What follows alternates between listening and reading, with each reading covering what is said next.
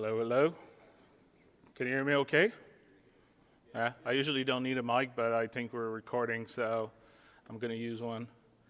How is life? Oh, wow. That is good. That is so good, because usually when I give a talk and I say, like, how is life, my second sentence is, like, that bad, because, like, nobody's reacting, so wow, amazing. I think it's also, is it the first talk of the day, or, like, maybe the second, I think, like, but not all tracks, so you had time to sleep, which is good.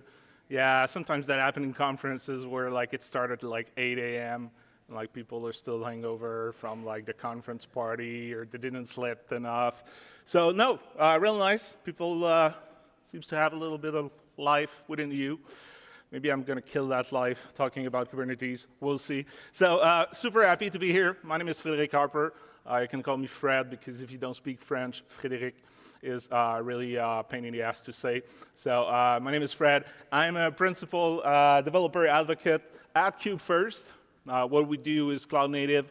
We basically give you an open source free tool to create a production-ready Kubernetes cluster with all the tools you need to manage your CD pipelines, secrets, to manage like everything you need to be production-ready. But I'm not here to talk about our product today. I'm not here to talk about KubeFirst. I'm here to talk to you about what the heck is Kubernetes. By the way, during that talk, feel free to share stuff on Twitter. I don't know if I still call this Twitter. There is no way I'm going to call this X. So feel free to share things on Twitter that you agree, disagree, things that I've said that are good, bad. Take pictures of the slide of my beautiful face, whatever. I'm on Twitter if it's Hef Harper. Feel free to connect also. Other thing, if you have any question you don't want to ask publicly, Twitter is also a good place to ask questions. Obviously, I'm not going to watch my Twitter account during the talk, but after that, I'm going to take the time to check if there's any question, comments, or insult. So, what the heck is Kubernetes? Before we start about that topic, I want to tell you, when I decided to write that talk, like write the abstract, the title, I was like, that's a brilliant idea. Like, that's the talk that I wanted to have when I started my cloud native journey. And when the talk got accepted, and I had to create that talk, I was like, that was a bad idea. That was really a bad idea. Actually, it was not a bad idea. It's just because like there is so much thing about Kubernetes, that I was like, what should I talk about? Like, what would make sense within only an hour with those folks? And the thing is that talk could be like a full day workshop, and I'm not even sure if we would have seen like everything that is Kubernetes.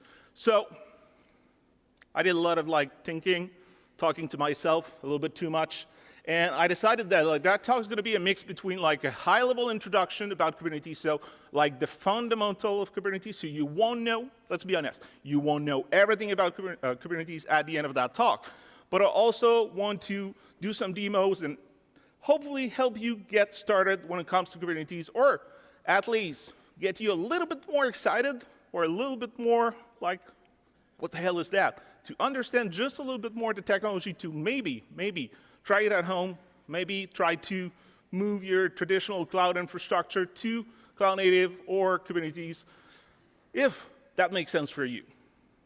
So, Kubernetes what? What is Kubernetes? But first, let me give you a warning. Actually, nobody's going to listen to me for the next 30 seconds because you're all reading what is on the screen, except the people doing stuff on your computer that are not really listening to me right now. But the other people, it's still Bert. Basically, what does that say?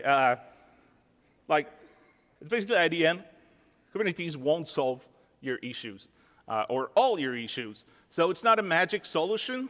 If your application's not good, not going to work. If your infrastructure is not well designed, it's not going to work also. So it's not a magic solution. I know it's used like that all the time when you heard about Kubernetes, like everybody wants to like move to Kubernetes, everybody wants to be cloud native. It may or may not be for you, depending on your need, but again, it's not a magic solution. It won't solve all your needs. So I just thought it was a funny comic, and it's really like, you know, the reality for some of us. I'm lucky right now, my bus are not like Dilbert bus, but I used to have folks like that where like, yeah, they're just touring like keywords, and like it should have like solved every issues we had or every problem. With that said, How many of you felt like that when you started to or you wanted to read a little more about Kubernetes and were like, yeah, I have no exactly idea what it is? You can raise your hand. I was like that. The other people, you're just lying. You're just a liar. You were probably like that because in the end, Kubernetes is not a lot of new things, but it's a lot of best practices that we put together.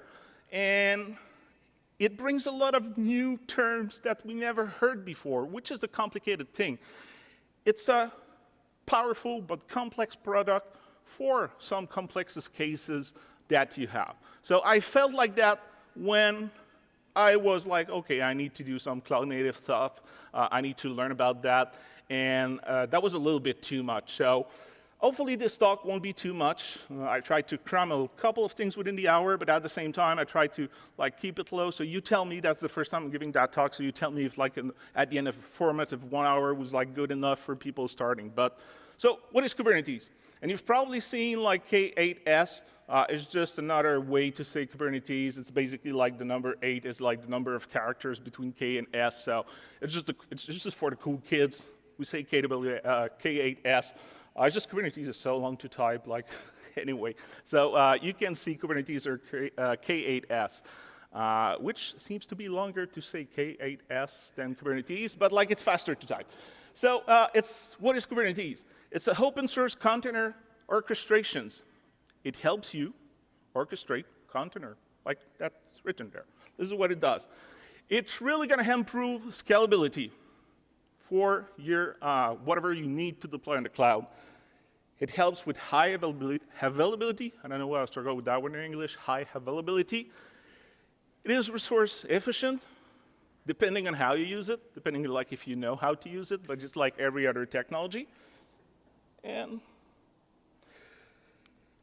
there is also self-healing capabilities that I'm going to demo you at the end of the talk. Really interesting. It really makes your life easier when things go down, depending on the reasons Kubernetes is going to be able to fire up, again, your application. I'm going to show you a little bit how it's going to work. There's also a simple stateless disaster recovery model, because it's easy for you to roll back to previous version of what you deploy on your cluster. You really make it easier. There's also a way of doing things with Kubernetes that you don't have to do. It's called GitOps. I'm not going to talk too much about GitOps, but the point is that Git becomes your source of truth. So everything you put in your cluster should be in your Git repo. And it even makes, it's not part of Kubernetes per se. It's just one way of doing things when it comes to running a Kubernetes cluster. And it also makes even easier the stateless disaster recovery model, because Git becomes your source of truth and everything is in Git. So it's really easier to save the day when something is going wrong. And there's portability. And I put it in italic. I know the screen is a little bit small for that size of room, and it's a little bit low. I did not anticipate that. I put portability in italic because Kubernetes per se, it's a portable technology.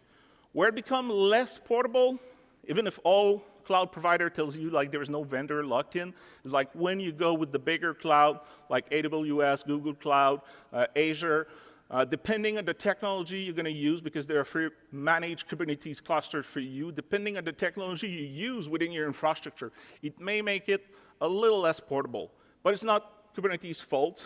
Is how those cloud providers implemented it, which is usually not the case with the smaller player like DigitalOcean or Civo, where the offer is really straightforward and they don't have 10 to 20 to 30 services to help you manage your Kubernetes cluster. So there is a little less vendor locked in. But Kubernetes, at the foundation, it's created so it's easier for you to move from on-premises to public cloud to one or the other public clouds, because mostly everything you do is going to be defined in YAML file. With that said, brief story, just because I find it a little bit fascinating, and because I like to understand when there is a technology like that will basically take over everything in my cloud, where if I decide to replace my more traditional cloud, the way that I hosted my application to Kubernetes, I want to understand a little bit, is it technology that makes sense for me? So just a brief history because I liked it. In 2003, Google created Kubernetes, but it was called Borg. That was Someone said yeah, you need small stickers. I need like, those stickers that you give to kids when they give you the great answers. That's good. Yeah, so it was called Borg. I think at some point, a year after or 2 years, they changed it for Omega. Anyway, it doesn't matter. The initial name was Borg, but it was an internal project, which I assume, I don't know all the story, but which I assume was because they needed a technology to be able to scale, because, it's Google. I don't know which services were available at that time, but just like the biggest, like Google search, just YouTube, probably take a lot of cloud power just to make it happen. So they developed this internally to their own need. But in 2014, so a couple of years ago, they were like, you know what? That's a great technology. And a couple of engineers at Google were like, yeah, we need to open source that. So they decided to open source the project. They changed the name to Kubernetes. And this is really when we started to hear a little bit about it. That was still not popular. That was the early beginning. But the year after, in 2015, it started to become a thing. There is that CNCF, Cloud Native Computer Foundation, that is like a, kind of like a sub-org of like Linux Foundation that partnered with Google to really make Kubernetes what it is, to open source it. So Google basically, and I'm paraphrasing, but gave the project to CNCF and they become the owner of Kubernetes. So it's not owned per se per Google. I assume they're probably their team are the biggest contributor to the project still, but it is not a Google project anymore. So for those of you that were hey, Fred, we're in the Linux / open source or free software conference and you're talking about Google, do not be afraid. Now it's under the umbrella of the CNCF.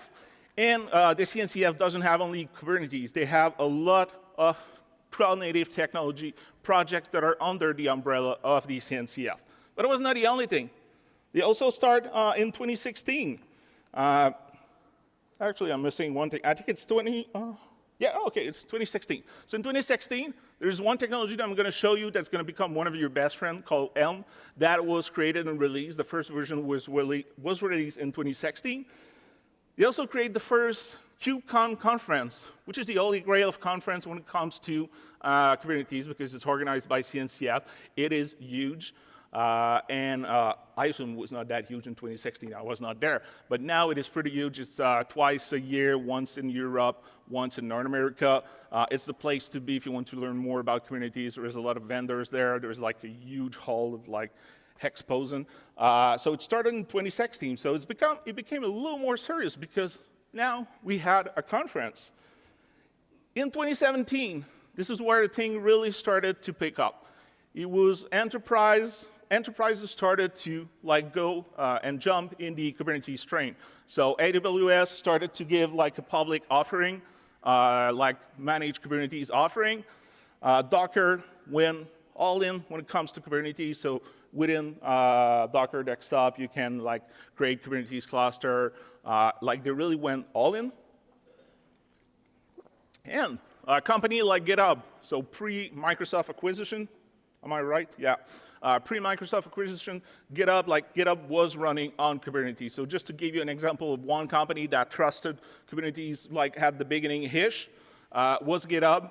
And we probably all use GitHub, or maybe GitLab or other technology, but I would say many people use GitHub. So it was, or probably is, still working on Kubernetes. Which brings us to today.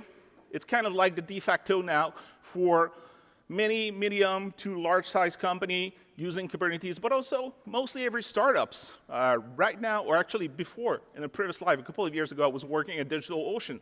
And part of my job was to work with startups.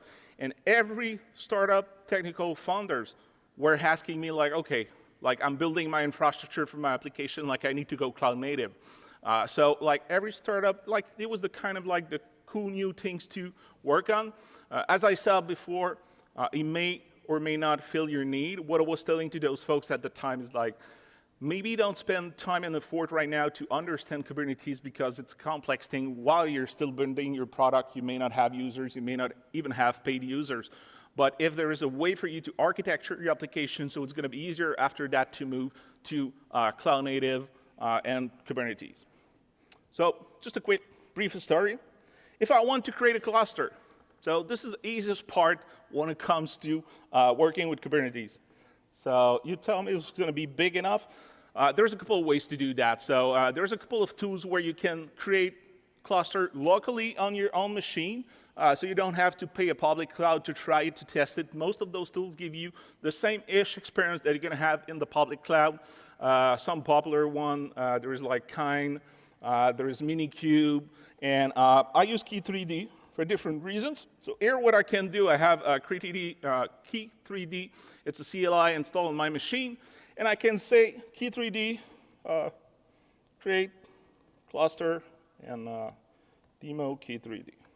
And actually, it's the other way around. It's Key3D cluster, create. Yeah. How do you call it? Demo Key3D. And I don't know how to type. Technology is hard. Cluster. Oh, there we go. So what's going to happen here? I have my firewall asking me once in a while. But if I go in Docker, so it's using Docker desktop here. Oh, it's already there. If I look for Key3D, you're going to see now it's like creating some containers for me. It's running. It's going to run Kubernetes version in my Docker machine. So now, in theory, actually not in theory, in practice, I have Kubernetes running on my machine.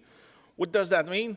Not that much. I have a cluster, I have nothing really running on it except like the Kubernetes technology that makes the cluster the cluster. I'm going to tell you a little more what is exactly a cluster.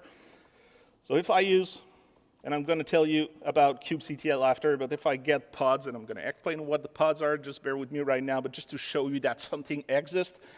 In my prompt here, you may see, I don't know if the people in the back, it's probably too low. You may see here, I'm connected to my cluster automatically for different reasons, and I'm listing like all the pods that are inside my cluster. So those are the things that are installed by default when I use Key3D to create a cluster. So that's one way to create a cluster if you want to test your thing. After that, you can also go on public cloud. As I said, most public cloud, they have managed Kubernetes offering for you. The price is different from cloud to the other. I like Civo for two reasons, and transparency to just acquire us. So there's one reason why I like Civo, but like I love them before. It's just a sample cloud that you know what you're going to pay for at the end of the day. And I can go here and say like create new cluster, make it a little bit bigger, and I'm going to give it the name. Nope, I click back. I'm going to click create cluster again.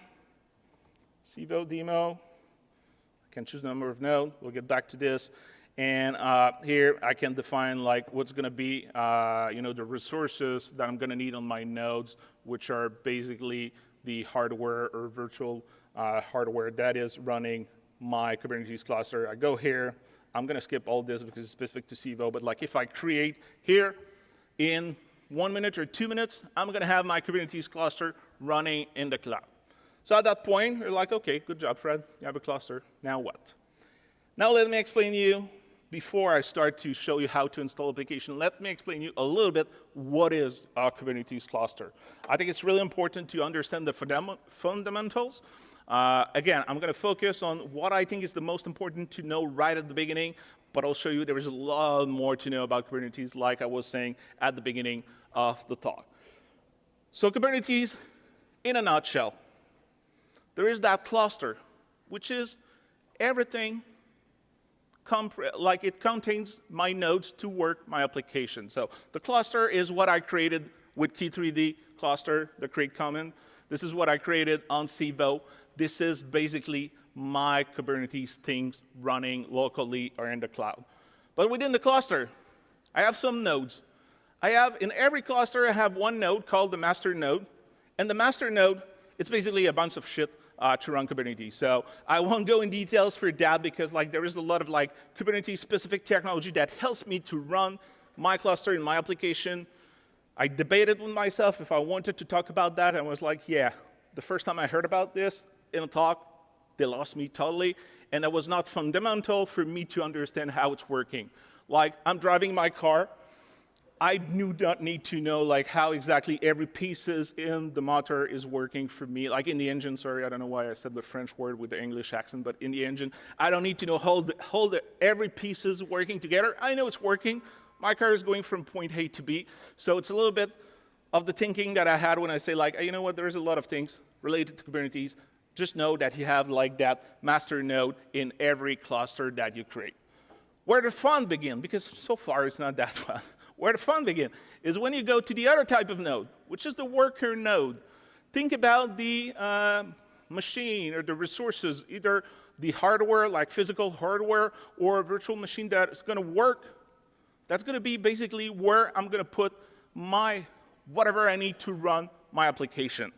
So within my node, I have two specific things related to Kubernetes, and those I'm going to tell you just a little more. So you're going to have kubelet, which is basically the interface between the master node and the worker node. So you don't have to worry that much about that. It's there. It's working. When you create your cluster, it's there. You don't have to do anything. But it's still good to know that it's there. And there is a second thing called the kube proxy, which is going to be what the node master going to use to connect to your worker node or nodes and to be able to talk to kubelet. Or if you have part of your application that you want the external users to access, which is probably the goal at the end of the day, they're going to go through the kube proxy. But everything is transparent. It's just there. I just wanted you to know that. The exciting part, at least for me, you may not be as excited as me, but I am, is the container runtime. It is the smallest part of your Kubernetes cluster. They're called pods. And this is where, within your pods, you're going to run container or containers. So you can run one container with your application, 2, 3, 4, how many containers you want. And it's depending on how you want to deploy your application. Let's say I want to deploy WordPress. WordPress, it's a PHP application. It uses MySQL by default as a database. I think you can change further databases, but like it's MySQL by default. And maybe what you want to do is have a pod where you're going to deploy WordPress, and I'm going to show you how to install an application in a pod, how to deploy an application.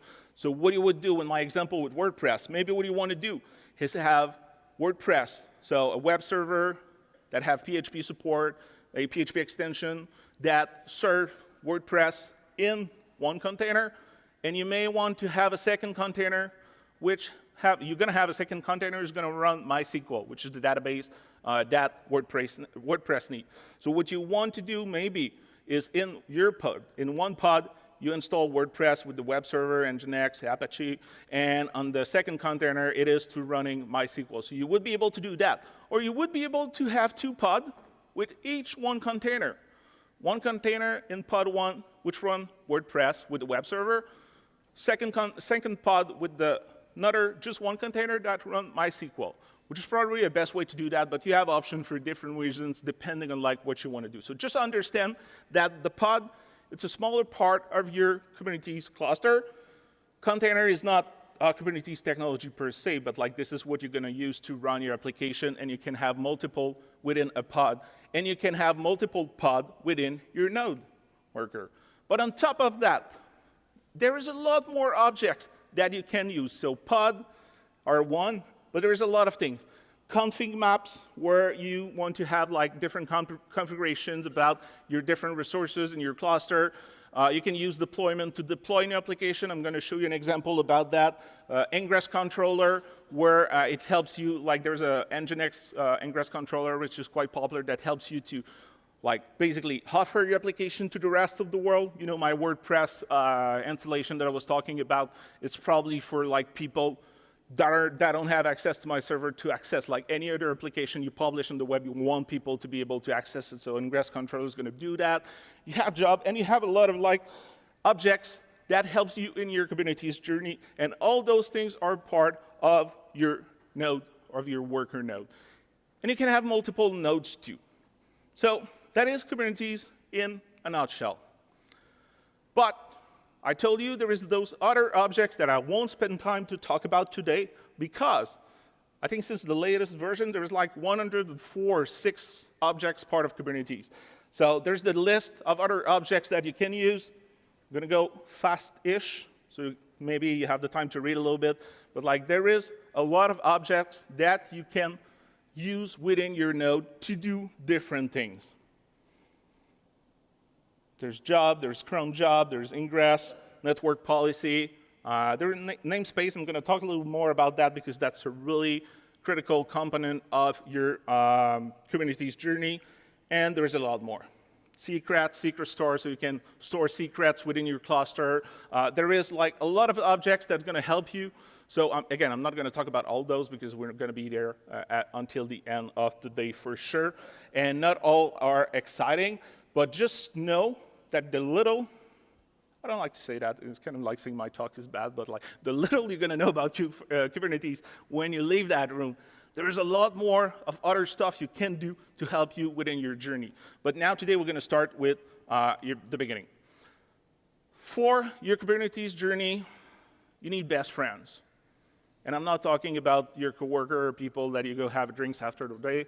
I'm talking about, principally, I selected 3 technologies that's going to be part of your journey. Those are the 3 technologies that I feel you absolutely need to be successful. So the first one, which the logo means, with all respect for the graphic designer, doesn't really tell you what that is. It's kubectl, so the command line that I used before to show you the content or part of the content that was part of my cluster. The second technology is Helm. I'm going to explain a little bit what it is after. And the third one is K9s, which is also another great tool that you can use to help you. So let me start with the first one, kubectl. kubectl basically, let me go back. kubectl basically is the default CLI to do whatever you have to do with your Kubernetes cluster. It is part of Kubernetes project. It is under CNCF. There's not a lot of things you can do without. Actually, there's probably nothing you can do within your cluster without kubectl. And I say kubectl. Some people say kubectl because it's Kuctl. I call this kubectl. I think the other people are wrong, but that's another discussion. So kubectl or kubectl is the command line that's going to make your life better and worse at the same time, because there is a lot of things you can do on the cluster. But anyway, that's the command line tool that you need to do most of the thing within your cluster. What you're going to see also, and you may see this in the demo, even in the docs, they suggest to do an alias from kubectl to just the letter K. So if you see me type K, it's just because it's an habit, and it's basically kubectl. With that said, what I want to do now is I created some cluster. I want to deploy an application because my cluster is basically useless right now. It's just a Kubernetes cluster with nothing in it. So I want to deploy an application. And mostly everything you do within the Kubernetes world is YAML. How many of you know YAML? How many of you liked it? There's a lot less people. Huh? I understand where you're coming from.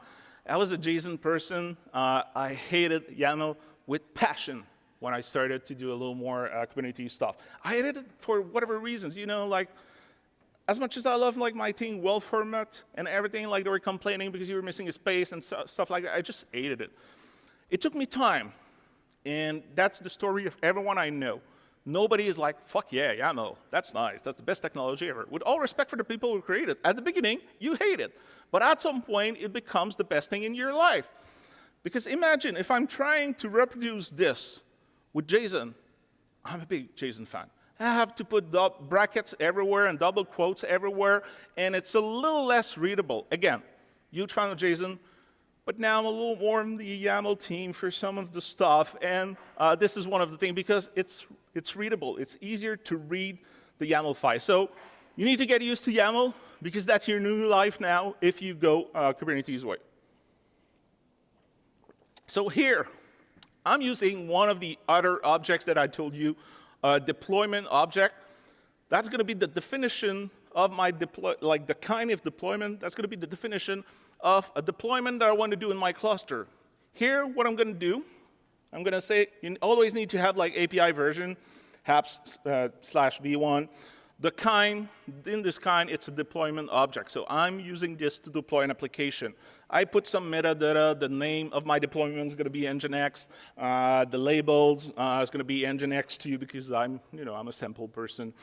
There is a specification part where I can define the number of replicas. So how many pods do I want to deploy in my cluster? In that case, I'm going to keep it at 1 for the demo. But what's interesting with the pods, when I was saying that like you can have multiple pods, it's not just for a separate application. It's part of the scalability and the high availability of Kubernetes, where if I install my server now, and let's say I'm still running WordPress, and I install an Nginx server, and I'm going to put WordPress in it, and I need to have multiple pods, because what's happening with the first pod? Like, there are so many people going on my website, and the first pod, like the resources, like cannot give like back the HTTP response to people. So there is a way with like a load balancer, or Kubernetes is going to be able like to point the users to different pods that's still going to run your same application. What happened if I have an issue on my first pod? It fails, got killed, didn't work. Like, you have other replicas, so that's super interesting. If I skip to the end, this is the interesting part. I don't know people in the back if you can see, but there's a spec section within the template where I mention the containers, what I'm going to deploy to my application. So let me show you maybe in a better way for the people in the back.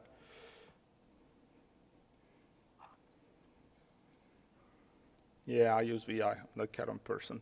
But as you can see, I have VS Code, which I like too. So there's the containers. Again, name is Nginx. But what I'm saying here, I'm saying, you know what? Like the images that you use when you use Docker, I'm going to do the same thing here. I'm going to say, hey, what I want to deploy is the Nginx image, the latest version. You should probably not use latest. You probably should define the version for different reasons, but like you can do that. And I'm going to say, hey, I'm going to be able to access the Nginx server on port 80 within my pod. So what I'm going to do now, I'm going to go here. I'm going to do kubectl, apply, -f, which is like basically, hey, file. The next thing I'm going to share is a file. That is the YAML file that I've shown you. And before I do that, let me just show you, where am I? On key 3D. So let me do kpods A. So pods is, again, the smallest unit within my cluster. -A is because there is a thing called namespace. So I'm just saying, like, show me all the namespaces. I'm going to tell you just a little more about that after. Be patient. So just to show you, like, there's a bunch of like default stuff that were created with key 3D. No Nginx there. You know, I'm not a magician, and I'm not faking it. So kubectl, I'm going to do apply.have Nginx. And what's going to happen? The deployment got created. So in theory, if I do kpods.hey, you're going to see now, I don't know if it's big enough, you're going to see now that in the default namespace, if I have a container that is being created, and my Nginx server is being deployed. So the third tool I'm going to talk to you about is going to help you to show the status of your cluster and stuff, because like always getting like kget pods to see the status, it's like a little bit like annoying. But now you see it's running. Another object I could use right now, because my Nginx server is not accessible for me, it's not accessible outside of my nodes right now. So what I want to do, and it's not the best way to do that for something in production, but just for the sake of the demo, I can do some port forwarding. I'm going to be lazy on this one. Actually, I need the exact name here.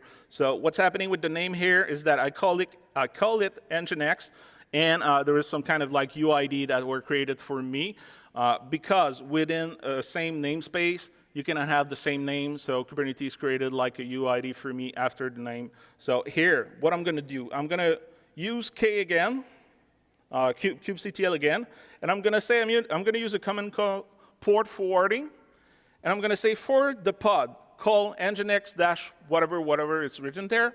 I'm going to say, hey, localhost on the localhost on my machine, let me access the port 8080 that will point to my pod, my Nginx pod, to the port 80. So if I go enter here, it's kind of like blocking my terminal because now it's in port forwarding mode. And if I go in my browser and I go localhost 8080, I have Nginx working. Is it not the most beautiful application you've ever seen? Yeah, don't be too excited about that. So that's one way of deploying. The second way of deploying an application is through Helm. Actually, there's some other ways to deploy, but like this is your second best friend. It's going to be Helm. Helm is another CLI tool that's going to help you to basically do two things. If you want, it's going to help you to package application so you, your team, or other people publicly, if you put them publicly in what we call chart repo. So that's going to help you to package your application in a chart and be able to use the command line without having to play with the YAML itself. You're going to play with the chart, and it's going to help you to either create that chart or install your application with a chart. And I see faces, and people are like, what the fuck he's talking about? Give me 1 second. So if I go here, what I do, I have not my email.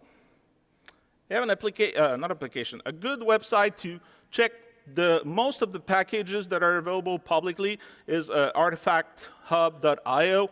And I go here and I say, you know what? I want to install Nginx. Is there like already packages of Nginx so I don't have to create my own YAML file? And usually they are better built with different objects that you need to be successful. So here, there's Bitnami that is like probably the company that is like, I think it's Oracle doing that. Like they're publishing so many packages out there. And I'm saying like, hey, you know what? There's an Nginx package. So there's the install here that explained me how to do that. So I installed the Elm CLI on my computer. What I need to do first, I need to tell the CLI, hey, like now have access to that chart repository. So I'm going to do helm repo had bitnami. I forgot to remove it before the show, so now it's not working because it's already there. But let's say it was successful. It had this repo within my own personal local ecosystem. The next step I should do, and again, now it's not going to work because I did not remove it. The first thing you need to do after that, it's helm repo update. Because for whatever reasons, when you had a repo, I always thought that you should update automatically so you have already access to the content. It doesn't work like that. So you do helm repo update. It's going to go through all the repos that you had, update them to see the last version. Let me kill this one. After that, what I want to see is like, OK, Nginx, which I don't know how to write, Nginx. I can search, to say search repo. I can search for Nginx, like now do I have like Nginx chart accessible to my Elm tool. So now I see I have 3, and I was like, hey, you know what? This is the one I want to install. It's called bitnami-nginx. This is the chart version, and this is the application version. Those can be different, meaning that like the application version is the version of Nginx. The chart is like, hey, I can deploy the same application quite often. I made a bug. I added an object like an ingress controller to make Nginx automatically accessible from the outside world or stuff like that. So I can deploy chart as often as I want, which give me that kind of version number. So first, let me remove the Nginx that I installed manually. So there's another command called kubectl delete -f, again, for file, Nginx YAML. So kubectl is going to look at my YAML file. It's going to look, hey, does he have a deployment that is called Nginx? Should I remove that? Boom, should not be there anymore. If I do kget pods, kget pods, hey, you're going to see that like Nginx disappear. Now, what I'm going to do, I'm going to be lazy again. I can do elm install. I call my installation whatever I want. Again, I'm a simple person. I'm going to call it Nginx. I say, this is the chart that I want to install. This is the version that I want to install. So the flag, I'm using the flag version. If I don't want to, I think it's, if I remember, it's going to install the latest version. I can define the namespace where I want to install it. And I'm going to tell you just about that right after, but bear with me. And I use the flag create namespace. Because if I wanted to manually install Nginx like I did with the apply on YAML file, and I decided to do apply -n or -- namespace Nginx, before it would have tell me like, hey, you know what, the namespace does not exist. There is no Nginx namespace. Elm give you the opportunity to create it if it does not exist. So I click enter here, and now there's a lot more things because that chart contains the deployment that I showed you, plus a lot more other things, even a little bit of explanation about like how to use the chart once it's deployed. So if I go back to, okay, let me go kget pod without the -a. If I go here, that's a no resources found in default namespace, because right now I'm in the default namespace. A namespace is a way to group and isolate different resources together. And you're going to see this about everything and anything in Kubernetes. It is super annoying at the beginning, really useful when you kind of like get to use to always like either use like the option to get all namespace or switch namespace, or if I go kgetpod-a, I'm going to see all namespace, but I can say -n, nginx, and I'm going to see just the pods that are in the nginx namespace. So really useful feature. Now nginx is running. Let me show you that it's running, but by doing that, let me show you the third tool that should be your best friend. So it's not a CNCF project. It's still open source. It's still on GitHub. It's called K9s, which at the beginning I was calling K9s until one of my coworkers was like, dude, it's just like K9 plural. I was like, yeah, make way more sense. So K9s or K9s, when you run it, it's a good mix between, now let me maximize that a little bit. Can you see in the back? Ish, yeah. And that tool is not super good though when you zoom that much. Is it better? Yeah. It's fine if you don't like read all the words. What I want to show you is that this thing makes me use kubectl mostly never for most of the thing. Because that's a mix between like a UI tool for the terminal. So here, I'm showing all the pods within my namespace. And I have all the information plus some other information that I didn't have when I was getting get pods. So there is a way for me to get more details, but like the default comment doesn't give me everything. And what I can do, I can navigate between objects. Show me just the namespaces. So I did colon namespaces. Now it's showing me the namespaces, and I can say like, hey, I want to see only what is in the nginx pod. But there is other objects that are chart deployed. So if I do colon and I say, hey, I want to see services, I click there. There's a load balancer that was installed for me. So this is why sometimes installing the chart is just make your life easier, because you don't have to write all that YAML, you know, for a default application that for sure you're going to use. Again, you want to deploy WordPress, there is a chart for it there. Instead of you trying to find the right image, write the YAML, which is nice at the beginning. You want to do that to learn. But at some point, you're just like, hey, I'm just going to Elm install my application, and that's going to be there. And that tool is great. If I go back to pods, actually to pod, oh, I'm in the nginx namespace. And I can also search. I'm going to search everything that is I don't know how to write nginx most of the time. Nginx, and now it's going to list everything. So that tool is really amazing. But the other thing, remember when I did the port forward, it was blocking my terminal. It's a little bit annoying. And you can do one port forward at a time if you use kubectl, unless you need to like run the port forwarding as a background task, and like it's just a pain in the ass, to be honest. So here what I'm going to do, I'm going to go on the service, because that's my load balancer now. And actually not this one. Let me go to the service. And I'm going to go in nginx. And now you don't see it because that interface is not super good when you zoom it. But there's an option called SPIFFE on my load balancer. And now I can say like, hey, you know what? The load balancer is running on 8080 compared to like the server running just on port 80. And I'm going to say I want to port forward. And I can do other stuff after that. Now I can go back to namespace, and the port forward, actually namespace, and the port forward is still working. I don't know how to type today. So if I go here again, I have nginx again working. Another amazing application that deserves a round of applause. No, that is the most beautiful application you have. So anyway, that tool is really amazing because that helped me do that. And the other thing that it helps me do, if I go to, let's go back here, and what I want to do, I want to understand what is that pod. Like, what is that pod? I can click D, and that's going to describe that pod. So every information about the pod is going to be there. Everything, I can do everything in it. I click on the hell, I get the logs from that pod. Everything is within that tool. So it's K9s. As I said, it's one of the tools that I love the most. To be honest, right now, I don't remember half of the kubectl comments that I should do to do the same kind of things most of the time, because now I use K9s. So it's still important. I talked to you about kubectl because that's the basic. This is what you need to be successful. But K9s is going to help you to navigate your cluster, get the information. I can even like kill the pod, and I click K. It killed the pods, and now the pod is already Oh, is it K? I cannot see. I think it's K.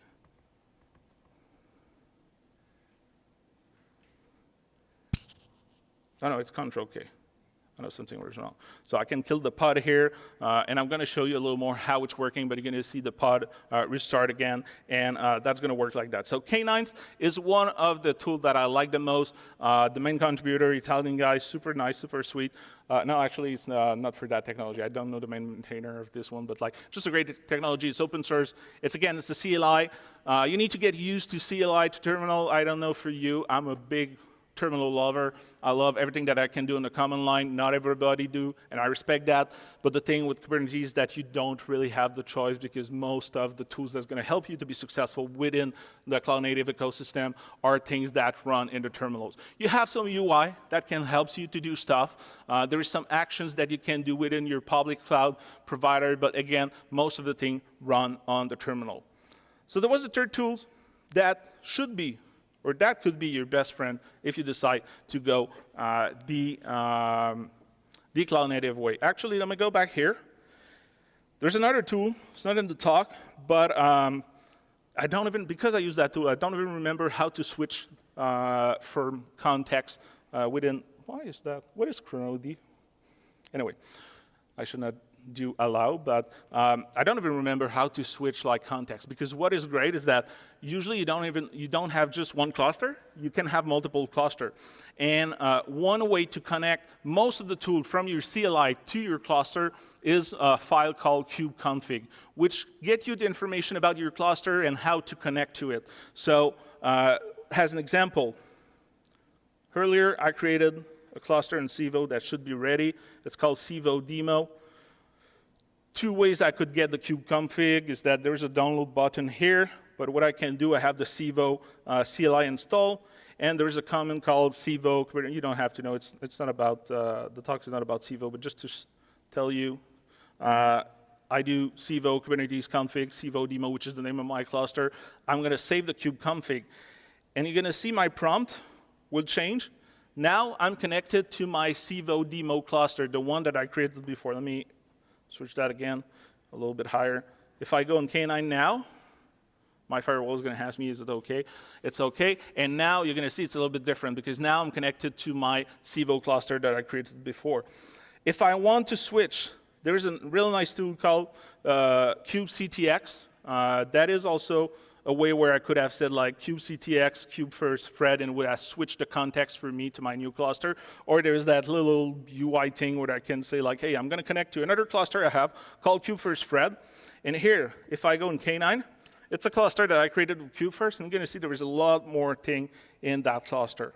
So it was just to show you a little more, actually, like the K9 interface, where now I have like all those namespaces. We install like Chart Museum, Crossplane, Cert Manager, Vault, Argo, CD, which is a CD pipeline that can be really useful for your cloud native journey. And just to show you the interface. But also for my next demo, I wanted to finish with hopefully something fun, something I like. Tell you a little more about like the self-healing part of Kubernetes. Do you know what chaos engineering is? It's basically what it said. It's chaos engineering. It's creating chaos within your ecosystem. It's a way to test if your system going to work if some shit happened. So basically what's happened, I think it's Netflix who coined the term. Basically, they just like killed services right or wrong, like randomly, and like they like remove some stuff in the firewall. Like they do a lot of things that you should not do on your server. And by doing that, like, is it a word prevently? Is it a word in English? Yeah, I don't know. Prevently, it's a word? Yeah, people, okay, yeah. So by doing that before it happened, yeah, I should have said that. By doing that before it happened, it helps you to see if your system is going to be still working, or at least handling well issues that could happen. So instead of like it happens when there is like millions of people watching a show, you know before that like if there is part of system, like if my API server goes down for like, I don't know, getting the description of the movie or the list of the movie you have access in your country, what's going to happen? Like if everything's going to be on fire, or is there like a service B that's going to be able to take over and do that kind of stuff? So anyway, it's about creating chaos in your ecosystem to understand where are the point of failures within your ecosystem. So, real nice thing to do, and painful thing to do also, because that also show where you have weaknesses within your ecosystem. So, with that said, I'm going to use another open source tool called KubeInvader. And before I do that, let me go back in K9s. Actually, let me try to zoom that enough.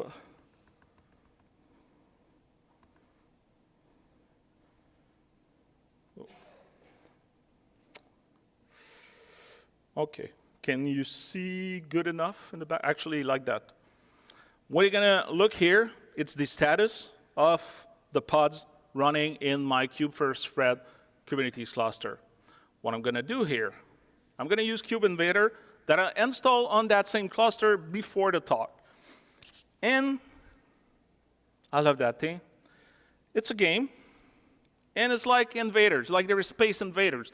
But the invaders, they're the resources within my, in that case, I selected my development namespace. And now I have like all those, I don't know if you see them. It's not zooming for whatever reasons. But anyway, you see those little Hallion at the top. And I have my spaceship here. And I'm going to kill part of my resources in my cluster. But look, K9s. Hopefully, no, it's not a good example. I don't know where I am right now. Let me go to, that is so big.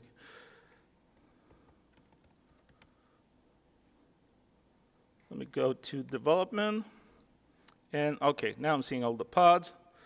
Let me scroll. Hopefully, I'm going to kill the one that are in the viewport here. But I'm going to be a bad guy, and I'm going to kill some of the resources. And you can see them in KubeInvader. They just die. Poor little kube1st resources. But look, K9s, right? I'm going to try to kill a little more so you can see them. You can see some of those resources, the pods. Actually, those are just pods. I'm showing you all the pods. They're being killed. They're being terminated. And Kubernetes is just taking over and say like, hey, Fred, something's wrong. And it's just starting the pods again. So in the end, if I go back here, I killed a lot of them. I think I was not bad. You're going to see like most of them should be running now. Obviously, some are completed because they were like just like things that needed to do some stuff and like they're not needed anymore. But the one running, they're still running. And I killed them. Like I was really not nice with them. I killed them. They're still running. They're back. It was fast because those is like smaller application. It can take a little more time. But what's great is that in the case like here, if I kill, I have 1, 2, 3, 4, 5. So I have a replica set with 5 development, actually 4, because the other one is API. Development pods. So if I kill those 2, 3, the way I created my Kubernetes cluster, Kubernetes were like, hey, life is good. I still have pods running, and they're going to send people to the right pods. So this is an example of the self-healing part and the high availability of Kubernetes that I really like to demo. On that note, I hope you're not like, Fred, I don't know if I understand Kubernetes. And it's kind of okay. I made peace with the fact that like not everybody at the end of the talk would be like, okay, now I know Kubernetes. Because again, I've shown you a small part. We only had an hour together. But it's only the beginning. Hopefully you understand a little more what it is, how to deploy application, how to get started to do the basic thing you need to do. And the good thing is that with any complicated technology, you start at the beginning, you try it a little bit, you messed up, it's fine. You create another cluster, you try it, you create another cluster. It's way easier than, I don't know for how long you're being in tech, but like, it's a little more painful than like just connecting with a FTP client to my server and uploading new version, which we're doing like a long time ago. That was so fast, that was good. But like if something was not working on the server, God, that was terrible. That was like a pain to fix things working on the server. Right now, something's not working, I create a new plug. I delete my deployment, deploy it again, because it's working within my container. It's a lot more easier. So some resources, Kubernetes.io, it's your main place. It's the website, the official website. The documentation is there. I suggest you maybe not. Like, I know some people just like, hey, I'm going to read the docs. I'm going to be a happy person. No, you won't be a happy person. That docs is like so huge. It's good, but like it's so huge. So I suggest you, if you want to know more, try it, or find some tutorials online, a Udemy course. There's a lot of good things out there. If you need help, you're a little bit lost in your journey, there is like 3 main Slack places, the CNCF one, the Kubernetes one, because there is 2. There is like in CNCF, there is all the project, but there is a Kubernetes channel. I think it may be a little bit better to go to the Kubernetes Slack itself because there's channels for specific things about Kubernetes. And the last one, it's the KubeFirst one. Even if you don't use our product, we have a Kubernetes channel. We're just friendly people. If you need help, sometimes it's a little less, asking a question in a channel where there's like a couple of thousands people versus we have like 300 or 400 members. It's a little bit nicer. And the Kubernetes channel is really low because most people in the community ask for KubeFirst question. But anyway, we're just saying that we're friendly folks. The tools that I share about today, except kubectx, which is also open source tool. I didn't put the link here because I didn't thought I was going to use it. But just look for kubectx on GitHub. K3D, K9s, kubectl. It's part of the docs. When you read about the docs, they tell you to install that. Kube invaders that I use, Helm.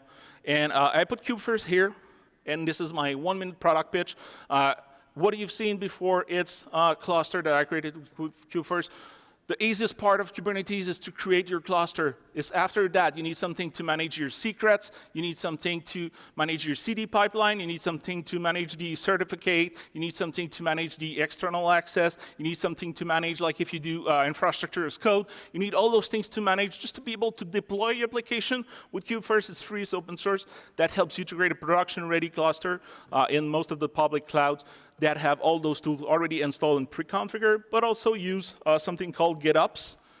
Speaking about the CD pipeline, if you're still here tomorrow, I give another talk in this exact room at 11:45, but it's about Argo CD. Argo CD is, again, an open source, but cloud-native based CD pipeline that you want to use if you go to the Kubernetes journey.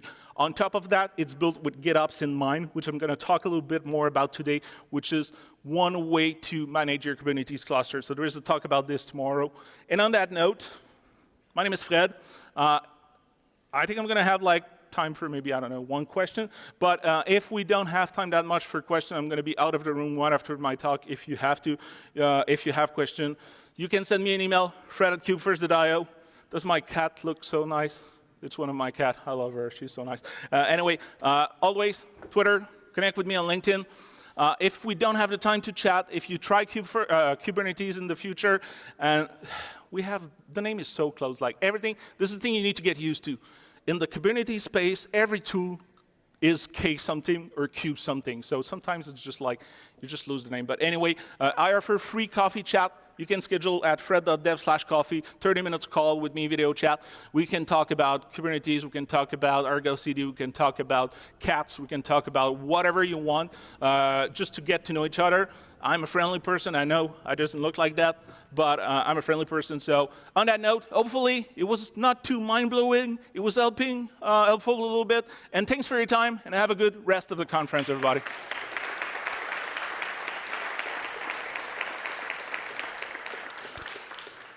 And actually, I'm going to be respectful for the next speaker. I know there's 15 minutes, but like it's always annoying when the speaker before you stay here and like take all the time. So I'm just going to remove my stuff and go outside of the room. If you have any question, comments, insult, I'm going to be there.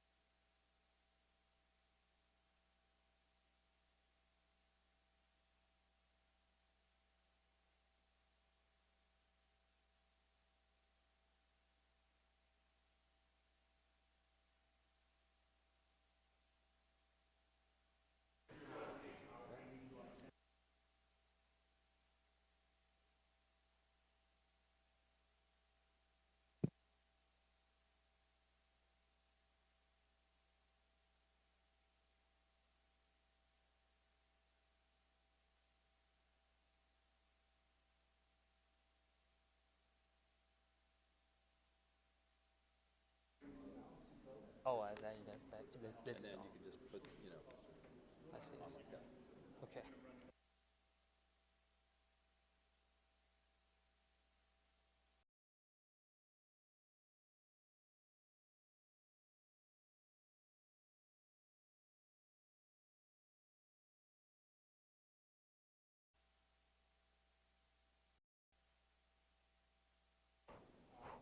Push me.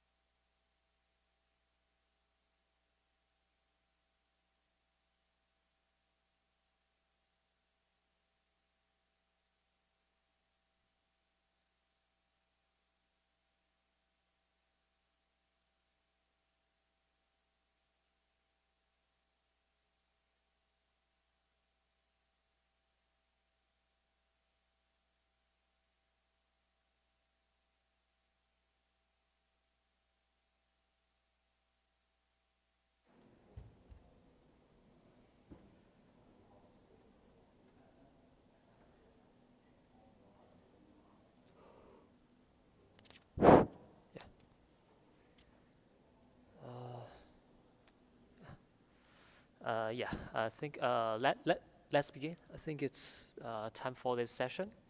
And hi everyone, my name is Chen Tan, and today my teammate like Sean and I would like to talk about like cloud native data and model access management for machine learning in the AI domain.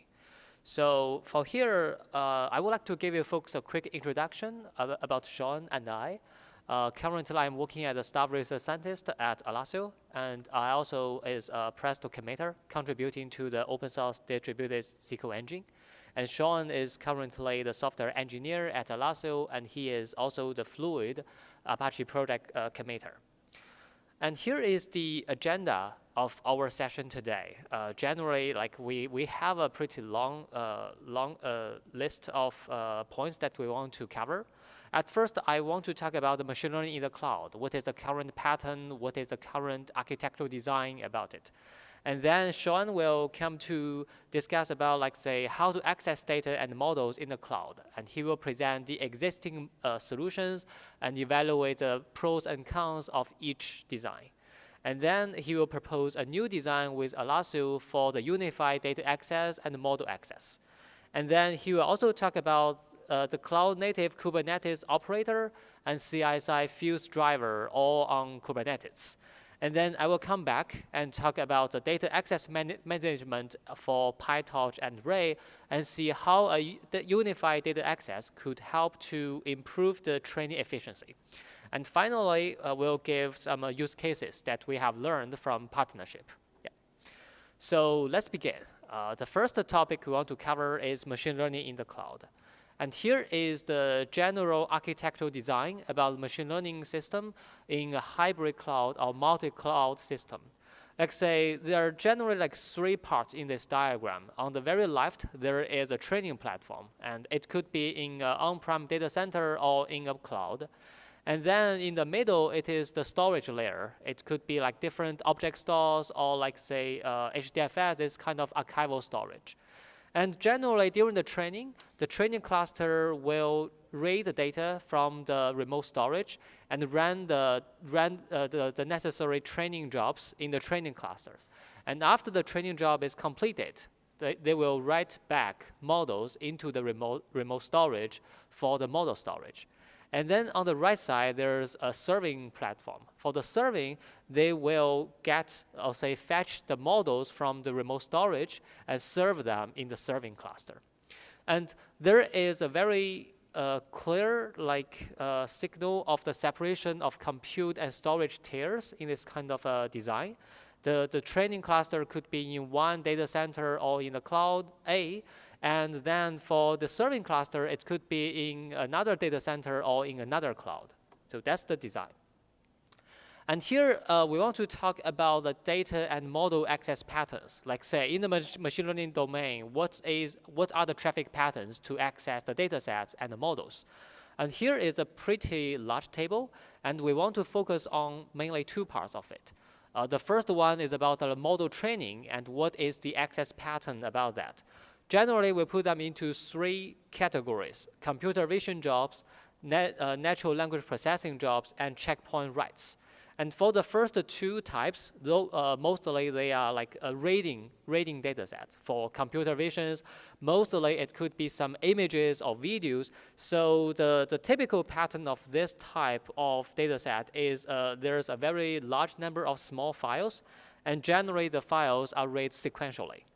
And for the natural language processing, well, what we have observed is that for this type of data set, there could be like a not that large number of files, but there could be a medium number of files, but those files could be extremely large.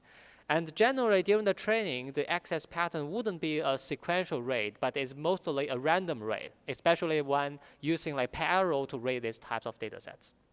And generally for the training side, our target is to maximize the throughput, maximize the read performance from the storage, and maximize the GPU usage here. And what about the model access pattern, especially used in serving? And here for this diagram, we zoom into the model access pattern a little bit here. And we have like model deployment, model inference, all in the like model serving domain. And generally for this type of access, it is still RAID, and mostly the sequential RAID that we need to RAID a whole like model into the serving cluster. And so, but for this type of thing, what our target would be like, we want to minimize the latency to load the data set. I want to get a high concurrency in the model loading part. And then I think I will introduce Sean to talk about, like, say, how to access the data and models in the cloud, and what are the existing solutions and their trade-offs. So let's first talk about what are some existing solutions for accessing data and models. So for data access, we apparently can directly read them from the cloud storage. And second, we can also, before the training job, we can copy the data set from the cloud to the local machine. And the third way would be using a local cache layer. And we can also use a distributed cache system. And for model access, the most common way we see is just to pull the models directly from the cloud storage after training is done and the model has been written into the cloud. So now we look at zoom in and look at them one by one. So for the case where we always read from cloud storage, this is the easiest way to set up. But at the same time, the performance is not ideal. For the model access, apparently, because there could be multiple, say, deploy multiple servers for the models. So each time a server is started, the model has to be repeatedly pulled from the cloud storage. And for training data, because the training data sometimes, as Chunxi mentioned, can be small files. In fact, we sometimes see reading data can take more time than the actual training. And this is a screenshot of one of our experiments done by using PyTorch. We can see the data loader actually takes 82% of all the time. And apparently, we don't want to see the bottleneck appeared on the I/O path.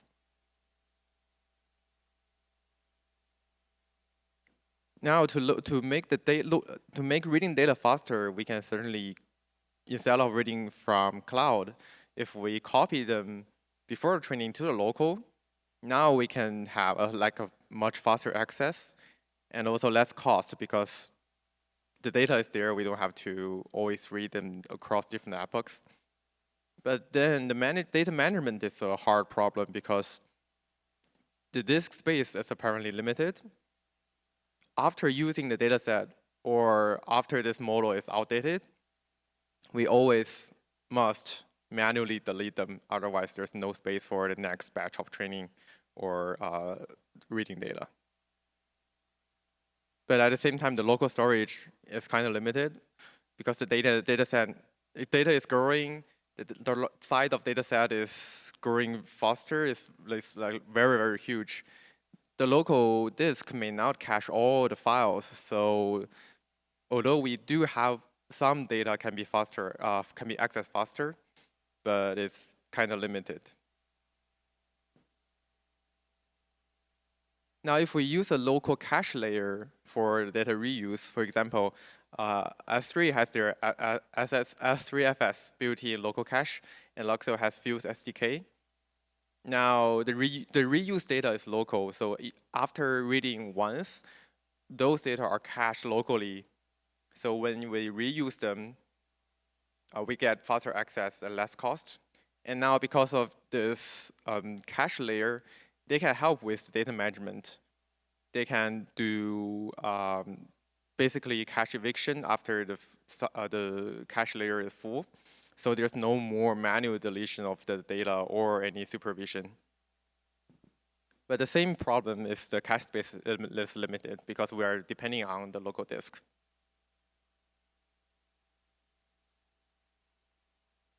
We can also use a distributed cache system. So for Alluxio 2.x, we use a traditional master worker architecture. So the data are cached on worker nodes, and the metadata is cached on master nodes.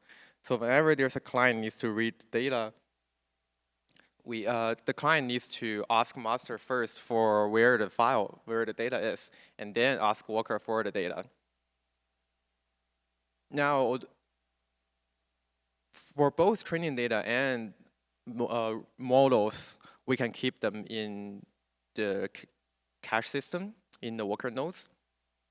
So this is a perfect unified solution for both reading training data and train the models. And a cache system have some additional data management functionalities. For example, we can preload the data.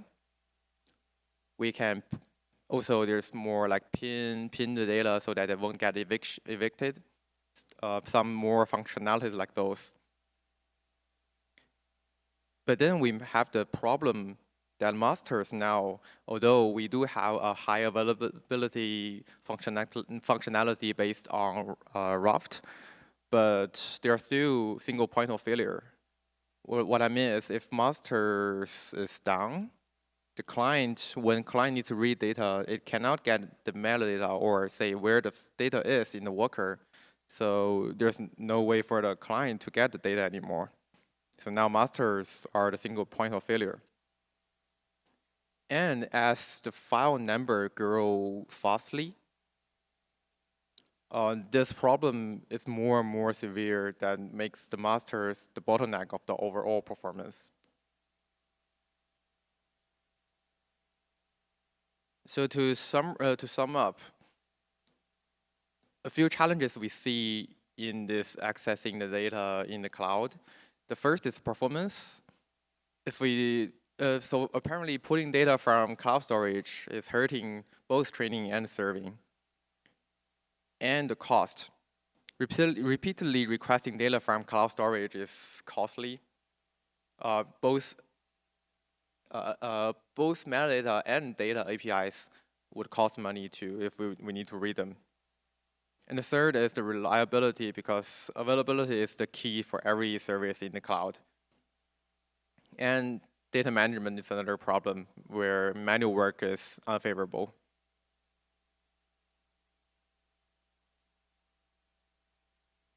Now let's talk about the new design with Alluxio. So earlier we see that master is the bottleneck. Master is the bottleneck for the performance, both because when there's huge amount of files, retrieving metadata is very slow on masters, and because of the reliability of the master part. So now we use consistent hashing to cache both data and metadata on workers instead of the metadata on masters. So by say consistent hashing, basically the client can calculate where the data is on which worker by the file name. And worker nodes, because we can scale them up pretty easily, they can have plenty space for cache.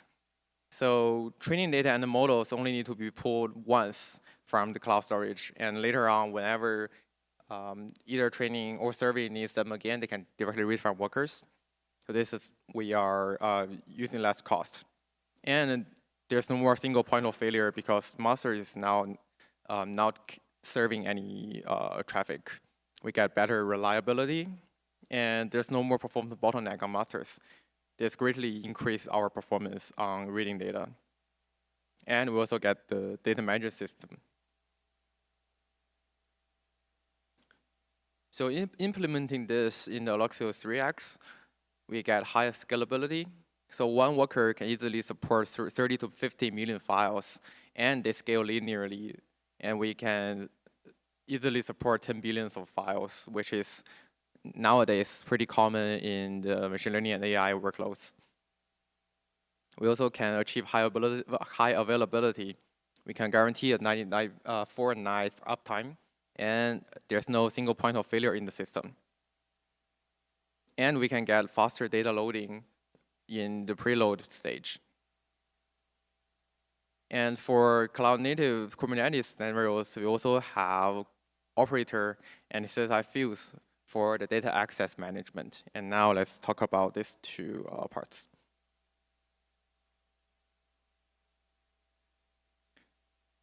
So for Alexa operator, on this diagram on the bottom, we have cloud VMs and Kubernetes installed on those VMs. And on top of those, we have the Alexa operator, which manages the lifecycle of Alexa clusters and datasets.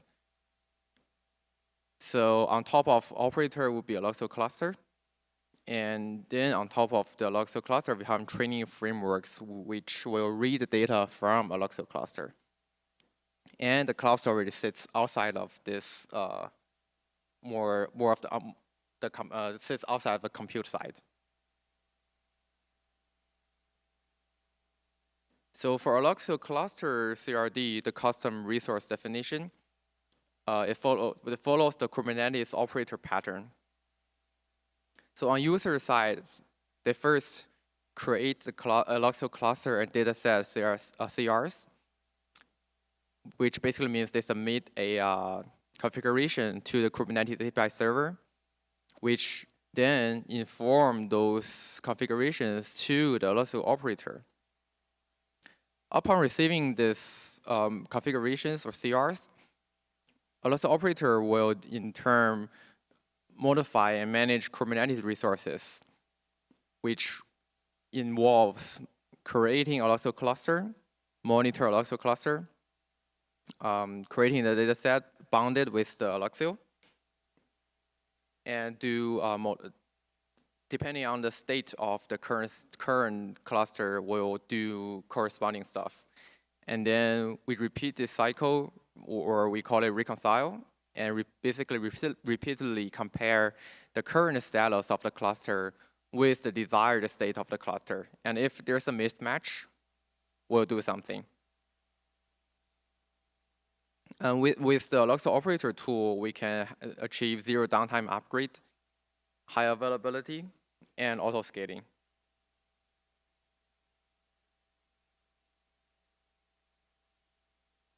So with the operator, we can achieve a fully managed cache. With this simple Python code, we can easily preload the data, either training data or models, into an Alexa cluster.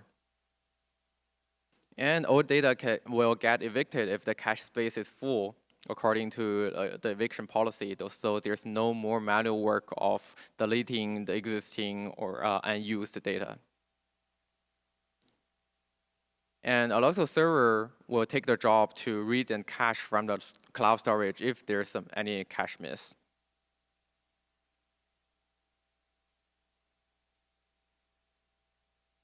So now let's talk about the Alexa CSI fields driver. So first, about Alexa fields. Alexa fields is able to expose the Alexa file system as a local file system. And so users can directly access the cloud storage just as accessing a local storage. For example, we can easily do a cat or ls on the inside the directory. And we can simply easily do an open file. This is a simple Python code. We can just treat the files in cloud storage just as a local storage. This has very, very low impact for the end users. And here's a screenshot of this is basically my S3 bucket. You can see I call ls and it just shows in the terminal just as a local file system.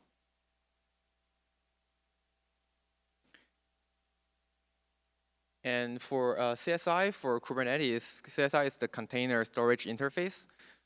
So before we have CSI for Kubernetes, every storage provider, for example, AWS, EBS, and Azure, they have to write their own code to implement the Kubernetes volume interface so that Kubernetes pods is able to use them as a storage. But then this raises the problem of their code can only be used after Kubernetes releases. So this make the made the collaboration between them very cumbersome because one side has to follow the timeline of the other side, and there's a lot of communication between. But after the CSI comes in, the CSI is basically one type of volume, and then if anyone implements the CSI interface, they can just plug in as the CSI and become the volume for Kubernetes pods, which separates the development cycles and would make the implementation and the release much easier for both sides. So now there's more than 100 existing CSI drivers. For example, AWS EBS, Azure Disk, Azure File, and of course we have the Alluxio CSI driver. So if we combine them together for data access, Alluxio Fuse is able to turn the remote cloud dataset into local folder for training. And CSI is able to launch Alluxio Fuse pod only when the dataset is needed. So which means if the training is now started, or we don't need the Fuse process to be there, sometimes this can take some resources that the cluster manager, the cluster maintainer doesn't want to see. So with this setup, we have 3 layers of caching. So first, with the kernel Fuse, we have the kernel cache. This is the fastest. And then with the Alluxio Fuse, we have the local cache for the training node. And lastly, we have the Alluxio server distributed cache that sits inside the compute cluster, serving data as cache, but it's still much faster than accessing data from cloud. So on the right side, this diagram shows the architecture of how application pod can access the data from Alluxio Fuse. So on this host machine, the application pod is basically just the training pod where the training Python or whatever training is running. And it uses the persistent volume and persistent volume claim to be mounted inside itself so that it can see the data inside this persistent volume claim. And then Alluxio Fuse container runs the Alluxio Fuse process, which mounts the data inside Alluxio onto the host machine, so that by this two-step mount, the application pod is able to see the data stored, the data exposed by the Alluxio Fuse process. All right, now I'll hand back to Chunxu to talk about the data access management. Thank you, Sean. And so here I come back again and talk about, like Sean has talked about the unified caching layer for data and model access. Like how would that be really helpful in production use cases? Like say, could we get some results from some evaluation? And that's my job here to talk about, like say, there are some experiments that we have done with this new design, and we have already gotten some like significant results that we want to share here today. So the first section about the experimental result we want to share is about using it, integrating this kind of solution with PyTorch. So here is the general design that we integrated Alluxio with PyTorch for the training. And say on the very left side, there is the training node. And for example, here we have a PyTorch cluster to run the training job. And then we have a cache client installed in this training node with PyTorch. So the cache client has a affinity block location policy, so it can help to, when a data would be needed by, a piece of data is needed by PyTorch, it could know like which target cache worker it needs to talk to get this kind of file. And then we have a service registry in the middle in the cache cluster to serve for the service discovery. So when the cache client could get the cluster information from there and then talk to that specific cache worker to get that data file. If that data file has been cached in the cache worker, the data file will be directly returned to the cache client and then feed it to the PyTorch training node. But if it is not there, it will get the file from the end of storage, like different object store or different storage medium, and then get it back and return it to the cache client. So this is a general design about like how to integrate Elastic with PyTorch.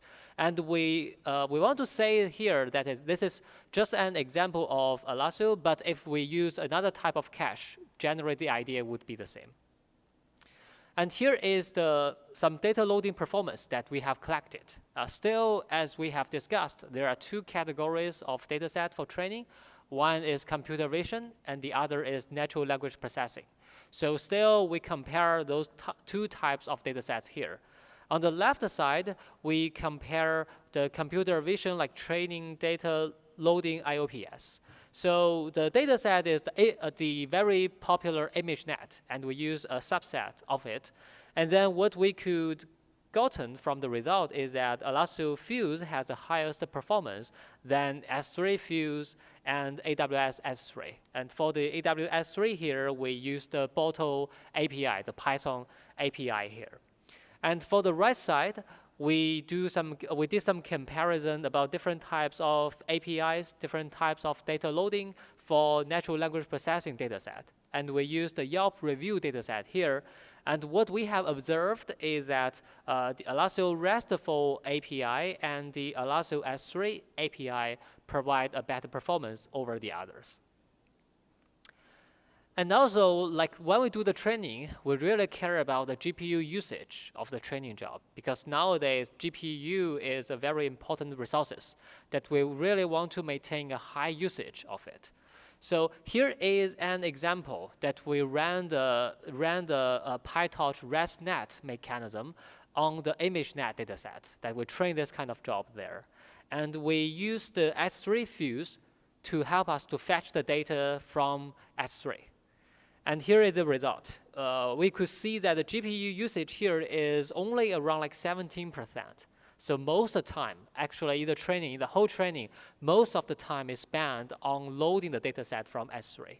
So what we can observe on the middle, like green block, is that, like, say, around like 82% of the total training time is spent on the data loading section. And with the Elastic Fuse, we can improve that dramatically. Like, say, still the same training pipeline, just we use the Elastic Fuse here, and we could see that the data loader rate, the proportion of data loading has been reduced from 82% to only around like 1% here. And the GPU usage has been improved from 17% to 93% here, so 5 times improvement. So that's an example that we integrated this kind of data access solution with PyTorch. And here we want to give you folks another example of integrating it with Ray. So before we jump into the experimental results, I want to give you folks a quick idea about what is Ray. Ray itself nowadays is gaining popularity in the machine learning domain. It is designed mainly for distributed training, distributed compute. So itself uses a distributed scheduler to help to dispatch training jobs to available workers. There could be CPU, there could be GPU. So for users, generally, we can just write some single-threaded code, but Rail will interpret it and distribute this kind of job in a distributed pattern. So Ray help us to horizontally scaling for the training jobs across multiple nodes. And also it provides a data abstraction for customers to use. So for users, we can very easily write some Ray jobs for distributed machine learning training. And here is how we integrated Elastic into the Ray ecosystem. Generally, Ray as a unified distributed compute layer, it uses different machine learning training frameworks like PyTorch, TensorFlow, et cetera, et cetera. It mainly have in Ray, it mainly has a train, serve, and tune modules. And then usually the data is, all the models is stored in the storage layer, the very bottom layer in this diagram. And then Elastic could provide a unified high performance data access layer to read the data, to load the, or say preloaded the data and models into Elastic and feed it to the upper like training or serving framework. And this is the design, like how we integrated integrated Elastic into Ray. So integrated a unified caching layer into the Ray ecosystem. In Ray, generally, the data loading is taken care by a module called Ray Data Loader. And Ray Data Loader uses PyArrow to read the data files. And with PyArrow, the PyArrow itself uses the FSpec as an interface to talk to different data sources. And so what we have done is that we created Elastic's FSpec implementation, which we implemented the interfaces like a RAID file with open file, a list directory, etc., etc. And this implementation talks to the Elastic Python client. And Elastic Python client talks to the RESTful API servers in the worker nodes of the Elastic cluster. And here we also have an etcd cluster here. It is for Elastic workers, they register their worker information into the etcd cluster, and then the Elastic Python client could talk to the etcd cluster to get the worker addresses. So when the Ray wants to load a specific data file, the Python client could determine which worker it should talk to get this piece of data file. So this is the design. And how about the results? What about some evaluation results? Whether we could get some improvement with this kind of design? And here, this is a benchmark on some small files. On the small files here, mainly referring to some small images. Like the experiment was done based on the dataset of the ImageNet dataset. We used the 130 gigabyte ImageNet dataset. And there are some settings on the right side. Like say we have 4 Ray trained workers, 9 process rating. And generally what we have observed is that the active object store memory ranges from 400 to 500 megabytes. And on the left side, we show a diagram here about the throughput, the images per second that we can load in Ray. So we directly read it from S3. So that's the blue bars. And also, say, what if we use Ray to load the data set from Elastic? That is the red bars.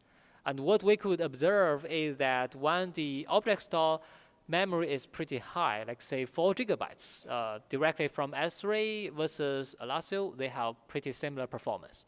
And if we have a limited memory here, like say only have a few hundred megabytes for Ray for the Ray's object store, we could see that Elastic has a higher performance regarding the throughput.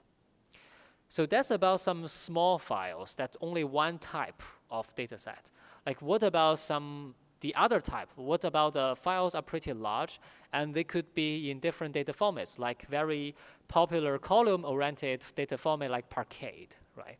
So here is another benchmark that we have done. Like say for the data set, still the ImageNet data set, but we put them into some large Parquet files. In general, each Parquet file is around 200 megabytes, and in total, there are around 60 gigabytes of the data set. So there are 28 Ray training workers, 28 process rating, and what we could observe from the diagram is that we could see that generally Elastic, directly loading the Parquet files from Elastic in Ray has a better performance, a better performance over directly loading them from S3 into Ray. So Elastic is a red line here, and the S3 is a blue line here. Okay. And also, if you folks remember, that Sean has also talked about some cost. Say when we fetch, say in a multi-cloud platform, let's say we have a training cluster in the on-premises environment, but we have a cloud storage for the data set and the model storage. Then every time for the training or for the serving, we retrieve the data set or the models from the remote storage, that will cause an egress cost. So that will be a data transfer fees needed by the cloud provider, by the vendors. So generally, with this kind of a caching layer, it can also help us to reduce the egress fee here. So here, for example, there are generally two diagrams. It's mainly about the cache itself. One is a cache miss, and the other is a cache hit. So it shows that one, we could have a pretty high cache hit, then we could save a really large number of API costs from the cloud. So because with a very high cache rate percentage, generally all the calls here, like the list status call, the get calls, all of these API calls will only access the caching layer instead of the cloud storage. And the caching layer has already cached, or say preload the data sets and the models in the cache, so they could directly feed the data and the models back to the training cluster or the serving cluster. So that will save a very high number of API calls from the cloud side. And finally, I want to talk about some use cases. Actually, this is not something that's very new, that we have collaborated with different companies in this kind of design and in this type of evaluation. So here, we want to share a very practical use case, a very practical story, like how to use this approach to really fit it into a production level machine learning pipeline. So here is a diagram of the basic design, architectural design of a real machine learning pipeline in a company. So generally, this is a design before we use the caching mechanism. This is their a previous design. Generally, they have two different model training clusters. One model training cluster mainly runs the PyTorch jobs, and the PyTorch jobs fetch the training data from the object storage. And they also have another training cluster, and that training cluster runs Spark jobs. And from the Spark jobs, they get the training data from HDFS. And both those two types of training jobs, like PyTorch jobs and Spark jobs, write their models back to HDFS. So that's about the model training. And then on the right, there's about a model serving. A model serving, they have a model deployment cluster that will help to fetch the latest models from the HDFS and then serve it for continuous serving, say model inference, et cetera, And they have different applications in the company, and those applications will send some API calls to the model serving cluster to use the models for prediction and forecasting. And there are three issues that they have reported in their previous design. The first one is a very low GPU utilization in the PyTorch side.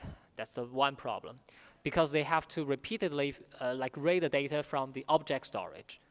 And the other side, the next problem is about the overloaded storage in the HDFS side.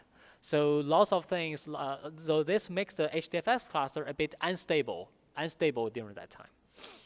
And another problem is about the network congestion here, because the model deployment cluster will need to very frequently try to repeatedly load the models from the HDFS side. This caused some network congestion in their data system. And then what we have done with them is that through the collaboration, we adopted Alasso into their production environment, and it solved those problems.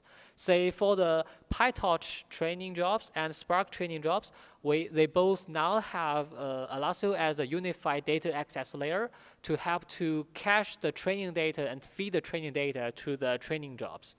And also for the model serving side, we also have Alasso as a model cache that it can preload the models into Alasso as a cache layer and feed the models to the model deployment cluster. So what we have observed from this production environment is that we can get higher GPU usage, around 2 times. There's no network congestion now for the model serving. And also, we have seen a faster model rollout here. There's around 10 times compared with the previous design. Yep. I think that's all for our session today. Any questions or anything that you want to ask us? Yeah. Okay. Is this open? Could it? Yeah. Ooh. Okay. Yeah, sorry, I didn't quite understand how the data path works from your caching layer to the worker like the pod process. Is that going over a network, or is it going through like the actual I/O subsystem of the system? Like, are you copying to some sort of block device on the system when you're caching, and then that's being loaded by the pod? And in which case, how do you make sure that the data that particular pod is training on, you had like multi-replication of the cache layer, but it looked like maybe it was possible for a pod over here would be trying to load a piece of data that's on the cache on this other worker. Is that correct? Let me repeat. Let me repeat your question first. So, from my understanding, your question is that say we have a large number of worker nodes, and on the same time we may have a large number of training nodes, and then the training data may want a piece of data set, and then we have a worker to help it to load it, and then there's maybe another training pod that may also need this data set and asks another worker to load it. So there could be some like duplication or communication between those nodes, and you want to know how we handle this kind of problem. Am I understanding it correctly? Essentially, yeah. But also, I was trying to understand if that data, that communication between the training node and the worker node, is that just over the network, or can you use over Fabric or what? For that, yeah, I think the second question is about like how we what is the communication protocol or the channel between the worker, the cache worker node and the training node. Okay, yeah. So I can help you. I think I can answer the first question first about the architectural design about between the training node and the cache worker node here. So the general idea is that when we have a large number of cache workers there, so for only one data file, it will be only stored in one specific worker, unless the customer configures the replicas of this data file. And so say we have like 10 training nodes, and the training nodes have they will have like a Python client there. So actually that will answer your second question. The communication is communicated via the HTTP like channels. Like say we have the Python client talks to the RESTful servers in the cache worker node. So, and for the Python client side, it uses a consistent hashing because the worker nodes are listed into a hash ring. So, and then if you know the hash ring, there could be different workers, and for one data file, it will be only stored in one worker. And the Python client could know for a specific data file, where is that data file is stored. So it will just talk to that specific worker node. So that's the basic mechanism there. Yeah. Okay. Is it open?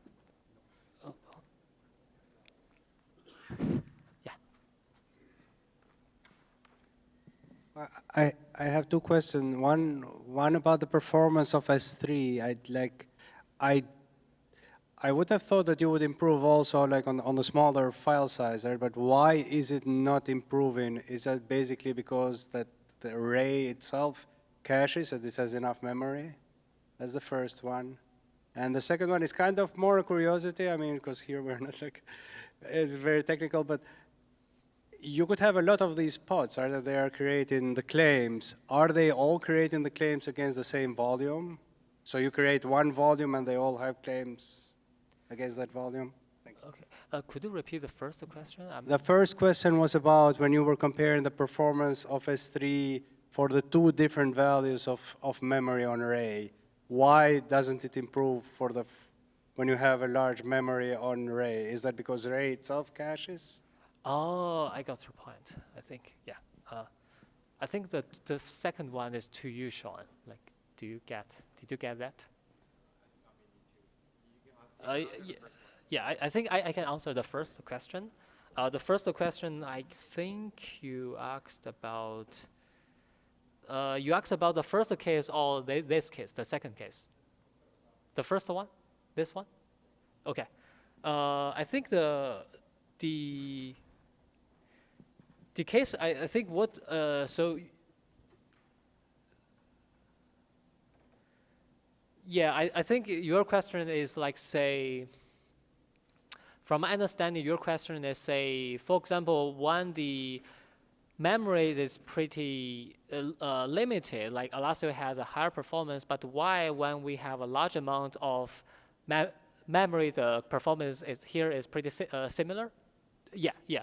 I think from our experiments, like say, because for Ray, it also have the object store here, as what you mentioned. Ray's object store, we can consider it as another type of cache. Yeah, so it will cache the data in the object store here. So, but for Elastic, it can help when there's a very limited memory here, because for the Ray object store, it mainly stores the data set in the memory side. And when the memory is limited, the data will be spilled to disk, but the performance there is not that like significant. There will be like a worsened performance. But for Elastic side, we mainly use SSD there. So for SSD, for the data storage, that could be pretty fast. Yeah, so that's the reason.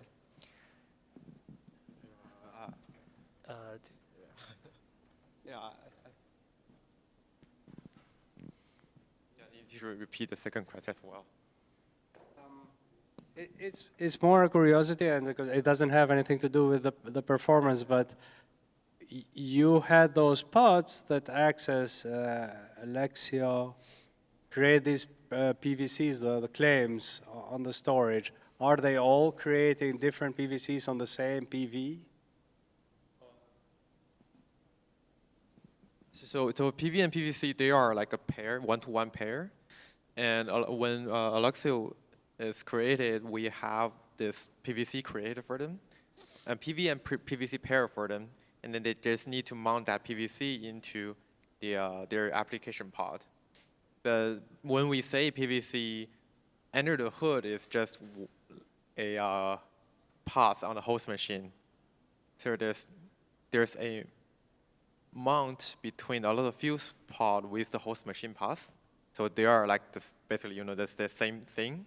And then this path is also mounted into the application pod. So they are the same thing. So this is how like the two pods can communicate with each other. Yeah, I think maybe I didn't catch for the SSD layer for your storage there. Are you using LRU or some other cache scheme? And have you analyzed what the impact on the SSD drive rate, burn rate is, and whether that costs, basically you're burning SSDs in order to do this, or? Yes, I think the question is mainly about, like, say, the cache eviction policies in this design, and also about, like, say, why we choose SSD for it, right?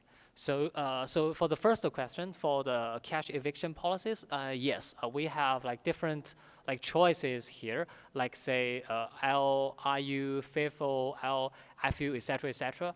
But what we have observed in the current use cases, like that's the very basic mechanism, like LRU has already been pretty well working pretty well in the production use cases. So for at this moment, we didn't like implement like many more complicated mechanisms, because the straightforward approaches have been pretty nice, pretty well.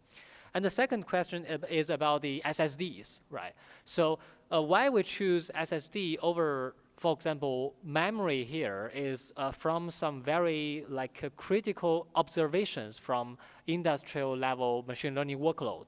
That nowadays in the training workload, for example, we have different training nodes, right?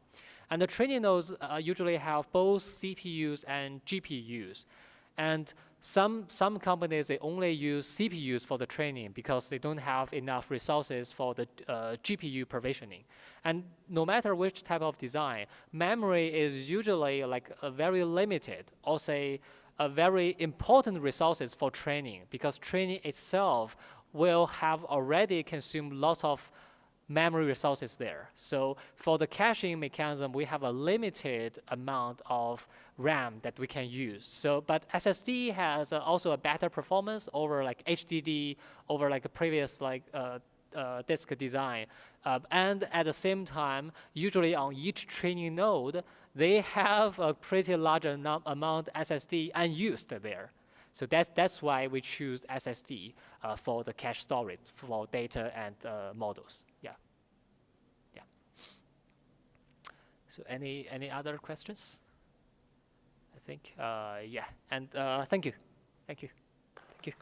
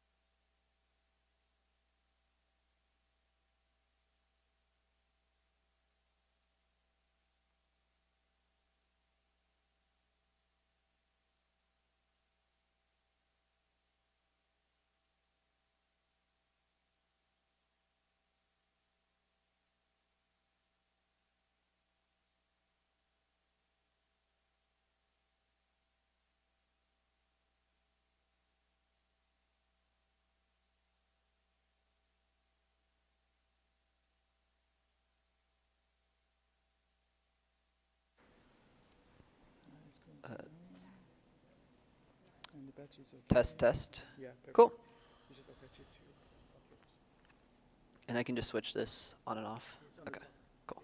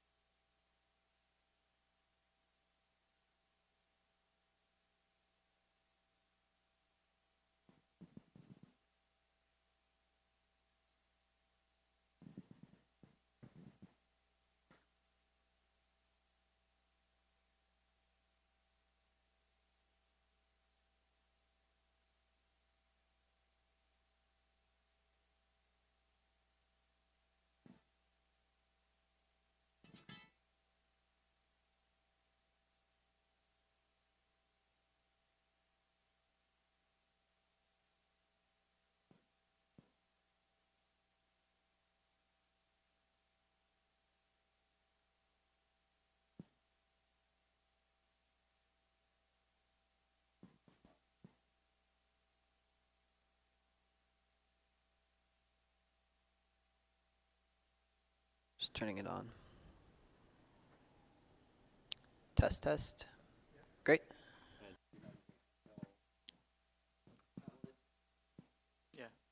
It's working? Yeah.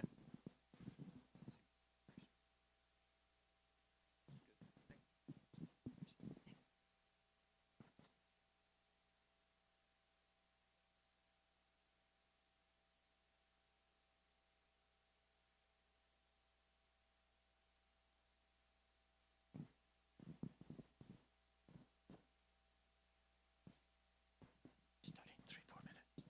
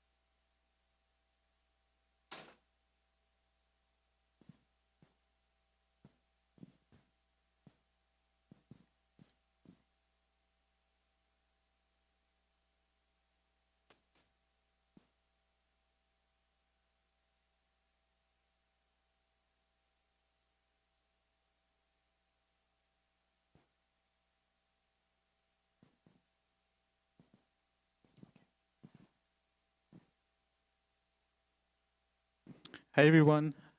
Thanks for joining us. Welcome to the Cloud Native track of SCaLE 21. Our next talk is Bridging Open Source Developer Platform Backstage meets Coder, presented by Ben Potter, Head of Products at Coder.com, and longtime SCaLE attendee and now presenter at SCaLE. Please welcome Ben.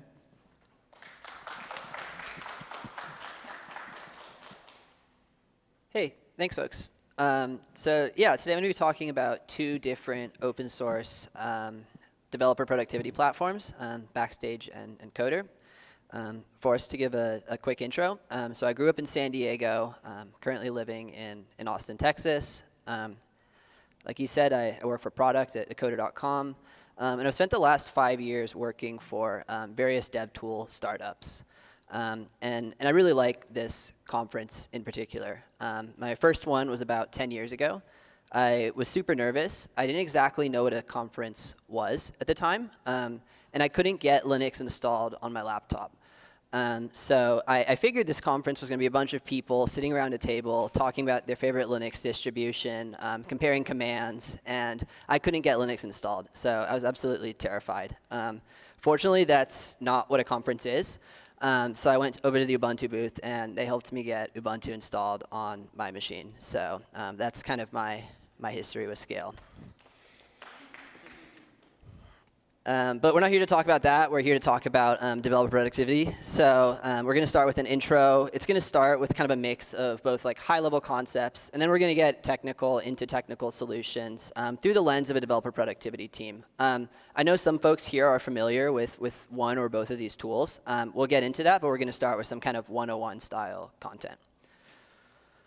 So first, what is developer productivity? I am by no means an expert on the topic. I actually think Hans Doctor is. He's written the Developer Productivity Handbook. It's 91 pages. It's quite a page turner. And it really kind of divides developer productivity into two kind of different segments. Developer productivity engineering and developer productivity management. Developer productivity engineering is really optimizing machine processes, such as a slow build on a laptop, where management is more optimizing people processes, such as Joe's not doing a great job at work today. How can we kind of figure that out? So for this talk, I'm going to be focusing a little bit more on the developer productivity engineering aspect of things. And through my work in dev tools, I've had the opportunity to have conversations with some pretty great engineering leaders. And this is a quote that I've heard from several engineering leaders at Fortune 2000 companies. And to me, this is shocking. I would take this with a grain of salt. When I try to dig in and ask where does this come from, that developers are only productive 2 to 5% of the time, I don't really know where this comes from. It could be an angry person in C-suite, or it could be a very kind of methodological like survey. I really don't know. But what we do know, and this is pretty well known, is that enterprise developers spend 40 to 60% of their workday in their editor. This is a pretty good number. There's a lot of other things that developers spend their time doing, whether it's sprint planning or doing documents or code reviews. But this data comes from the JetBrains survey as well as the Slash data survey. And something else the JetBrains survey found is that when a developer runs into an issue, maybe they're like waiting on a build or their laptop freezes up, they decide just to take a break. So that's a lot of kind of time taken out of flow. Again, I would take this data as well as a grain of salt. I think it's really important in your organization to run your own surveys and understand kind of where are the bottlenecks on your developer teams. And there's plenty of good templates out there. So now on to the type of productivity teams. And the folks at DX, this is getdx.com. They have a developer productivity platform. They do a really good job segmenting different types of productivity, enablement teams. And what I really want to focus on this talk, too, to get even more specific, is the developer tools teams. These are typically developer infrastructure, platform engineering, developer experience, all these kind of sorts of names. So these are some common themes that I've gathered, both from analysts as well as practitioners, on kind of what are the best practices when thinking about building a developer tool stack, thinking about what tools do I want to offer engineers that they could consume and opt in to use. And the theme that I see very commonly is to adopt a product management mindset. This means to really think about who your users are, treat them as customers, and a lot of product management concepts, build a minimum viable product, and a lot of the recommendations too that I see is to build internal tooling as opposed to buying a platform. this is probably a combination of using several different vendors as part of your tooling, but to really own that wrapper, because you really want to own the developer experience, and you also want to own and understand the developer workflow. Another kind of fourth point that I see is pretty important is to provide training and enablement. Team Topologies is a really interesting book on this, and it essentially explains that you need to kind of have two separate efforts working in parallel. One is platform, which is kind of maintaining the tools and treating it like a product.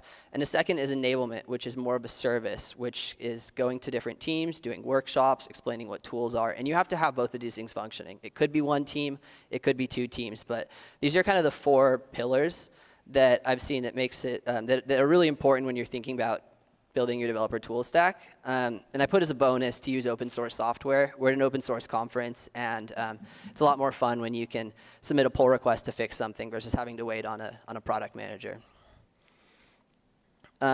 So today I'm talking about Backstage and Coder. These are two separate categories. There's the internal developer platform, IDP, and cloud developer environments, CDE. And it's kind of a tongue twister.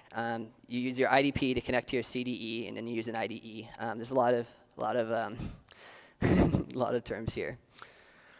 So before we get into Backstage and internal developer platforms, I wanted to explain the services problem. Many folks here might be familiar with this, but it boils down to many software applications start very small. They get larger, difficult to manage at a large team. They're ultimately split from monolith into microservices. This creates a lot of benefits. It allows teams to contribute with each other. It allows these services to talk to each other with a common API. And more services are created. They grow in size. Some get orphaned. They no longer have owners. And it becomes extremely difficult to manage. And this visualization covers the scale and quantity of services, but it also doesn't cover the complexity that comes with different dependencies talking to each other, and hierarchy, meaning this service sits on top of this one, and it becomes, when you're doing a request, this giant chain down services, and it's very difficult to understand what's going on. So now imagine one of these services stop responding, or you need to upgrade a dependency, and you don't really understand how it's going to impact the rest of the stack. So this was the problem that Spotify was constantly running into. And instead of building and testing code, teams were spending more and more time looking just for the right information to get started. So the thing that they did first and foremost was they built a service catalog. And a service catalog was one of the first things that Spotify built when they were creating Backstage in 2020. And it essentially splits these services into separate components. Makes it pretty easy to track a specific item in the component, and you can see metadata inside there, such as the team, SLAs, and a different hierarchy and dependencies that these services rely on. It's pretty easy to query. You can read the metadata inside a specific service, API documentation, CI pipelines. It's relatively easy to kind of track what's going on in Backstage. So this is what Backstage itself looks like. It was originally launched by Spotify in March of 2020 as an engineering blog post. In 2022, I believe, they donated it to the Cloud Native Computing Foundation. And it comes with a service catalog, which I talked about. It comes with a pretty cool tool called the project scaffolder. And then they also just have a plugin ecosystem that really allows you to extend Backstage for your own uses. So this is a scaffolder. It's kind of like Git fork on steroids, meaning you kind of pick a template, whether it's like React, for example, give it some details, and it'll fork your repo, and then also set up an arbitrary number of steps as you go. Another important thing to mention is that Backstage is a framework. It's not a platform, meaning you'll need people with React experience when you're creating plugins and extensions for this. It's kind of like a Create React app for developer portals. So what you're looking at here, it's called Runway, and it's American Airlines version of Backstage. They do a lot of presentations on it. It's really cool. And you'll see that it's very differently skinned than what the Spotify Backstage looks like.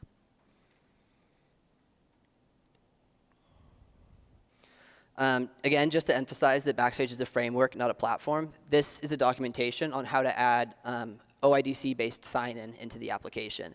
It's not setting some YAML. It's actually importing a React component and then placing it into your application.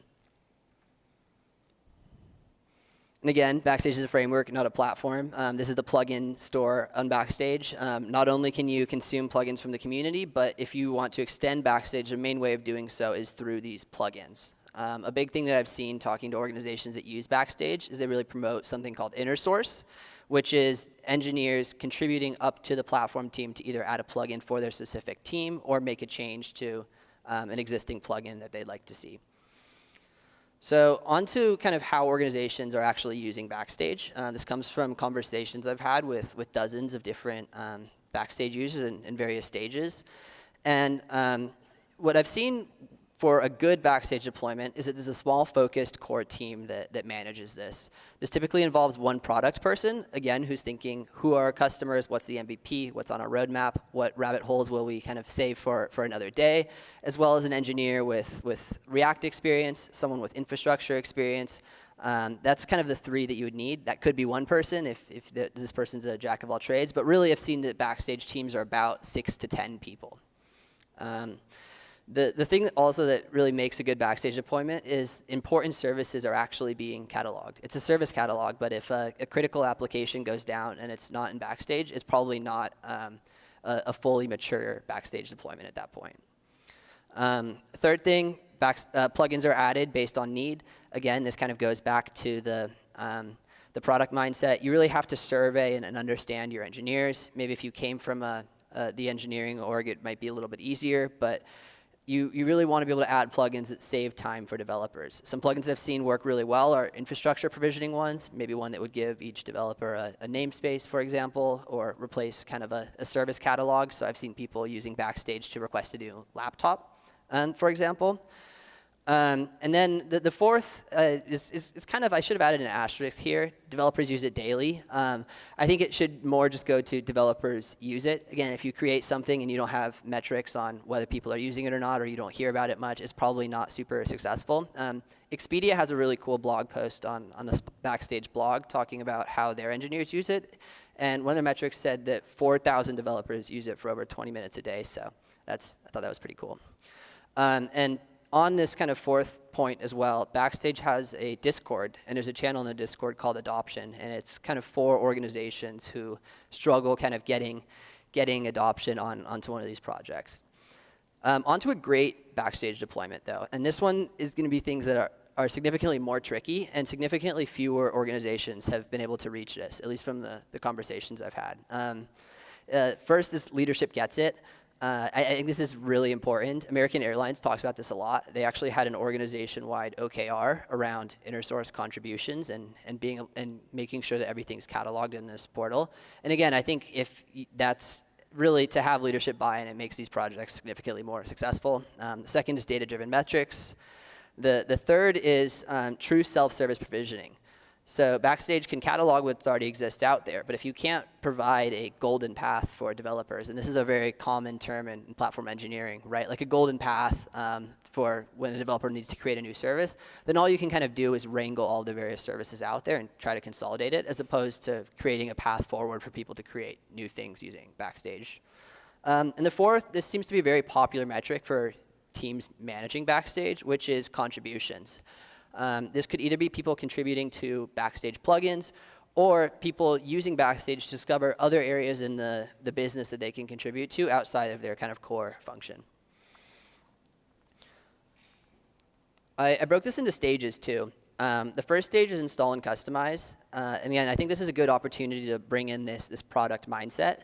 Really I think it's really easy to kind of get stuck in this phase and get the theming just right to align with the company brand guidelines or to create a plugin for a very specific use case where I think it's easy to go down rabbit holes before actually rolling it out to users and using it. The second is to catalog the status quo. A lot of organizations talk to me about how many services they have cataloged in Backstage, and I actually don't think that's a good metric. I think it's more kind of important to understand what kind of important services are cataloged as opposed to like the percentage of total services. If someone's like, we have 300 services in Backstage, again, if a critical production-facing app isn't there, then it's probably not a complete snapshot of your service. And And then the third is a developer's toolbox. And this is essentially relying on the flexibility of Backstage to be able to add different plugins and tools into Backstage to help developers with other parts of their workflow, whether it's CI pipelines or infrastructure provisioning or kind of keeping track of other tools in Backstage. Again, Backstage is essentially the Create React app for developer portals. So the platform team can really add anything in that needs automation for developer productivity. So this is data from an independent survey from Slashdata, and it essentially covers the average time spent by software engineers in their day. And Backstage does a really great job at covering many of these. These are the things in the software development lifecycle around planning, maybe making sure that something's deployed is being successfully monitored, making sure deployments run successfully, operating prod code, as well as kind of having the proper security scans visualized in Backstage. However, you'll notice what's missing is where developers actually spend the majority of their time. Developers spend the majority of their time in their editor, whether it's setting up their dev tools, writing code, or even managing code. So that's kind of where Coder comes in. Imagine you are a developer, you work in this organization with a bunch of services, and you want to make a contribution. How would you actually get that environment set up to do so? So that's where Coder comes in. It's an open source platform for cloud developer environments. It helps, we see people using it for several use cases. The first is faster onboarding, meaning it takes on average about a week for developers to get their environment set up. If it's completely automated away, it could go down to like an hour. The second is consistent environments. This is pretty important if you have a complex microservice mesh, and if you're running code on your laptop, you will have to modify or mock a lot of the data that you would typically be running in a data center on your laptop to get things working. When you're creating a remote environment, you're able to kind of give developers a full environment that has production parity. The third is to be able to secure your source code. And this is important for a lot of customers that run in regulated environments where source code can't run on laptops or it has to be severely audited, and laptops are bogged down, making it very difficult for developers to get their work done. So what we see really is people will download and use our project for kind of some combination of 2 or 3 of these things. Coder has 2 main features. The first is templates. These are essentially blueprints for workspaces. They're written in Terraform, or this is an open source conference, so OpenTofu. And you can essentially write any resource in Terraform as a template. So you could give each developer a pod, or you could give each developer a VM. And again, this can run in any like on-prem or cloud environment. The second is workspaces. And these are individual environments for each developer. This is the kind of Coder UI on the left here. And the developer is able to pick a project and set those values. And you are able to do things like Vim and Emacs as well. So this is actually what the Coder workflow looks like. I think the term environment gets conflated a bit. This on the right is VS Code, and on the left is the Coder UI. And you'll notice in VS Code, if you're sitting close to the screen, that it's a Linux terminal, and the file system is remote to that of my laptop. So essentially, I'm able to provision this remote container running, click the VS Code desktop button, and get in, and it already has my repo cloned, and it also has my project set up. So kind of back onto the good and the great. A good Coder deployment is very similar to the kind of attributes of a good Backstage deployment. The first is a small, focused core team. You don't necessarily need people with software development experience, but you do need people with infrastructure experience. So you'll need someone who knows Terraform. You'll need someone who understands cloud infrastructure. And you'll also want someone with that kind of product management mindset. Again, it could be one of those 2 people, but it's someone thinking, who are our target users? How do we want to use this platform? And a good Coder deployment is similar to a Backstage deployment. Is great for spinning up a new project, and it also has patterns in place for people who want to bring a project that they're doing locally into Coder for a faster or more secure experience. Again, for a great Coder deployment, I think it's really important that the leadership gets it. They understand the value props. It's significantly easier to kind of justify things like this if there's buy-in from above.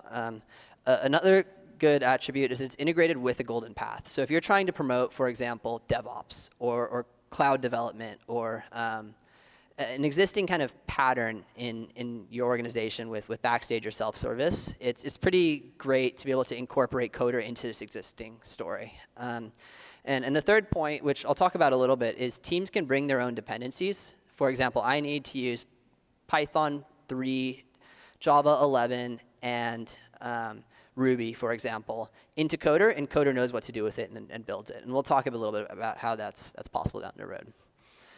So to break Coder kind of into 3 different stages, the first stage we typically see our users doing is these sandbox environments. These are environments that come with a bunch of tools pre-baked in it. Someone can click a button, get a workspace, and start tinkering with Docker or React or Terraform, but it might not necessarily be ready for their actual day-to-day projects. The second stage is developer teams, and this is essentially kind of done in part with the sandbox environments. You deploy sandbox environments, people say, hey, I'd love to use this for this project, and then you kind of do this enablement model to help get Coder kind of configured for that. And then the third kind of stage is this bring your own tools approach, where engineers can go into the platform, they can say, I need these specific languages in it. It'll be downloaded from a secure artifact store. It doesn't have to be downloaded from the internet, and developers can kind of develop that way. So going back to this chart, we know now that, oh, interesting. We know now that Coder, Backstage makes a great internal developer platform. Coder makes a great CDE. And now let me just go ahead and give a demo.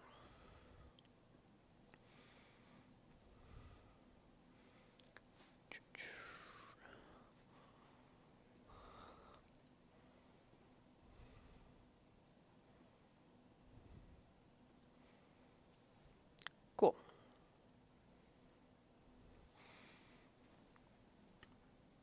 So to integrate Coder kind of into your Backstage Golden Path, we have an open source repo. It's just on, I'll share the link after.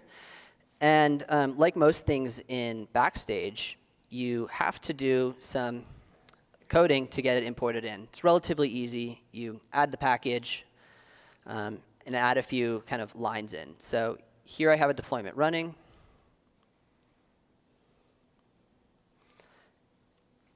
And this is a relatively standard Backstage deployment. The only plugins that I have are the Coder plugins.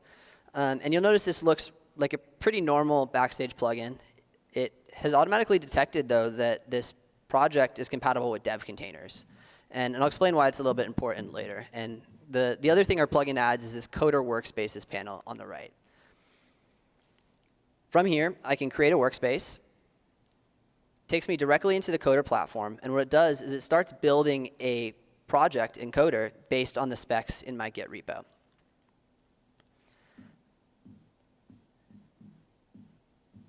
I have one running here. This is the same project, and I can click one button, VS Code Desktop.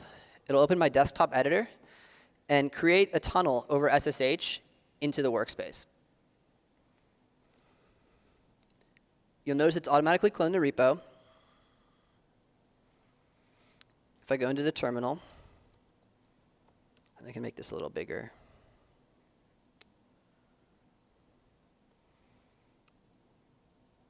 It has Python installed. If I needed Node, I believe the image has Node as well.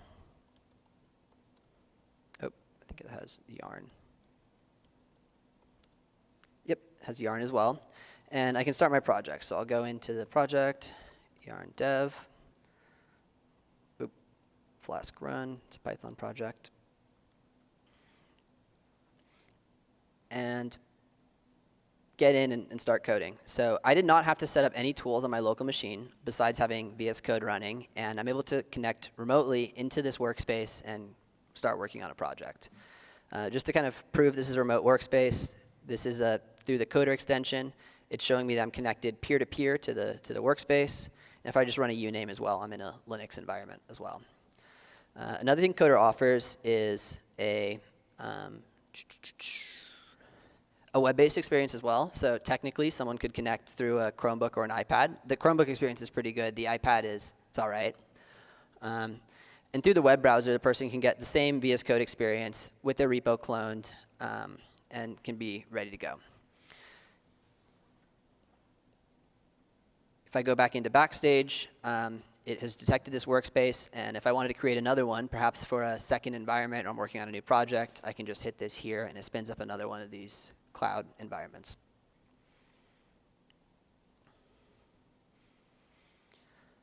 The other plugin I wanted to show is if you didn't want to use Coder at all, but you still kind of wanted this magical one-click into a project. Without something like this, it's typically a contributing.md or some wiki where it's 10 to 30 steps on how to set up a project for an engineer.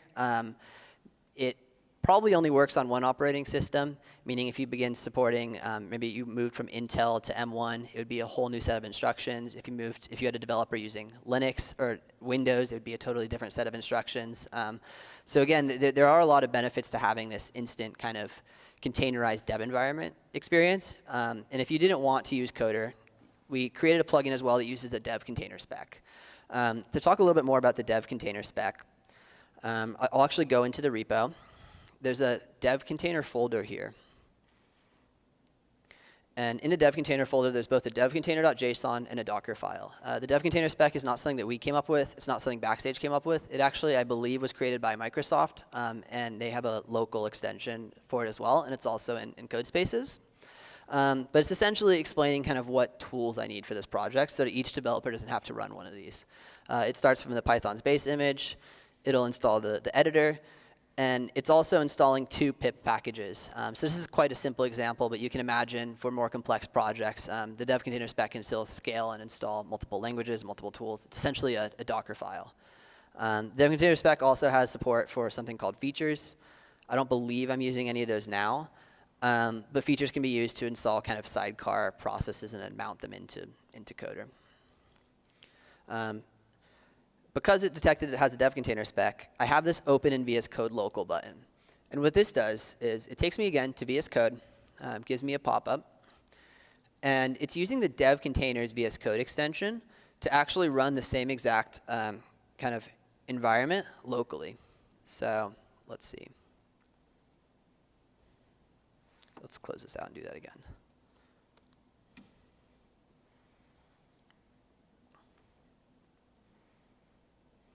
Cool. So we can see now it's no longer using the Coder extension, it's using a dev container extension. But again, if I run uname, it's a Linux environment. I have Python installed. Oop. And I can do my development this way as well. So both of these plugins are open source. You can install them into your Backstage deployment today. And it's a great way to kind of add these extra steps to your workflow. Really solves the problem of developer setup. Let's go back to slides. Cool. So yeah, with that, you can use Backstage as an internal developer platform. Coder is a cloud developer environment. And there's kind of a lot of things that these tools do differently. But there's a lot of kind of concepts that they solve together, which are kind of around onboarding, context switching, and provisioning environments. So with that, thank you. I think there's plenty of time for questions. And the QR code takes you to our Backstage plugins repo if you wanted to download or check out one of these plugins. Thank you, Ben, for such a great presentation. You definitely have time for questions, so if you have one, let me know and I will bring the mic to you.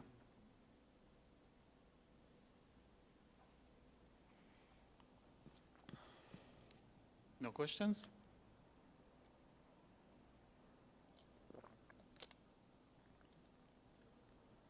Anything else? No? Nope. Cool. Thanks, everyone. Thank you. Thanks, everyone. The presentation will be on the SCaLE website soon, as well as the replay on their YouTube channel. Thank you. Bye-bye.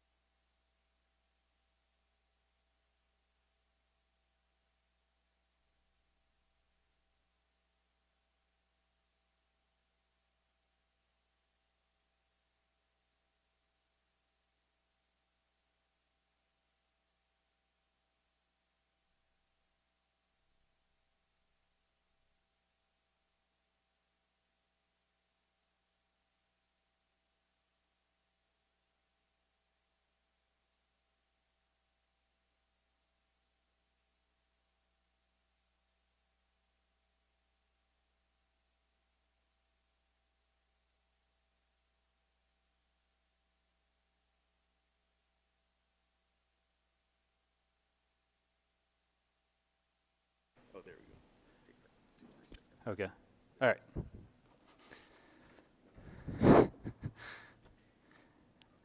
All right, let's get started. So this session is about, well, it's a little bit about cloud stuff, a little bit about Java, and a little bit about serverless. So you know how the cloud is, right? It's like, ooh, super cool, the cloud. You can deploy your applications on there, and it solves all your problems, right? Of course not.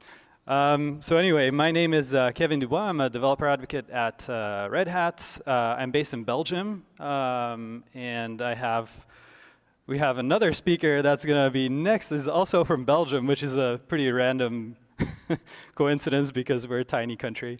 Anyway, so yeah, I talk a lot about cloud native development and also about Java. I happen to also be a Java champion. And yeah, if you want to follow me, and I'll share those at the end too, that would be also really cool. Anyway, so cloud computing, right? It's nice because it helps you to respond more quickly to demand, right? You can just create new environments pretty easily. You don't have to worry about managing the hardware, which is convenient. You get stuff like high availability and disaster recovery and resilience, and it basically allows you to grow your applications kind of in a manageable way, right? You don't need to create tickets and provision new machines in your data center and stuff like that. And in theory, at least, you would use only the resources that you need. Maybe you might save some money, you might save the planet, but maybe not. Anyway, but if you want to create an application platform for the cloud, you need to build not just your application, right? You need some stuff around that application to make it, manageable. So you need like some developer tools. You'll need some way to automate the deployment with CI/CD. You'll need monitoring, logging. You probably will need a container registry if you're working with containers. So we have to take that into account too. So of course, fortunately, all these cloud providers are really nice. They provide a lot of these tools for us, right? So if you go to AWS, you'll see a whole bunch of different services. This is just a subset that allow you to, create really cool stuff with your application, and you can create databases and messaging systems and storage and all that good stuff, which is cool.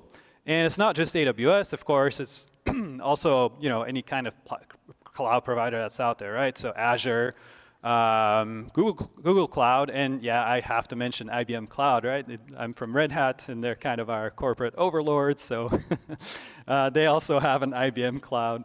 But the thing is with these cloud environments is that what if you go in with one cloud provider, build some really cool stuff, and then you want to switch to another provider? It could be for many reasons, right? It could be because there's regulatory changes. Like, for example, us in Europe, sometimes the EU says that the data actually has to stay within the EU, or here in the US, maybe they'll say, well, data cannot leave the US, or it needs to stay in a particular state, or there's all sorts of weird changes sometimes that politicians come up with for good reasons or for bad reasons. I'll leave that in the middle. But it could be, maybe there's some outages with the provider that you're with. Maybe they change their prices.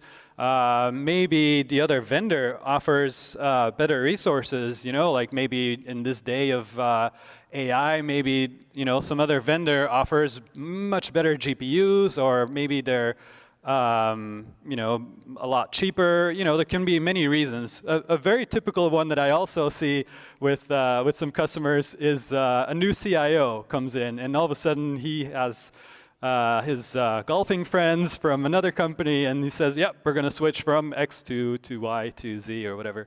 And then also kind of shadow IT, right? So some developer teams, they might be a little cheeky, and they go and build their software on a different cloud, and then you need to kind of converge or not. So there can be many reasons why you might need to work with different cloud providers, right? So you might have some workloads on AWS, some with Azure, some on-prem, because maybe you don't want to run it in the cloud.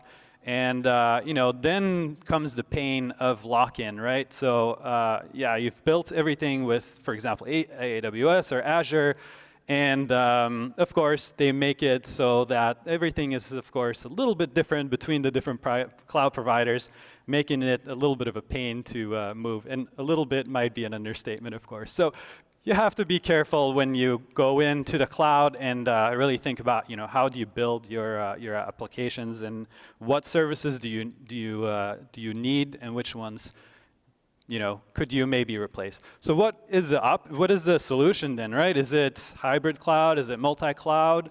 Well, it could be. You could have some team working on AWS, some team working on Azure, but you'll see that the differences between the different cloud providers requires expertise in each one of these different cloud providers. And that's, unless you're a very big organization and you're fine with that, it's not so ideal, right? So it's like, I want to go to the cloud, but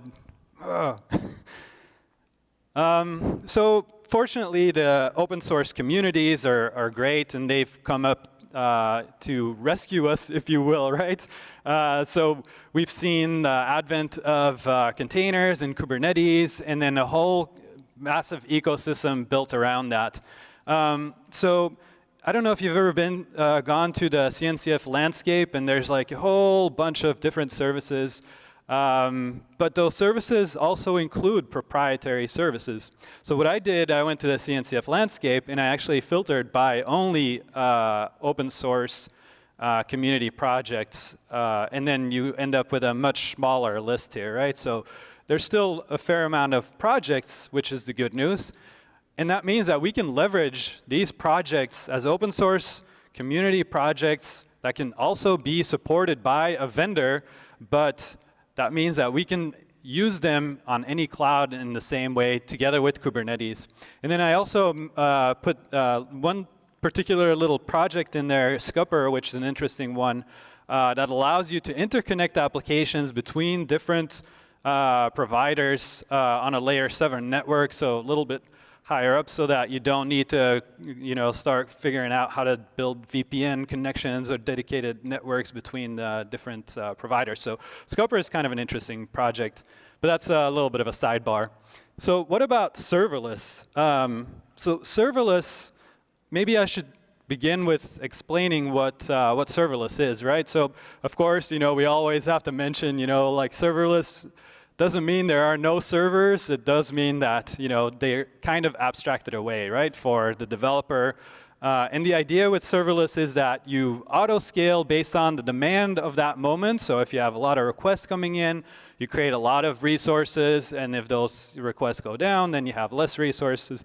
And the idea is that you get kind of build based on the exact usage of what you're using. So why is serverless interesting? Well, this was a survey that the CNCF did recently, and they were asking what are the factors that are leading you to overspend, and looks like 70% said over-provisioning is a problem of why they're overspending. And then another one is sprawl, such as resources not deactivated after use, so they just sit there consuming energy and costing money. And then you see fluctuating consumption demand, so where you get sometimes a lot of requests, sometimes not. It could be because it's Black Friday, or because you have somebody calls your service from a batch script or something, or just like poor planning and prediction on cloud consumption. So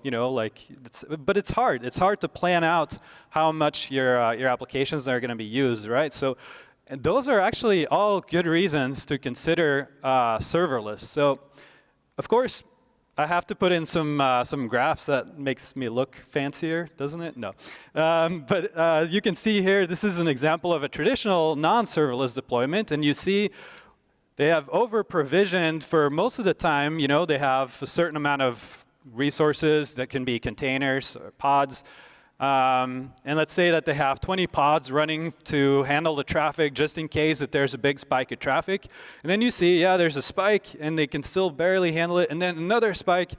And it actually is too much for what they've provisioned. And of course, some users are not going to be happy because they're not going to get to your service, right? So that's not so good. So even though most of the time they've over-provisioned, they're paying for what's not being used, at some point it's the opposite, right? They're not actually using or have enough resources. So the difference with serverless is that your applications, your resources, your pods are going to scale exactly to the demand of that moment and scale up and down. And you see like the third arrow there points to 0, right? So if nobody's using your if nobody's using your services in a particular moment, maybe at night nobody's needing to go to your services, well then there's actually no resources being used. So that's kind of the interesting part about serverless. So, of course, I'm a big fan of Java. So what about Java and serverless? Because Java traditionally is not so fast to start up, right? So the idea with serverless is that we scale up and scale down based on the demand very quickly. And then, yeah, if I think of my Java applications from 5, 10, 15 years ago, they did not start in milliseconds. That was probably more like minutes. And that's, yeah, nobody's going to wait for minutes, right, for your service to come up.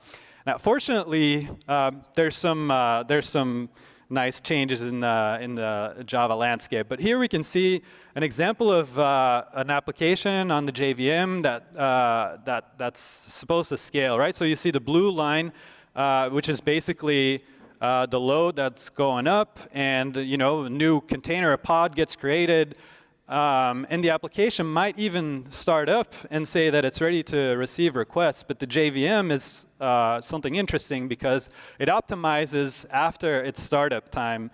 So it takes a while to actually hit, kind of get to its maximum throughput where it can take as many requests as it's actually able to take. So there's some discrepancy there. So in that case, we'd have to always over-provision our Java applications, which isn't so ideal. But again, like I said, there's solutions to that.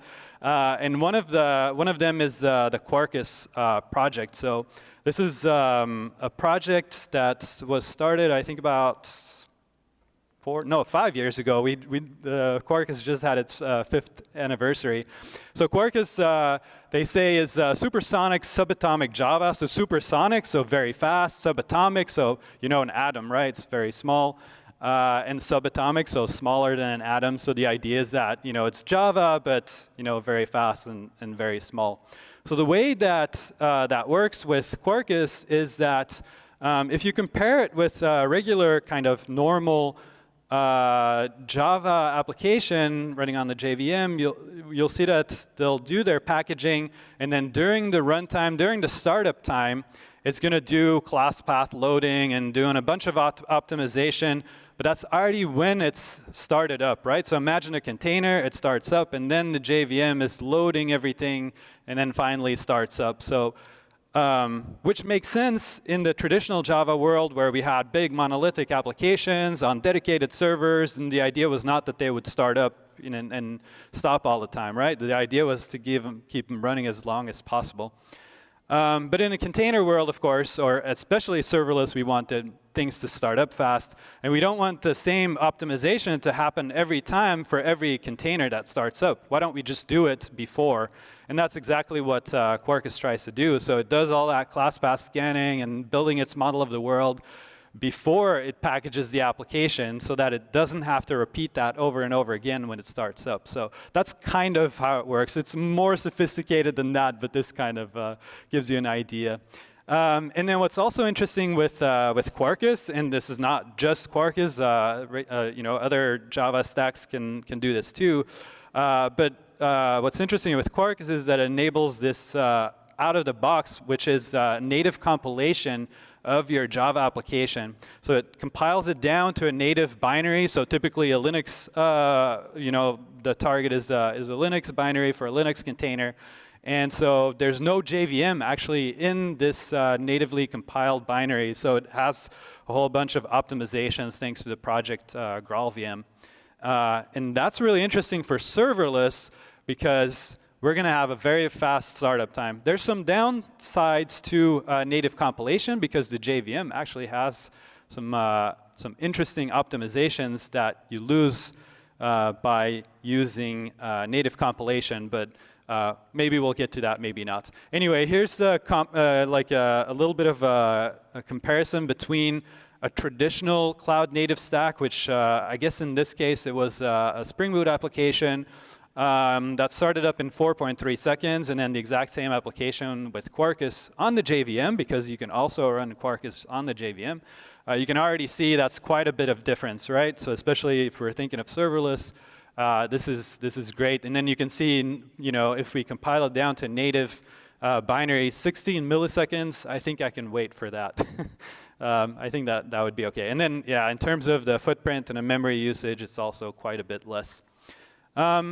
So going back to that Java warm-up time, like I said, native compilation is interesting because there's no more optimization to be done after it's compiled its binary. So you can see here this yellow line is basically fairly constant, right? So that's with a native compilation of our Java application.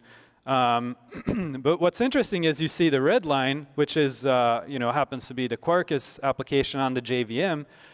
Even though at the start it does not have the highest throughput, it does, thanks to the optimization of the JVM, end up having better throughput. So it kind of depends on what kind of application are you running, right? So if you have serverless applications that just need to do something very quick and then that's it, native compilation is great. If you have longer processes that need to handle a lot of throughput, then you're probably better off running on the JVM. So that's a little bit of a sidebar on how to optimize Java for serverless. There's actually a lot more that you can do, but yeah, the talk is only so long. I'm actually writing a book about serverless Java, and so I'll go into a little bit more detail in there, and I'll share the details. It's not published yet, but I'll share what we're up to later on. So anyway, so we have our Java application that starts up fast. Now we want to deploy it with serverless, right? So most people, when they think of serverless, they think of functions as a service. So we can start with that. So functions as a service. So I think Amazon Lambda was pretty much the first one, or at least the one that I saw the first time. Is basically the idea is that you have your code and you package it and then you give it to Amazon Lambda and it takes care of deploying it and scaling it based on the usage. And then same with Azure functions, same with Google Cloud Functions and IBM Cloud Functions and all that, which is great. It works pretty well. The only downside is that we have to create these functions as a service, Amazon, for example, or same with Azure and same with the other ones, is like, oh yeah, here's an example of a function that you can write for, to deploy to AWS, and then you can see that, oh, that's nice. They have import this from Amazon, AWS, import that, and you can see that, you have your handle request, and then there's a context and stuff like that, and that's actually all very specific to Amazon Lambda. So if you want to redeploy this function to Azure Functions, well, that's a problem. You're going to have to rewrite your code because you have a whole bunch of dependencies here. So that's not so super great, right? So yeah, lock-in again. And this one, in my opinion, is worse than a lock-in in terms of infrastructure. I think if you have your code where you need to rewrite and refactor, that's a lot of man hours and that's very expensive, right? So we want to try to avoid this as much as we can. So Quarkus actually has some interesting solutions for that too. So you can actually write cloud agnostic functions with Java and Quarkus. So one of them is there's a project called Quarkus Funky, and you can write, you can see down there at the bottom, a basic function. You just annotate it with this func, and that's pretty much it. And then the only thing that you need to do is you add a Quarkus extension, which is basically like a smart dependency. So you just add that to your pom.xml. It has all the knowledge of how to package and deploy your application. So you can add, for example, an extension for Quarkus Funky Amazon Lambda. And by adding that extension, I can deploy my function. I can build it and deploy it to Amazon Lambda. And then if I then want to change it, I can change my Quarkus Funky Amazon Lambda to Quarkus Funky Azure, or Azure HTTP, I think it's called. And basically, that's all the change that you need to make. So it's a much less painful process to do that. Now, I'm going to have to be a little bit creative because usually I mirror my screen so I can see what I'm doing if I'm demoing this. So I'm going to have to think for a second how I'm going to do this. So maybe I'll get this screen over there. And so here is a project that I've created with a few different functions. So you have the Quarkus Funky AWS, so we'll start with that one. And you can see that we have a regular pom.xml, and I hope this is big enough for you in the back. I have to look over there to see what I'm doing. All right. So you can see there's not much to this pom.xml other than it's using the Quarkus platform to add some convenient stuff. And then you can see here Quarkus Funky Amazon Lambda as a dependency. And then I have a function here, source main. Oops. No, Java. There we go. And I created this function for my fictional company that's creating some, some space stuff. Anyway, so this is a function to ask for a landing request on a given planet. And so you can see you pass in some landing details, and then it'll reply with approved for landing. It's not a very complicated thing, right? But you can see this is just plain Java. And then you just see this @func annotation, and thanks to that, we can deploy it to AWS Lambda. So let's try that here for a second. Oh, so when you compile your application, what the Quarkus extension will do is it'll add some stuff in your target folder. And this is where it becomes interesting, because you can see it has a function.zip, and that's exactly what Amazon Lambda is expecting you to send. So it's expecting you to zip up your artifact and send it. And then there's this manage script, and that's a little convenient script to deploy to Amazon Lambda without having to know exactly the syntax of their CLI. So with that, we can do target and then that manage script. Maybe I need to recompile. Let me see if I'm in the right directory here. Quarkus, no, I'm not, that's why. CD, go back, and then Quarkus Funky, Amazon, or what is it? Quarkus, wait.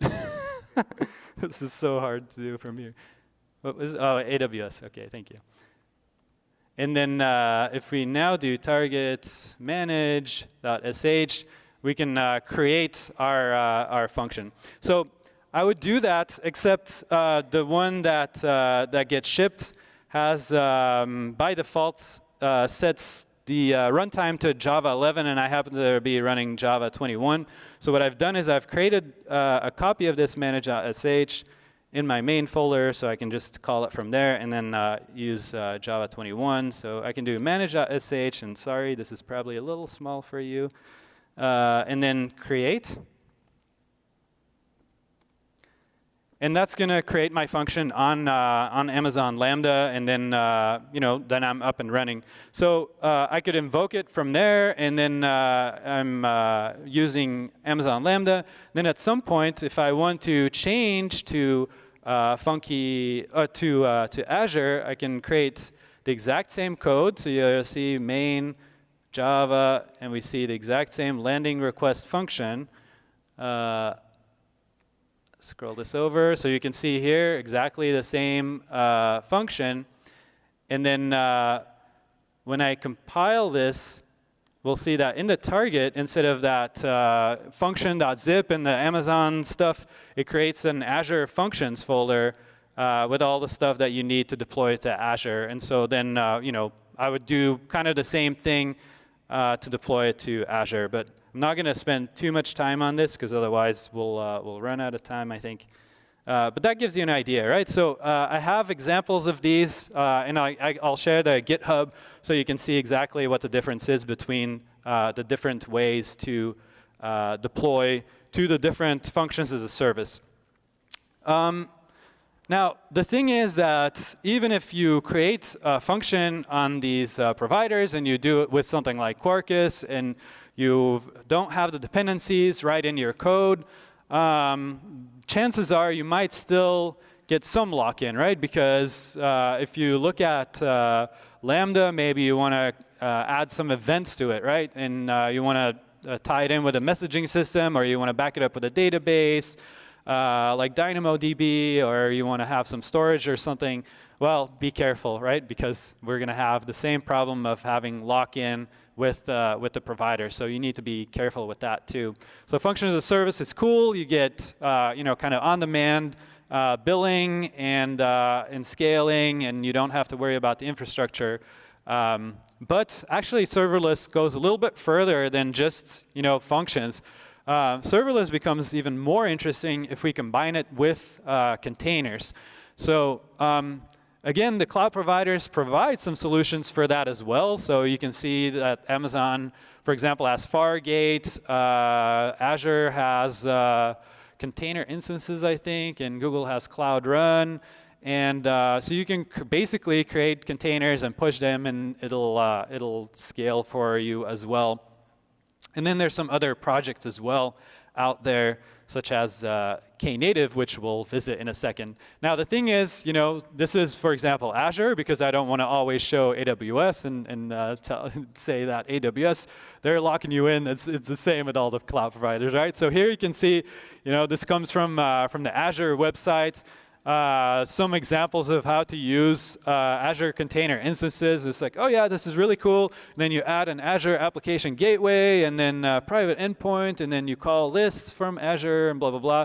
And then, yeah, of course, the same lock-in, right? So, so that leads us to a project called Knative. So Knative is an interesting project because it enables you to use serverless together with Kubernetes. And so it's basically an open source project working with an open source project to build serverless and event-driven applications on Kubernetes. So the idea with Knative is that it tries to make containers easy. So it helps you with building the containers, pushing them, and deploying them all at once. You don't have to create YAMLs in Kubernetes. It kind of does the heavy lifting for you. Then it has, you know, auto scaling out of the box. It also has this revisions concept. So every time you create a new, you change a configuration or you push your application again, it's going to create a new revision. So it makes it really easy to roll back and forward between different versions, kind of out of the box. Or you can do traffic splitting and enjoy things like canary deployments or A/B testing and stuff like that. So that's also something that comes out of the box with Knative, which I find interesting. And then, yeah, the idea, what's cool about Knative too is that because you can run Kubernetes not just in the cloud, you can actually run Kubernetes in your private data center. It allows you to use or enjoy these serverless capabilities of auto scaling and easy deployments, you know, kind of in a hybrid cloud situation. And because it's containers, you know, it supports any programming language, right? So as long as you can run it in a container, you can use serverless with it. So, you know, you can create functions with Knative as well. So you can, you know, again, kind of the same concept as before with Lambda. or Azure Functions, you create your code, and then Knative can just package it up, deploy it for you, and it will do that in the form of a container, but to the developer, that's all kind of abstracted away, right? They just do Knative func create to create a function, and then func deploy is going to build the Java application in case of Java. In case of Node.js, it'll do whatever npm build. And then it'll create that into a container and then deploy it. So it'll use, by default, build packs for that if you're familiar with that project. Or you can also just have your applications built as a container, and you can deploy them as a Knative service as well. So you can just use containers as a serverless way. So we've seen kind of the evolution from functions to serverless containers. But where serverless is really interesting is kind of with event-driven architectures, right? So you have events coming in, that triggers, a certain scaling of your application, and then you can create really cool kind of applications or architectures that are going to scale up, this part and that part, and you can use, exactly only the resources that you need, and you can do that, of course. All the cloud providers have their solution for this, but you can use it with Knative as well. So Knative supports the Cloud Events protocol, which I'll tell you in a moment. But maybe first to give you an idea of how Knative works. So on the serving side, that's where you have basically a control plane that's going to monitor the traffic. If requests are coming in, it will scale according to the requests that are coming in. So it's going to scale up and down based on exactly the demand of that moment. And then there's also an eventing part of Knative to handle the events going from one service to another. So you can see there it has brokers and it has channels. And so the way that it passes those events between different services is using the Cloud Events specification. Has anybody heard of the Cloud Events project? See one hand. So Cloud Events is pretty interesting project. So it recently graduated as a CNCF project, and the idea is to have a comment event schema standard.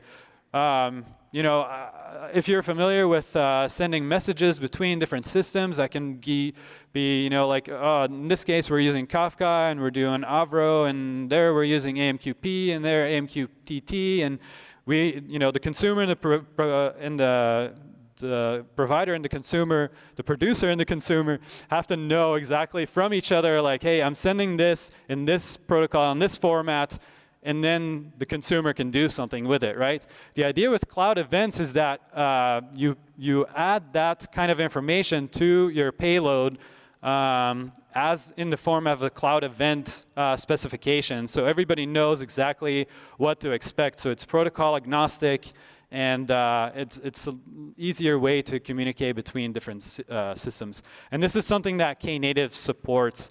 So you can see here a usage pattern of Knative here is you have an event source, and you can send that to a sink that's going to see that, hey, an event is coming in, and then I'm going to scale my Knative service based on that.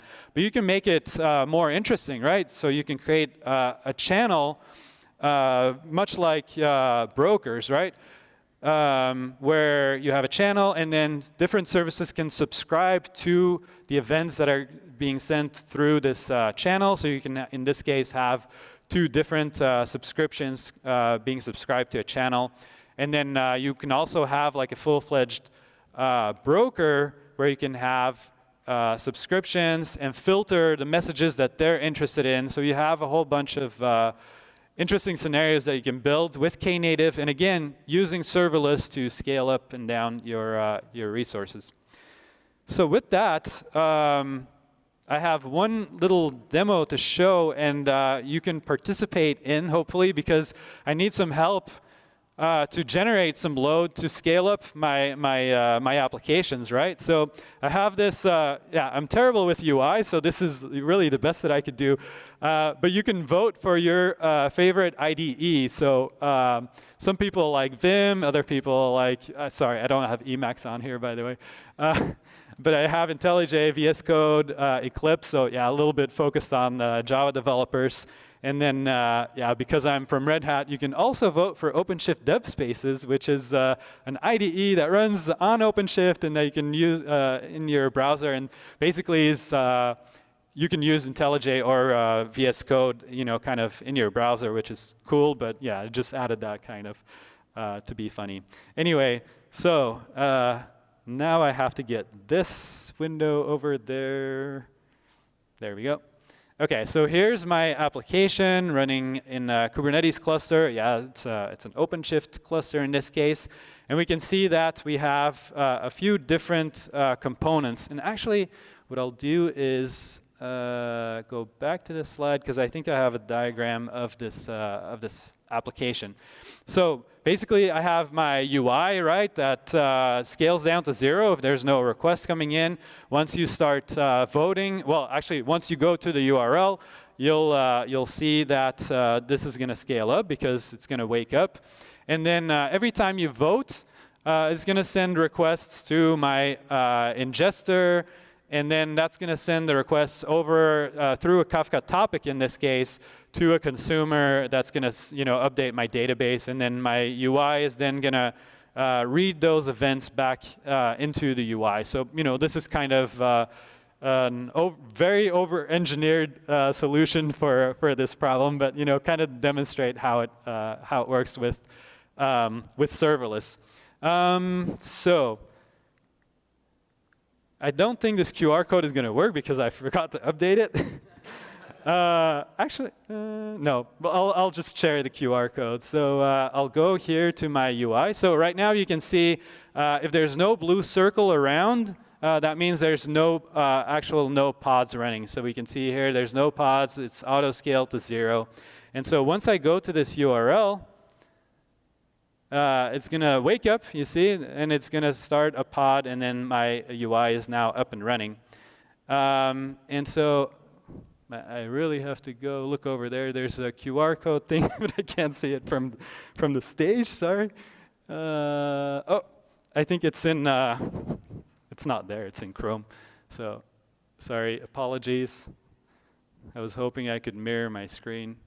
So I'm going to go to Chrome here, exit out of this, and then you see a bunch of tabs. Apologies for that. And then we'll go here again to the thing, and then now we have a QR code. So go ahead and scan that, and if anybody feels up for a challenge, you can vote as many times as you want. You can create a quick little script if you if you want to. And then we'll see that the votes are coming in.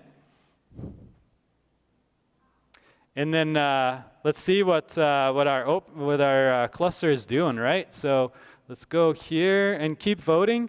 And we'll see that right now we don't have a ton of votes coming in, but we do see that our pods are scaling up, right? So we can see more pods are being created because you're creating more load. And so you can configure Knative based on how many requests it should scale to how many pods. So I have it set up that every time there's concurrent events, it should handle those by a separate pod, which again is a little bit over-engineered, but you can see that it's going to scale up and down based on whether you start or stop voting. So kind of up to you if you want to see it scale up or down. Yeah. So we can see now it's terminating some of the pods. So, some people are voting a little bit less. And then if you start voting again, it's going to scale back up. And so it just keeps going based on the demand of the moment. So let's see what our votes are at here. So we have IntelliJ winning and then VS Code. That's the usual suspects, right?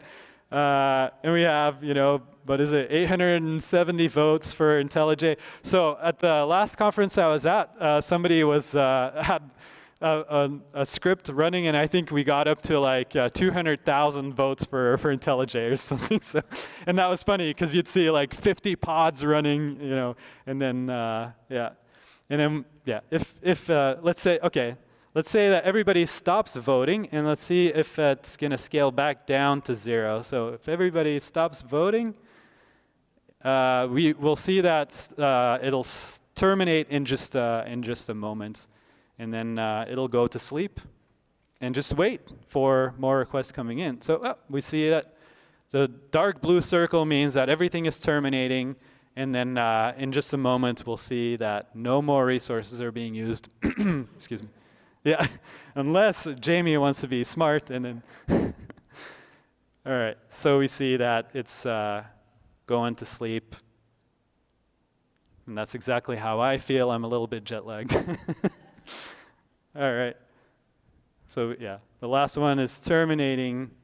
There we go. Now it's 0. And now if you start tapping again, or you know, you hit refresh on your UI, because actually what's interesting is that the UI is only going to wake up when you go to the URL, but once you're already on there, it's not going to reload, right? So, but now we see that it wakes up again. Anyway, so that's just a quick little example of how that could work. So I'll go back to my slides. I think it's this one. Yes. Yeah, and then of course we have to talk about AI. Every talk has to say something about AI, right?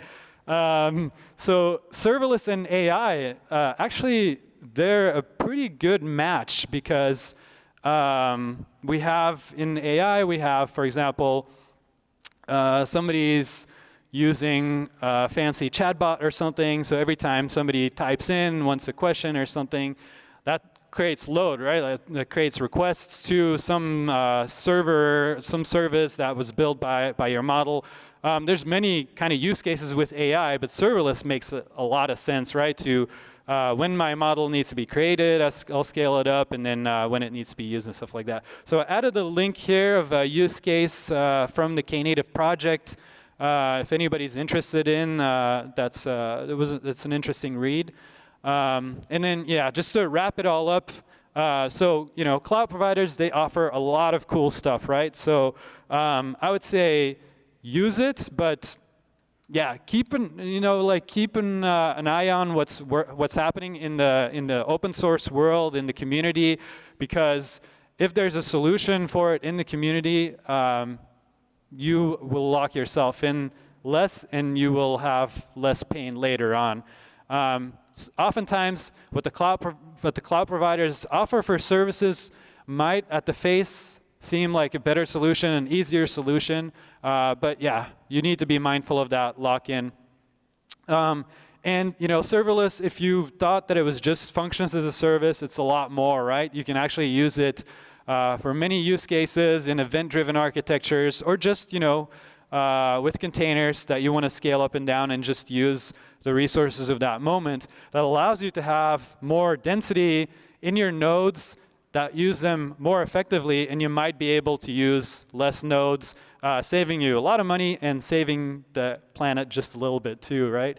And then, yeah, use open source when you can, and then, yeah, provide proprietary services when you must, because it does end up being a little bit inevitable that you're going to end up in a scenario where you do have to resort to that. But the more we use open source and the more we push these cloud providers to use that we like open source, the more they're going to start investing in it, right? So we've seen that. Microsoft, AWS, IBM, they're all doing a lot more open source lately, and that's because we are using it, right? So please use open source if you can. And then, yeah, I would say if you feel yourself limited by what you find in the communities, contribute, right? That doesn't mean you need to write the whole solution, but, you know, create issues, provide some ideas. That's what open source communities are for. So quick kind of link if you're interested. So our team, so I'm part of the Red Hat developers team. So we write also books, and Red Hat is nice enough to sponsor us, or sponsor those books at least, and then you can download them for free. So it's kind of a nice little things. So you can see that there's like, for example, a Quarkus for Spring developers. So if you liked what you heard here from Quarkus and you're a Spring developer, well, there's a book for you right there. If you want to modernize your applications, if you want to work with GitOps, and then, yeah. And then one last kind of thing for myself. So I'm writing this book, Serverless Java in Action. So what you saw today, there's a lot more that goes into that. So that's what we're writing. The book is not available yet, but it should go into the Manning Early Access program in the next few weeks. So keep an eye on that. So if you're interested, follow me on LinkedIn, Twitter, Mastodon, whatever. And then I'll definitely be posting about that because I'm pretty excited about that book. And with that, I thank you. And I would like to know if there are any questions. Yes, we have a microphone. I don't know if it works. Yes. Yeah, I wanted to know what JVM were you doing when you were doing the benchmarking with some of the Quarkus stuff you had earlier? I don't remember because it was a few years ago. Okay, yeah. fair enough. But yeah, you'll see. Overall, you'll see that if you compare, like for example, Spring Boot or like Java EE or something, and you compare that with Quarkus, you'll see the difference pretty quickly.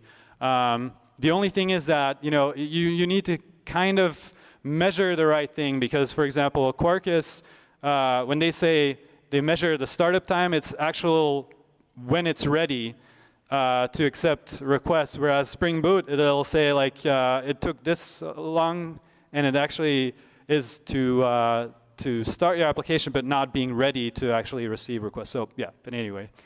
Thank you. Any other questions? Yeah, I've been running the serverless framework, and I'm wondering why I would want to choose the tooling for Quarkus and Knative natively versus using serverless to basically set up a YAML, and I don't have to change a single line of code except the YAML file for deployment. Sorry, I didn't get the question. Oh, why would I just use Quarkus and Knative natively versus using the serverless framework that creates a uniform and unified CLI and mechanism, and I don't need to change my Java code because generally it'll just package up and add the packages for Lambda or for whatever we have for each native cloud platform.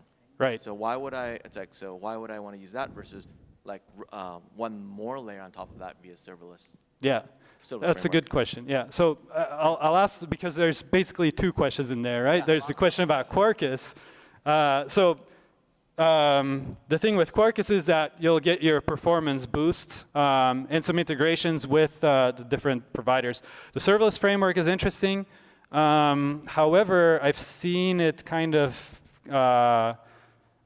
I don't want to say fizzle away, but it seems like the adoption has kind of stalled. So I would be a little bit, I mean, I don't know if you're part of the serverless framework people, but I mean, it's an interesting project. What I like about Knative is that it's backed by CNCF, and so you know that this project is going somewhere.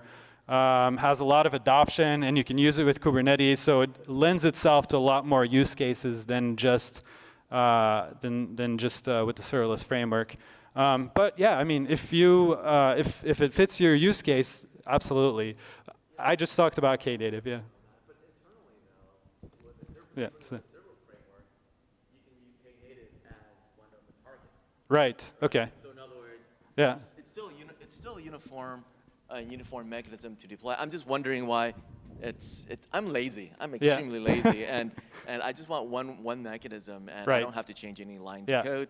It's like and just have one piece. So I can package it up either for Google or for Azure or it's like whatever I want and Lambda. So I'm like curious. It can still use Quarkus. It's underneath as well. And Kotlin, but the question is is should you, and what are the what are the bonuses? The one thing I do see is Quarkus's native is really interesting. That'll run much faster, which I guess AWS Lambda doesn't provide very well at all, right? Yeah, so for example, AWS Lambda, they provide Snap Start, which is an implementation of project cracks like checkpoint, restore, add something. I can never think of the name, but it basically makes a checkpoint of your application on the JVM that has already started. So it kind of makes a checkpoint and then starts up from there. And Amazon Lambda kind of uses that implementation. Anyway, that's kind of beside the point. But yes, I'm not, I'll be honest, I'm not super familiar with the latest developments of the serverless framework. That they support Knative is interesting, but to me then it's an extra layer in between Quarkus and Knative because I can just use Quarkus that has extensions for Knative, so then I don't need that. Sorry, I have another question there. But yeah, I mean, if you are interested, absolutely use it, right? I mean, if it works for you. Yeah, I have two questions. First question is regarding language support. Like JavaScript guys are using TypeScript, like that Java guys are using Kotlin. And curious, Kotlin encourages using coroutines and flow, versus Quarkus encourages its own framework for non-blocking code. I was curious, what is the direction? Is there any possibility to support Kotlin native way of doing it? Yeah. So Quarkus supports Kotlin. I'm not sure for native though. So it could. I'm just not sure myself. One more question. Yeah, sure. So regarding the cloud events, generally cloud events I'm using it with Kafka. And I was curious how it works over the HTTP transport and Kafka. Yeah. Can we use the cloud events with the HTTP server context also, or not? Yeah, I don't see why not. Yeah, because it basically supports that protocol out of the box, right? HTTP or whatever. So yeah. Any other questions?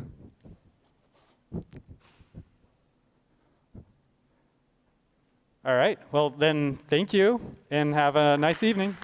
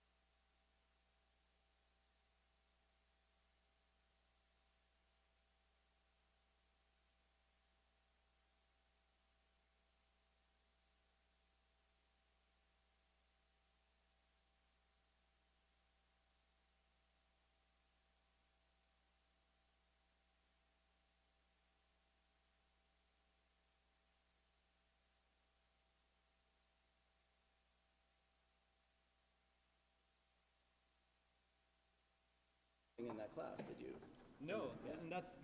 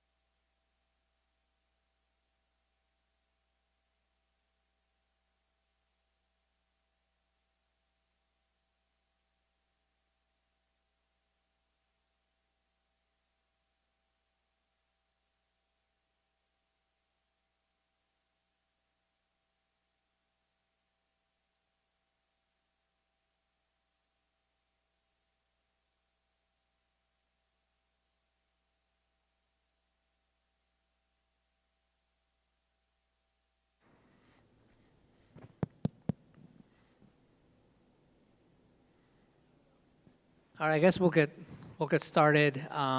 Hopefully, more people will trickle in. We've got Matthias Gies. I hope I didn't butcher your name. Director of Technology at Venafi. Learned something today. It's not Venafi. It's Venafi. Matthias has been part of the JetStack effort behind Cert Manager as well. And besides that, the fun anecdote about him is that he's quite an accomplished marathoner, sub-3, what, 249? 249, yeah. 249. So we'll talk afterwards. Maybe I'll get some good hints. All right, it's all you. Thanks for the introduction. So today I'm hoping to help you demystify a bit about SPIFFE and how it can solve Secret Zero, or what some people have talked about and mentioned as the bottom turtle problem. Maybe a lot of people already might be using SPIFFE. It's the underlying technology that is powering the identities within Istio Service Mesh, for example. Quite recently, Linkerd has announced support for it as well. Cilium is using it for their mutual authentication and authorization system. So more and more systems are starting to adopt it. But like I'm wanting to demystify a bit around what SPIFFE is. SPIFFE is a workload identity thing. And to be able to talk a bit about workload identities, we kind of need to go back to a higher level. And like, where then SPIFFE is a potential solution. And like, you kind of have two kind of identities. You have machines and you have human identities. Human identities are well understood. And you have countless solutions that help you solve the management problems of them. Examples are Google SSO, Entra Active Directory, Okta, and all of these kind of solutions. But the lesser known identities are the machine identities. Machine identities exist out of two categories, device and workload identities. For devices, think about TPMs that you might even have on your laptops and other solutions. But with the sprawl of microservices, we have seen an increase of workloads. And it is important that we can uniquely identify workloads to be able to govern and authorize communication. Research has proven that machine identities will outcompete user identities with 45-1. Currently, there doesn't really exist many full-blown solutions to manage those workload identities, and we get a mix of secrets, API keys, tokens, certificates, JOT tokens, or even cloud native or cloud solutions that give you the workload identities, but they're not very much compatible with each other. It also makes it very hard to govern and manage them. So why should we care?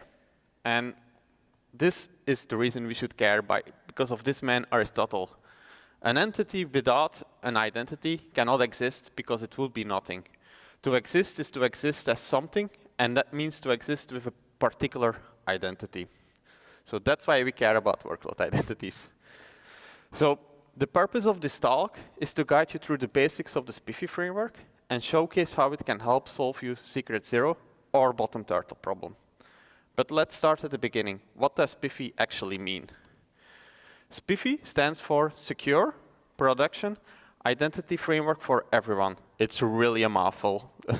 It's an open source project designed to establish a standard for securely identifying and authenticating software services in a distributed and dynamic environment, such as cloud native and microservices architectures. The project aims to provide a framework that allows different services to securely communicate and trust each other, identities, without needing to rely on traditional network-based security mechanisms like firewalling, IP table rules, and all of these kind of things. Joe Beda, who is one of the co-founders of Kubernetes, first proposed SPIFFE in 2016. At the time, Joe was still at Google, and he refined that specification of SPIFFE framework with security experts from other organizations like Netflix and kind of like these kind of big organizations, with the aim to have an interoperable framework for workload identity management.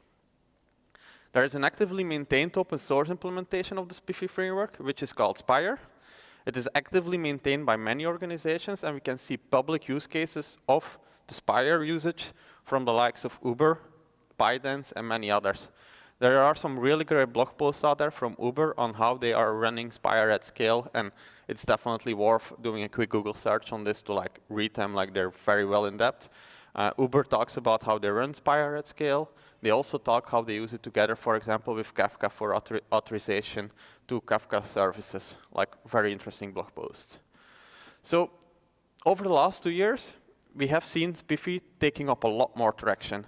First and foremost, SPIFFE itself is fully open source. It's part of the Cloud Native Computing Foundation, and it's a graduated project in there. We've seen it's being adopted by and standardized on by the industry. So like, for example, Azure has announced that they're working on a product for SPIFFE.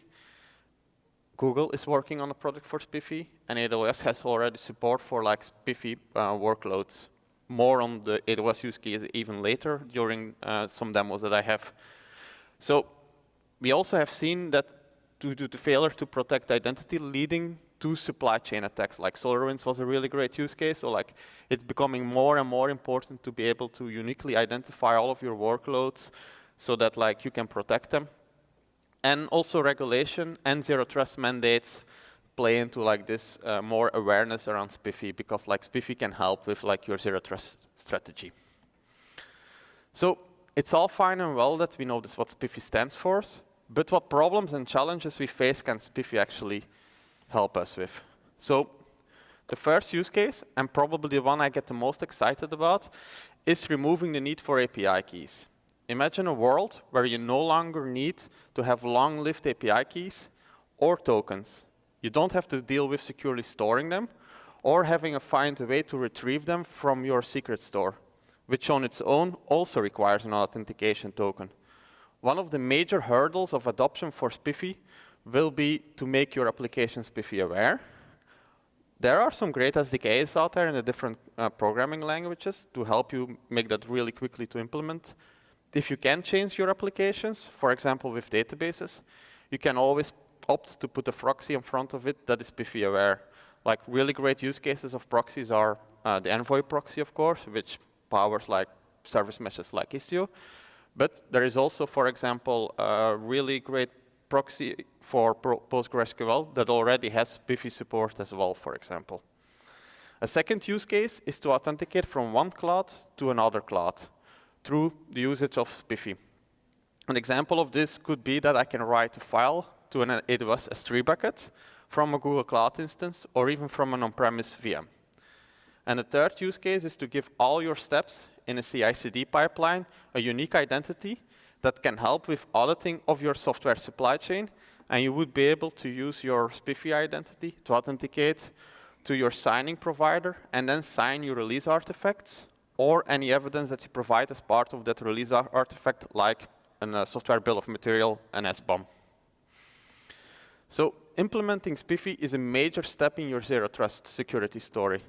By giving all of your workloads, applications, and machines a unique identity, this SPIFFE identity allows you to do explicit authorization between your workloads.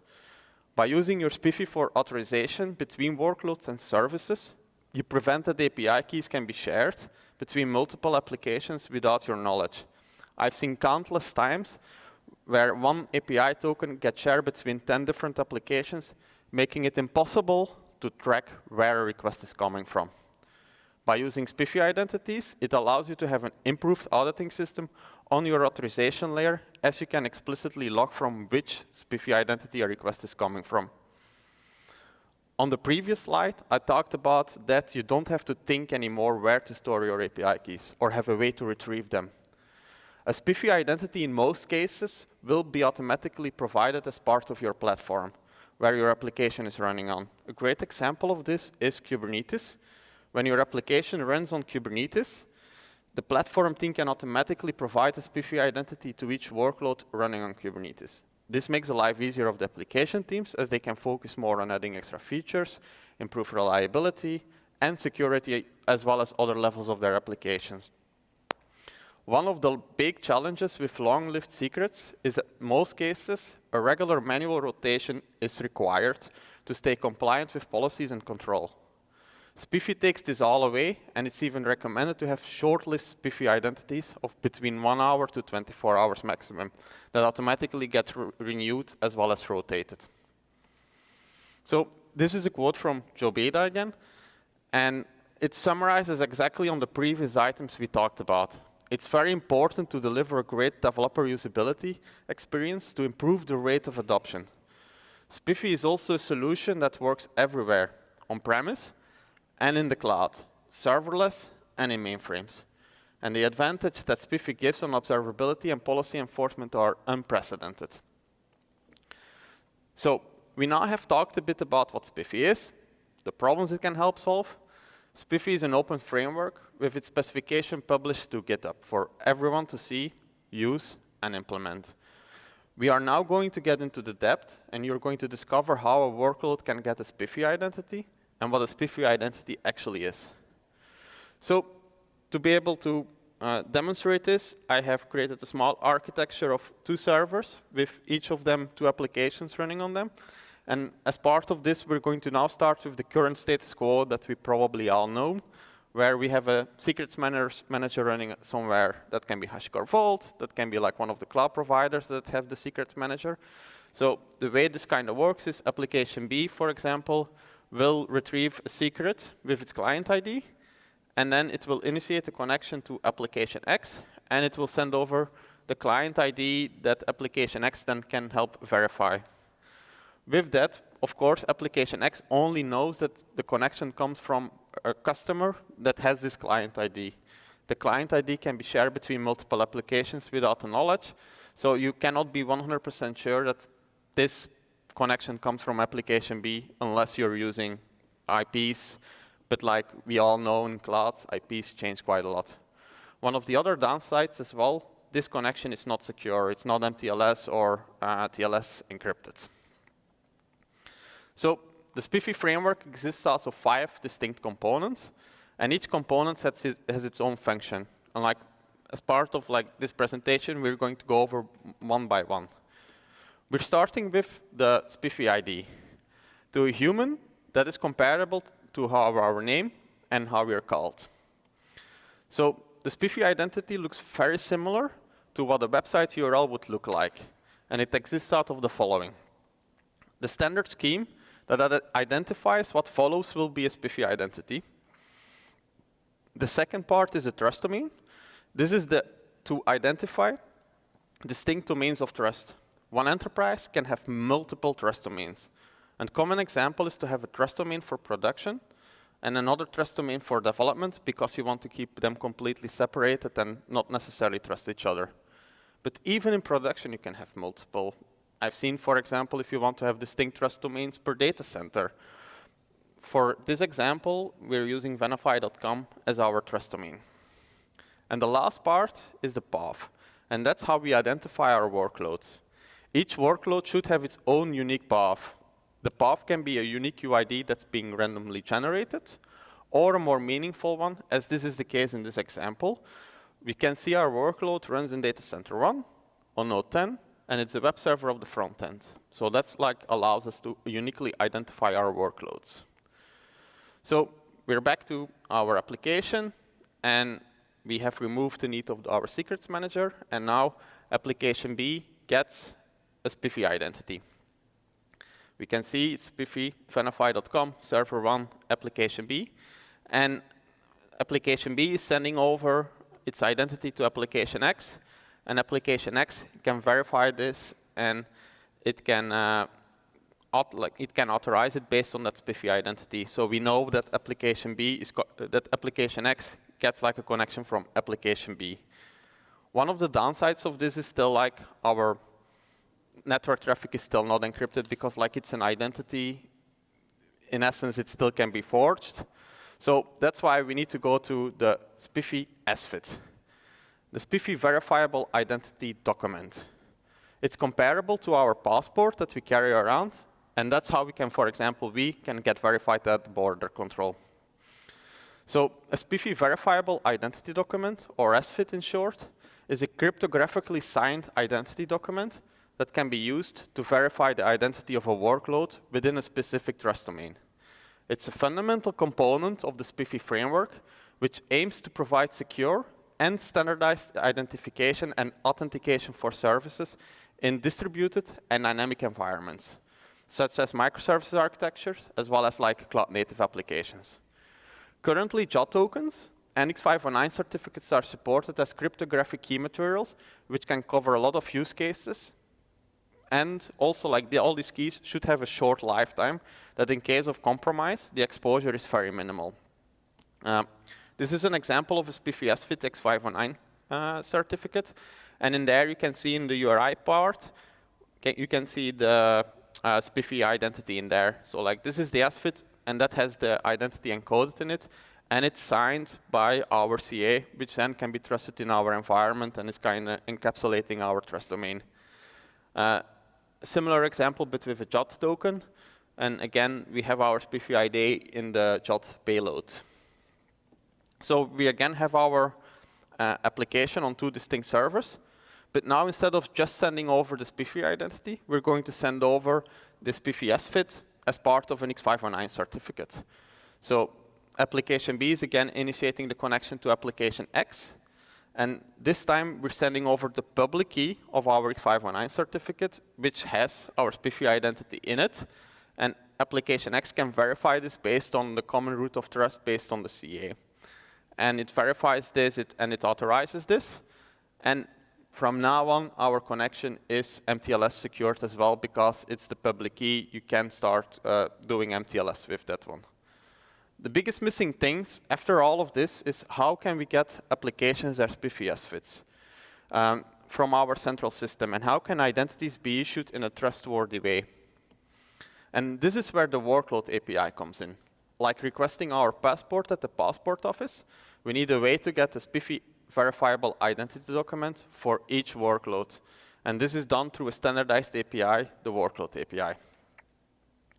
The SPIFFE workload API that preferably runs on a local socket, or at least only listens on local host of a node, as it's unauthenticated. This API is the way to retrieve SPIFFE SFITs. It is responsible for the automatic renewal and rotation of our SPIFFE SFITs, as we want them in short-lived. It is quite common for a SPIFFE SFIT to only be between 1 and 24 hours of a lifetime. The workload API allows you to create integrations for your different platforms that deliver SPIFFE SFITs directly to your applications on a well-known location. Currently, it already exists for Kubernetes, but imagine a life that wherever you run your workload, you have a SPIFFE SFIT, no matter where you run, from AWS Lambda functions to on-premise VMs to even mainframes. The SPIFFE workload API is an unauthenticated API endpoint, and hence why it only should be reachable locally. It's also responsible for validating and attesting the different workloads that run on that node. This happens out of band. Otherwise, we wouldn't really be solving secret zero, but more on the attestation and verification later. We are now back to our two servers, but this time we have added the SPIFFE agent, which runs locally on each of the server, and it exposes the workload API through a local socket on that server. So application X will never be able to reach the workload API on server 1, for example. It will only be able to reach the workload API on server 2. So we are going to request a SPIFFE SFIT from the workload API, my application. It's going to get validated and attested in the background. Again, more on that attestation and verification process later. The workload API is going to issue an SFIT for application B, and application B can then start using that one. We're repeating the same process for all our other workloads so that each of them have a unique identity. And then we're doing the exact same thing as before. Application B is initiating the connection, and it's sending over the public key, which application X can then verify, and we're still MTLS. So we now have solved almost all of our problems, and the only problem is remaining to be able to attest and verify that we can issue X509 and JOT certificates through our workload API. We can get SFITs from a central place, but we also need to make sure that those workloads are who they say they are. The verification of workloads can be happening in band, as that would require API keys, and we wouldn't really be solving secret zero or the bottom turtle problem. Verification and attestation of workloads need to happen out of band and asynchronous.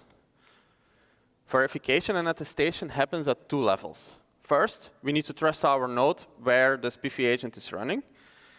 And then after we trust the node, we can start trusting the workloads running on that specific node. And to be able to build up that trust, we need to gather evidence of the environment the node and workloads are running on. For nodes in cloud providers, for example, this can be done through querying the instance metadata, which is locally available to each EC2 VM or TCP VM, retrieving facts about it, and then a central system can verify this information out of band. In on-premise system, this can be done, for example, through TPM or other environmental verifiable data. Once a node is verified, the workloads are running on a node can also be verified. This is again done by verifying the environment. Proof can be gathered there, for example, from the Windows or Unix sockets, or when running in Kubernetes by gathering proof from the Kubernetes API through the kubelet, for example. I'm going to talk a bit about an example of this again to kind of make this better graspable. So we have now added a SPIFFE server as well as a node attestation endpoint from our SPIFFE server. And our SPIFFE server is also the one that controls the issuing CA for each of the X509 and JOT tokens that are going to get issued. On the servers itself, we also have like a node attestation and a workload attestation process running that help with that. And the way this kind of works is when a SPIFFE agent comes up, for example, in server 1, it's going to gather some proof of node and it's going to send some proof of node to our SPIFFE server. Our SPIFFE server is going to validate that information by doing its own checks, like for example, by querying the cloud API endpoints and validating that the node is who it is, it says. And it's going to then issue a SPIFFE identity for the server. It's going to send this back. And the reason that the SPIFFE agent also gets its own identity is that from then on out, the communication between the SPIFFE agent and the SPIFFE server happens over a secure connection based on that identity as well. So like all communication between the agent and the server after its initial verification is happening over a secure connection. So we now have like an identity for our servers. Now we can start verifying our workloads. We send a request SFIT to the workload API, and the SPIFFE agent is going to verify that like it can issue an SFIT for our application based on Unix processes, or like for example when it's Kubernetes on the Kubernetes API, querying that again, verifying all of that information. And it's going to then issue an identity once it's verified. And from then on, it's exactly the same as before. Like we send over our certificate, we validate the connection, and it's still like secure. So we now have like actually solved the true secret zero process that can be used for multiple use cases. One thing I still want to talk about a bit is SPIFFE federation. It's a more advanced topic, but like I still want to briefly talk about it and very high level cover it. So SPIFFE federation is important when you run multiple SPIFFE servers or multiple trust domains. A common scenario is to have like a SPIFFE trust domain per environment, but in certain cases, for example, you will have like development and production, but you might have a shared environment that then needs to be able to talk to both dev as well as production. Like think about CI/CD servers, for example. So you want to federate the shared with production and the shared with dev, but not dev with production, to be able to have like distinct domains and like reduce the blast radius. And that's when we need to start thinking about SPIFFE federation, because two workloads from different trust domains still sometimes need to be able to talk to each other. So each distinct SPIFFE server must have a trust bundle endpoint that can be queried by other SPIFFE servers. A trust bundle, it's comparable to a CA root chain that publishes the public keys of that SPIFFE server. When SPIFFE servers want to federate and trust another SPIFFE server, they need to explicitly define that in their config. And based on the refresh timings that are set in the trust bundle, the SPIFFE servers knows when to requery the trust bundle of the other SPIFFE server to get an updated one. By using those timings, or those refresh timings, it will allow like the different SPIFFE servers to do rotation of their CAs as well in a nice way without causing downtimes.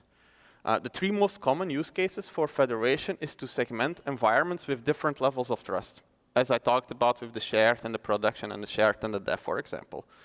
A second use case for SPIFFE federation is between different companies.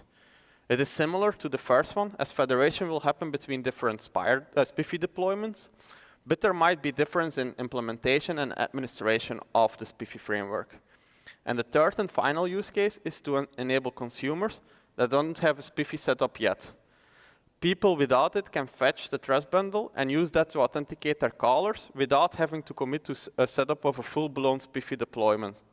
And like for this start setup, this is, for example, how you can do federation with like lots of cloud providers. Lots of cloud providers support OIDC, OpenID Connect, and SPIFFE, or the open source implementation Spire, supports this so that you can do the federation with like a non-SPIFFE full-blown setup.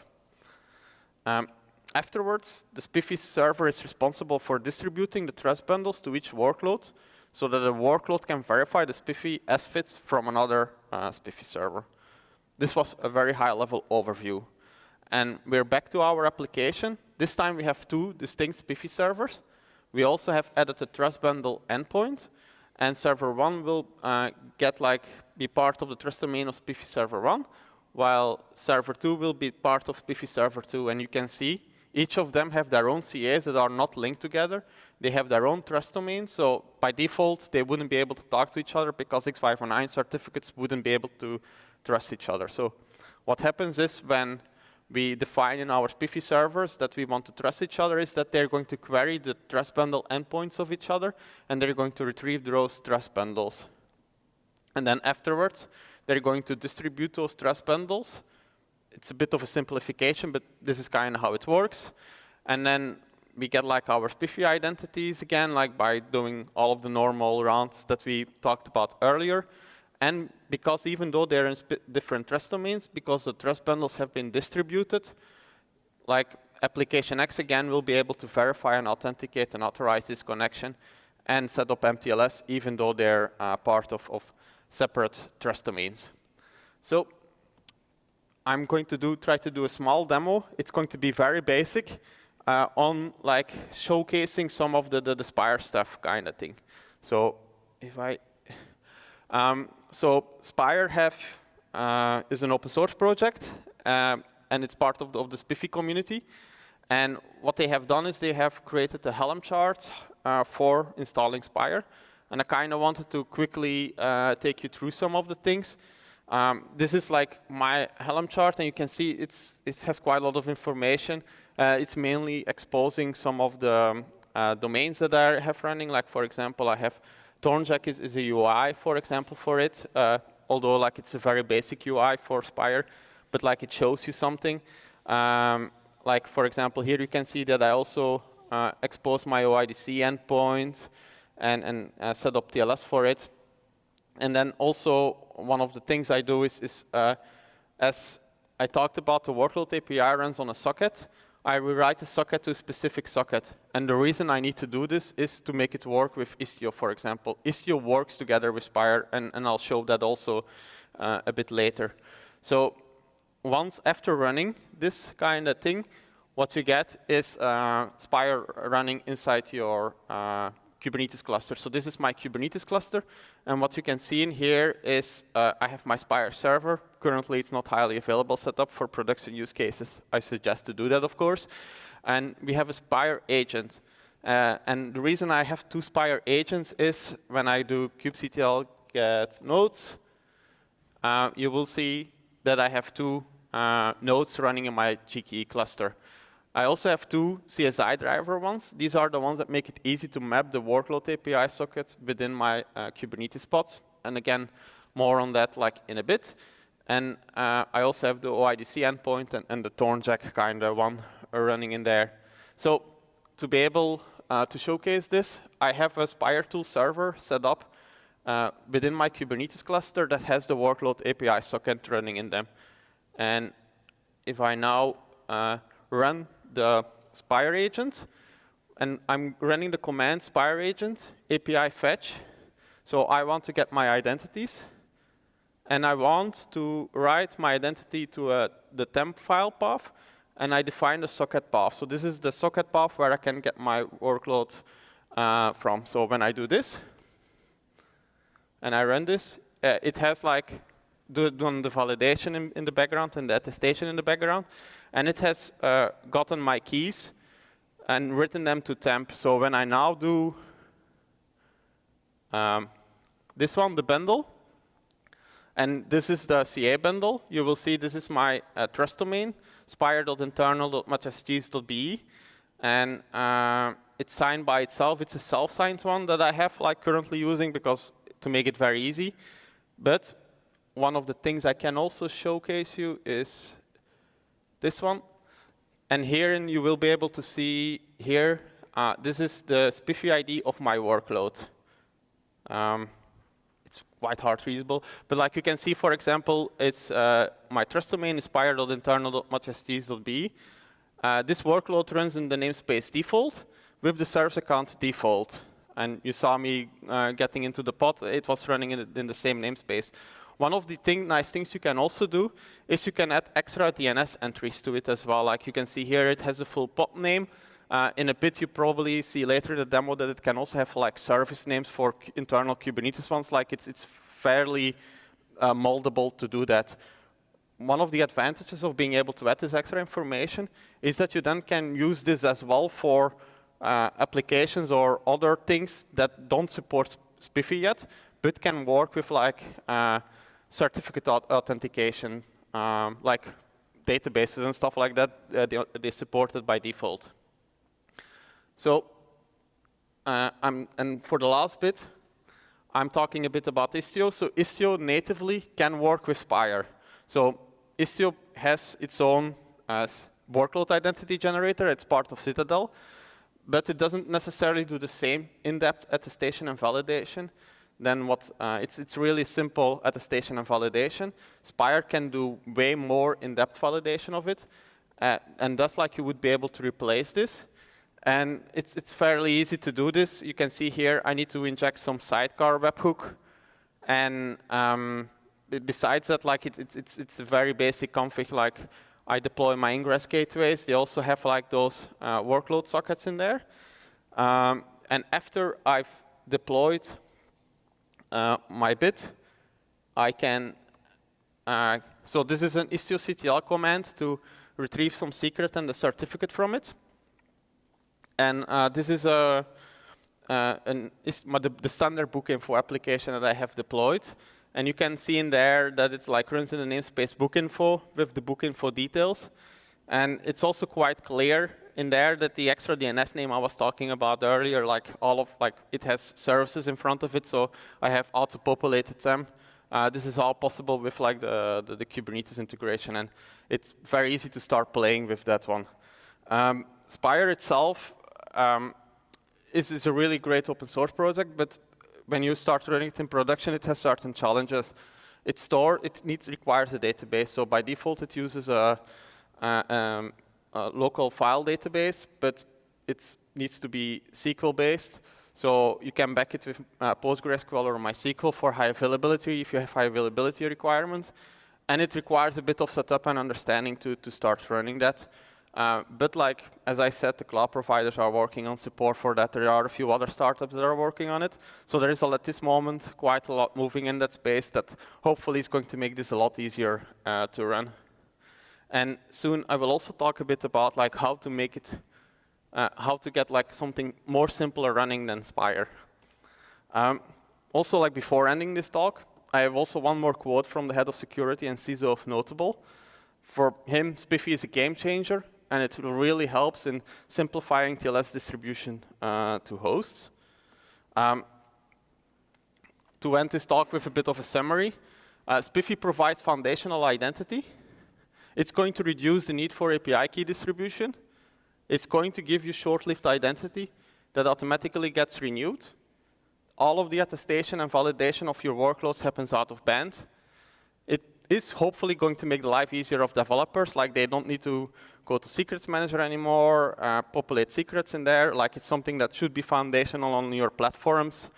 And Spire is an open source implementation of SPIFFE.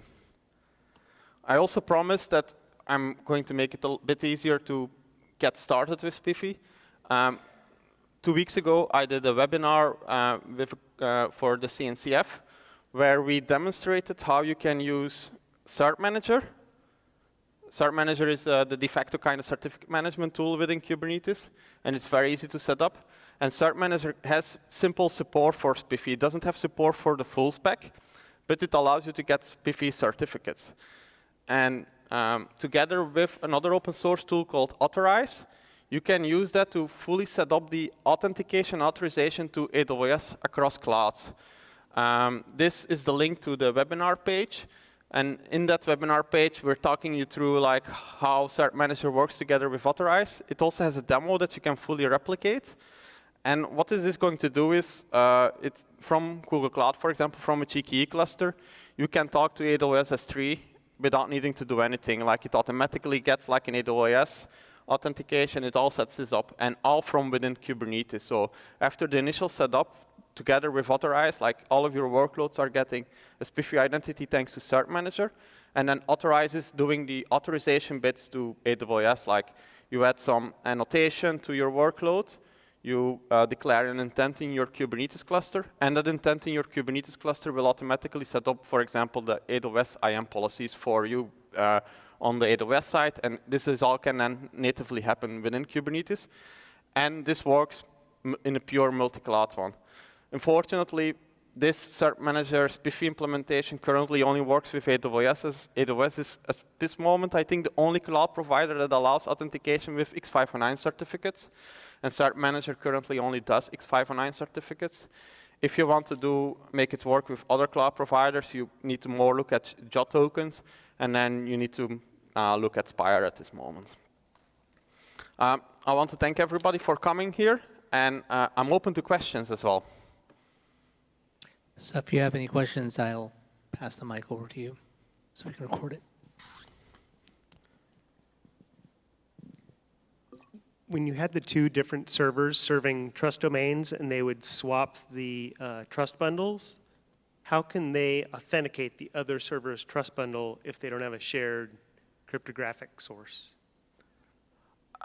So the trust, like if I go back to this thing here, so what the retrieving of trust bundles does is it gets the public key of the CA, and then the public key of the CA then gets distributed to, for example, the SPIFFE server 1.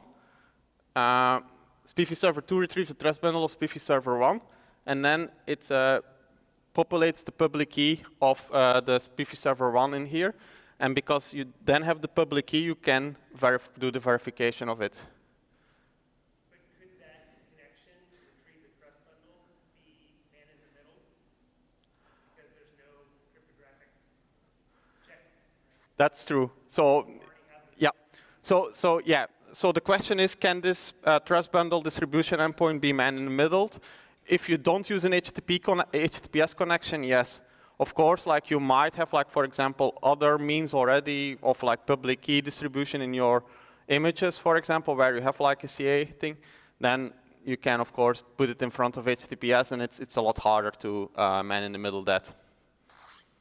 So it can be an HTTPS endpoint to your trust bundles, and as long as you then again have the trust through some other way, yeah, this can be secured, and you can get rid of man in the middle or prevent it.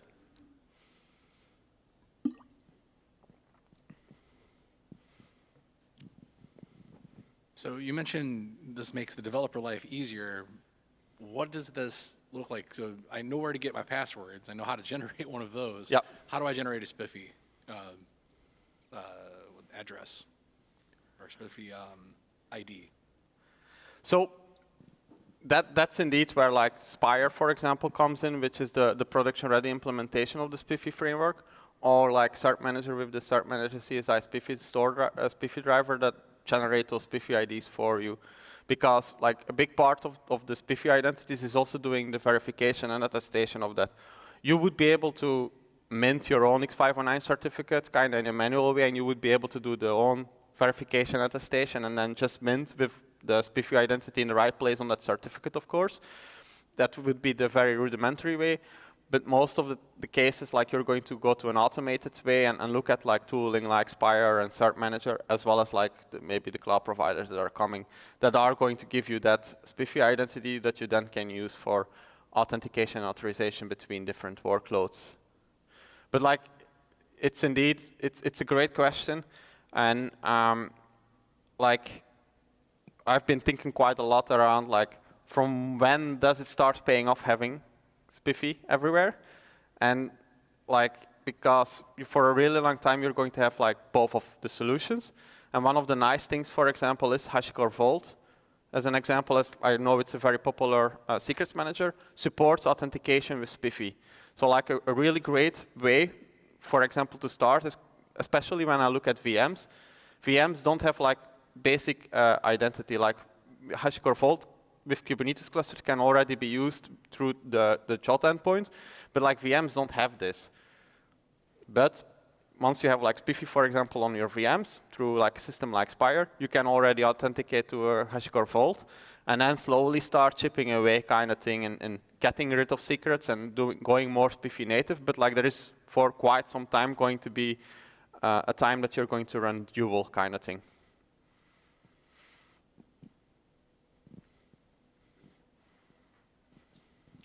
Can I use SPIFFE in a mobile app to have the mobile app identify and authenticate with the server?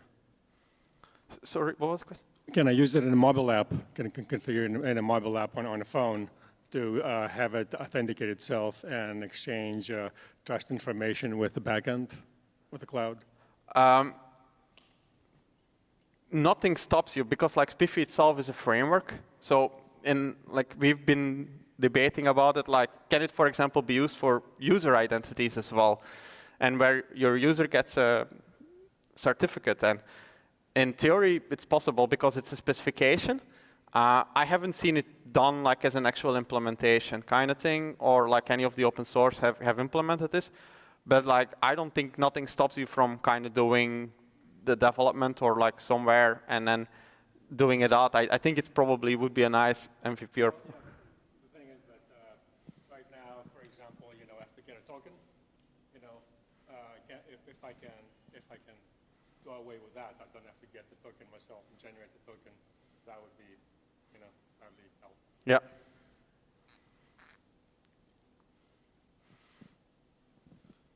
So as of about 6 months ago, HashiCorp Vault doesn't exist really for a lot of us anymore, at least not as an open source project. So are there any open source secrets providers at all that can be done with Spire?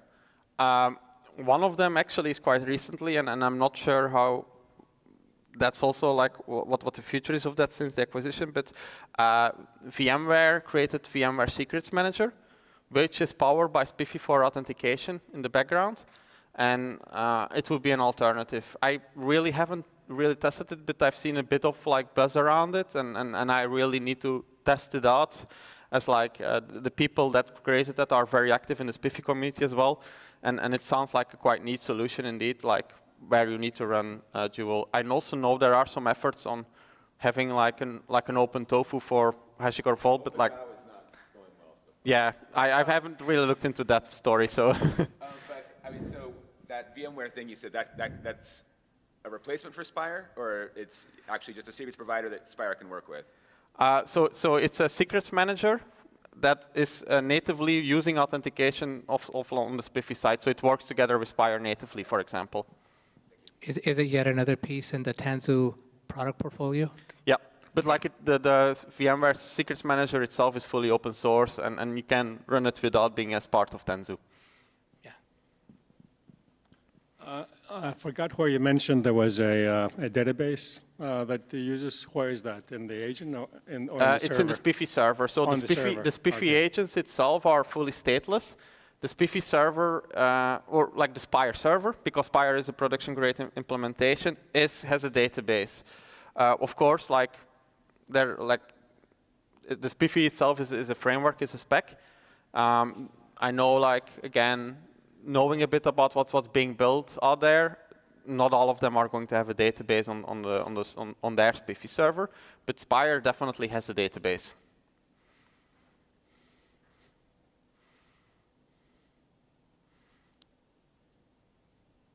Thank you, Matthias. Thank you. Thank you for the questions. They were really good.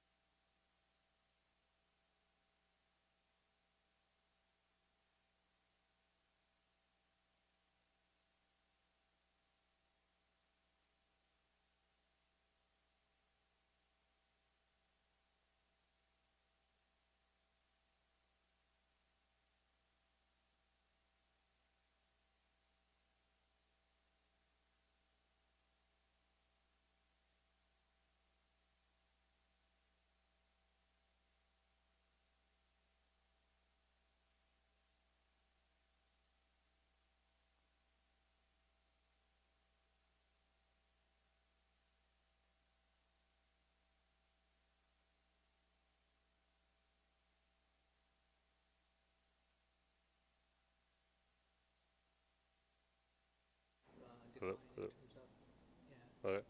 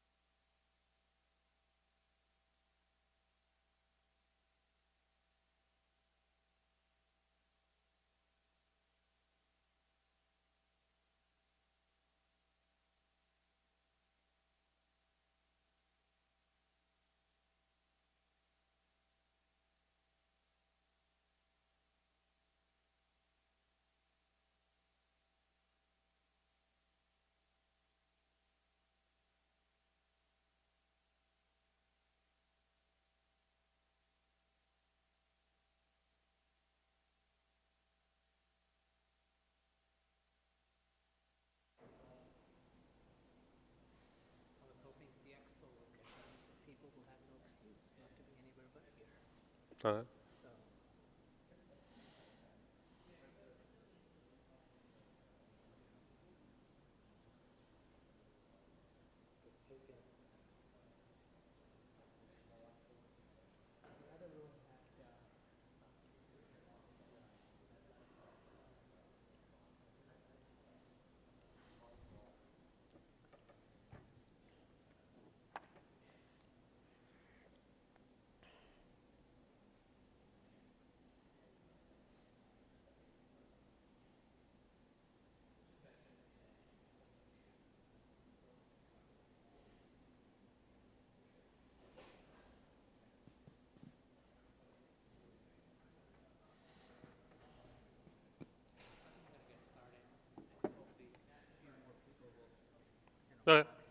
Okay. Okay. This is on. I guess we'll get started. A few more people may trickle in. So we welcome Carlos Sanchez to discuss lessons learned around migrating existing app to a multi-tenant environment. Carlos is a principal art scientist at Adobe, and he has been very much involved in open source for over 15 years, including his focus on Jenkins Kubernetes plugins, and he is also a member of the Apache Software Foundation. So welcome, Carlos. Thank you. Thank you for having me. So I'm going to talk to you about what we did, real-life lessons, what we did well, what we did wrong, migrating to a multi-tenant cloud native. And hopefully you'll get some ideas, some things that will be useful for your projects. So well, first, thank you for being here. And I know there's a Lakers game at the same time, so thank you for coming here. And who's here? Who knows about Kubernetes? Okay. Who's using Kubernetes in production? Okay, so almost everybody. Okay, so let's talk about, well, this is all done. And because we are in a small audience, you can interrupt me whenever you want. Ask me any questions you have. I'm going to talk about a little introduction about what Adobe Experience Manager is, so you understand the challenges here. So it's an existing distributed Java OS GI application. So it was, before we moved it to the cloud, it was already a distributed application, so that had already some benefits. People could run this on-prem across multiple VMs, multiple machines, and so on. It would scale horizontally, so that was something that made our life easier. It uses a lot of open source components from the Apache Foundation, and it has a huge market for extension developers, people that write code to run on the EM platform. So this is going to be interesting later on. So what we did was, let's take AM and run it on Kubernetes, because Kubernetes, right? And we are currently running on Azure. We have more than 45 clusters, and we keep growing over time. And because we are a content management system, we run across multiple regions. Wherever our customers want to have the content as close as possible to their customers. So we have US, Europe, Australia, Singapore, Japan, India, and whatever new region that comes up, we'll probably take it. And another interesting fact at Adobe is that we have a dedicated team building the clusters for us, so what is called today a platform team, because platform is the new trendy word. And that also limits what type of things we can do, right? We don't own the clusters. We have another team that provides the cluster, and I think this is going to be, if it's not already, it's going to be very typical in any big company, where there's going to be a team that is going to give you access to the clusters, or even a cloud provider where you say, okay, I'll take the cluster, but I cannot do everything I would be able to do in a local cluster that I run. For good reasons and bad reasons, you're not going to be able to do everything you could do. We have 17,000 environments, and what an environment is a set of deployments that we give a customer. So a customer can have multiple environments, And this comprises multiple Kubernetes deployments and services and Kubernetes objects and so on. And that means that we have more than 100,000 deployment objects in all our Kubernetes clusters. That's also, that means also we have over 6,000 namespaces. So that's more or less the scale we, as AM, just the single product at Adobe, the scale that we have. An environment for AM is something that the customer self-serves. So they come to a UI, well, an API, they say, oh, I want a new environment. A new environment can be a dev stage production environment for them. And so they can have multiple dev environments, one stage, one production. That means at least they have 3 environments. And each environment has their own, it's like a Helm chart with their own deployment, services, and so on. And these environments are also separated by Kubernetes namespace for isolation. So each customer means at least they're going to use 3 Kubernetes namespaces. And each environment is what I like to call a micro-monolith. So we took the Java application that customers could run on-prem or on a VM, or we could run on the cloud for them already on a VM. And now we take this and we run it in Kubernetes containers, in Kubernetes pods. We use namespaces to provide the scopes for the multi-tenancy part. Namespaces in Kubernetes give you network isolation, quotas, permissions. So you can say, okay, I don't want a namespace to talk to another namespace. I don't want a namespace to grow over this much amount in case you misconfigure something and the scale is uncontrolled. And yeah, I don't want a namespace to see things in another namespace. So that's all what you get for free in Kubernetes when you use namespaces. We have multiple services, multiple teams building services, and different teams have different requirements. So we kind of let people do whatever they want in a more of a you build it, you run it mentality. So we help them because I'm sitting more on top of the Kubernetes part and on the layer, on the more a bit infrastructure, not so much application side. We tell people building the services on top, okay, you can do a bit of whatever you want, just have these things into account. You want to use Golang, you want to use Node, you want to use Java, that's fine. And the model we are following is API patterns, so services have APIs, and operator patterns, where we build operators that will do actions on the clusters, on the environments, and everything. So the operator pattern in Kubernetes, if you're not familiar with it, is of managing a state. You create a custom resource definition in Kubernetes, then you have an operator that is a service that is continuously running and monitoring these custom resources and saying, what is the desired state?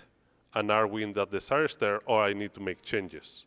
So the operator keeps this reconciliation loop forever, checking when there's changes to one of these custom resources, what things need to be done.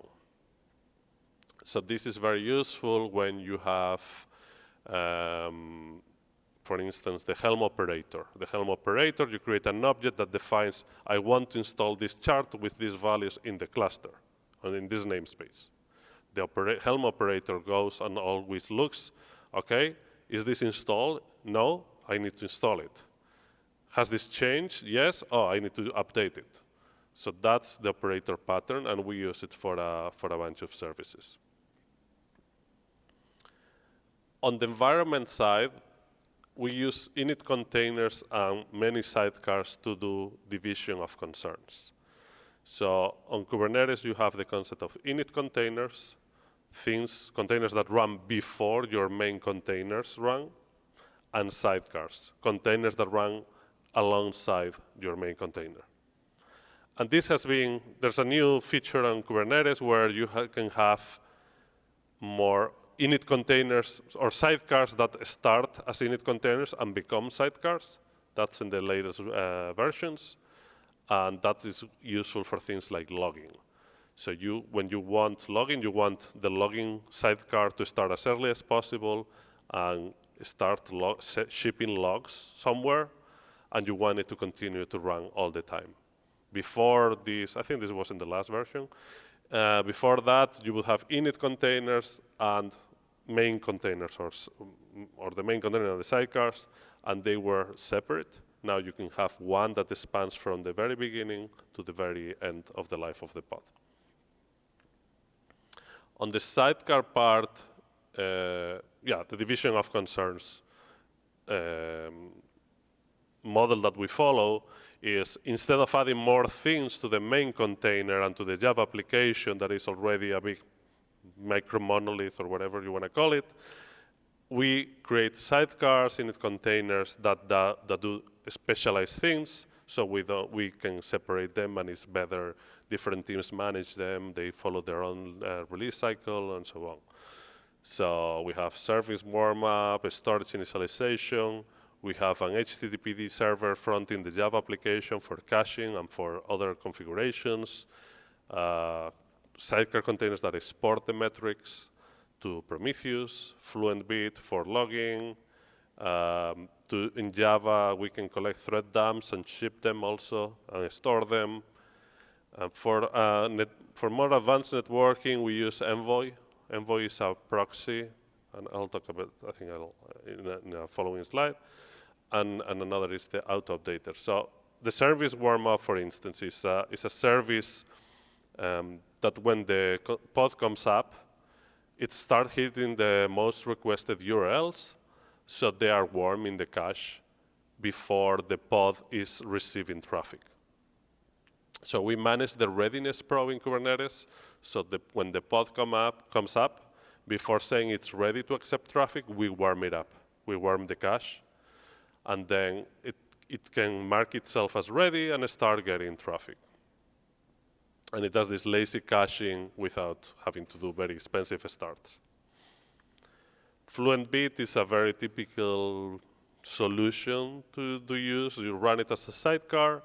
You have a shared volume where your main application or all your containers are writing logs to. FluentBit reads those logs from the file system and ships them wherever you want. I mean, you could do this from the main application, main container, and whatever, but this makes it easier to change it without having to deal with the application. So it's the separation of concerns. And we can configure it independently. We can say, oh, we need to upgrade FluentBit.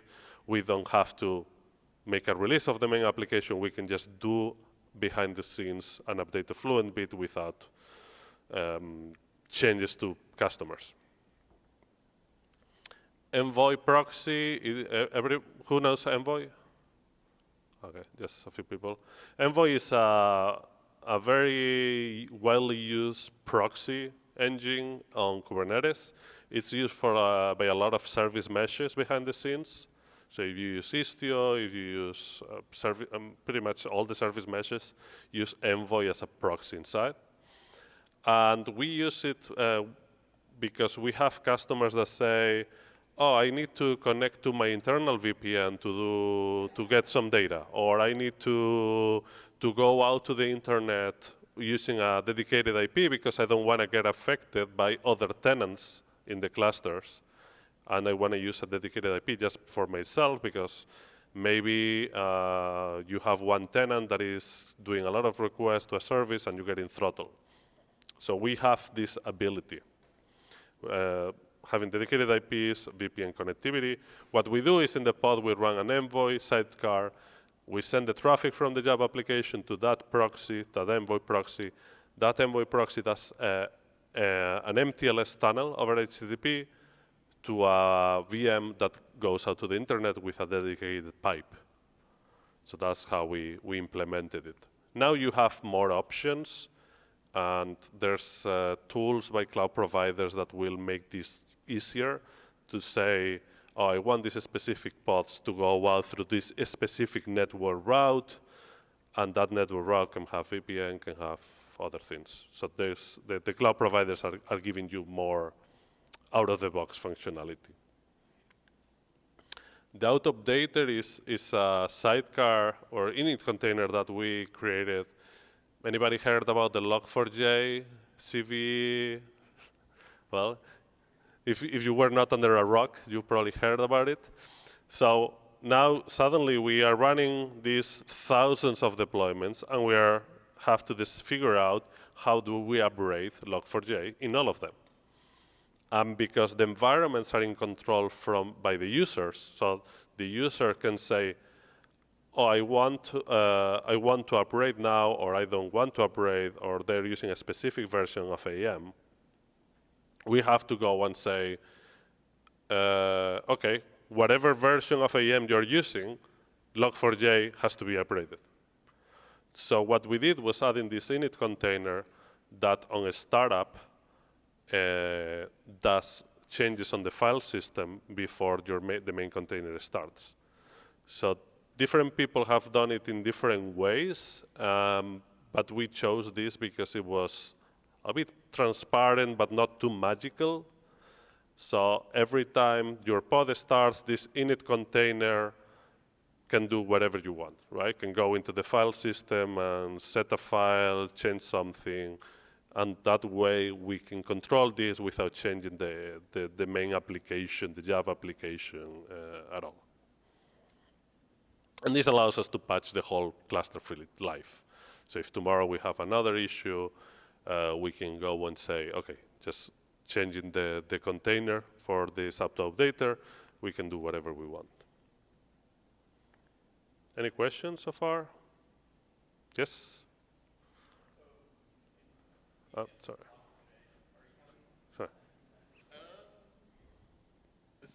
This probably isn't worthy of being recorded, but just so, in theory, for Log4j, are you running through and like going through every POM file in AEM and updating something? Okay. No, we patch. We don't rebuild.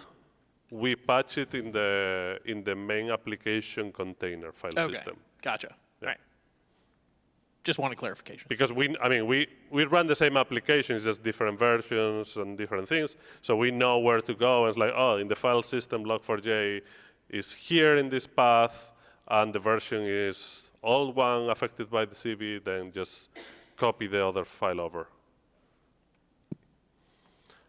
On the operator side, as I mentioned, we use a bunch of operators. So we started with, or we created one that I think on the operator side is what makes business sense or what makes functionality sense for you. We created an AM environment operator that goes and you create a custom resource that defines an environment, and that operator goes and looks at that, and because that makes business sense. When you create an environment, you just create an object, one object. You don't need to create 20 different objects. You just go and create one object, and then the operator will go look at that object and the parameters, and then it will do other things. But from your business point of view is, oh, I'm creating one environment, and the unit is the environment, so I create one object. And this manages this life cycle of environment. So when I create this object, this custom resource, I'm going to end with an environment running. If I delete it, I'm going to end with the environment deleted, and it makes this semantic sense. And this operator, instead of doing everything inside the operator, we also delegate to other operators. So for instance, we have to launch jobs before an environment is created. This operator launches the jobs. And then it uses all these other internal operators to reconcile the status of the environment. An example, open source, the FlagCD Helm operator. I mean, FlagCD is a GitOps operator, and yeah, it allows you to deploy things to the cluster, similar to, it's pretty much like Argo CD, but also they have inside the umbrella of Flags, they have the Helm operator. So you can use this operator separately. You don't need to adopt the whole GitOps approach for each for each of, just to take advantage of the Helm operator. So the Helm operator allows you to manage Helm charts using declarative state. You create an object that is a Helm release. The operator is going to watch the Helm release object, and if this is created, it's running a Helm install. If it's changed, I'm running a Helm update, and so on. And it always keeps them synchronized.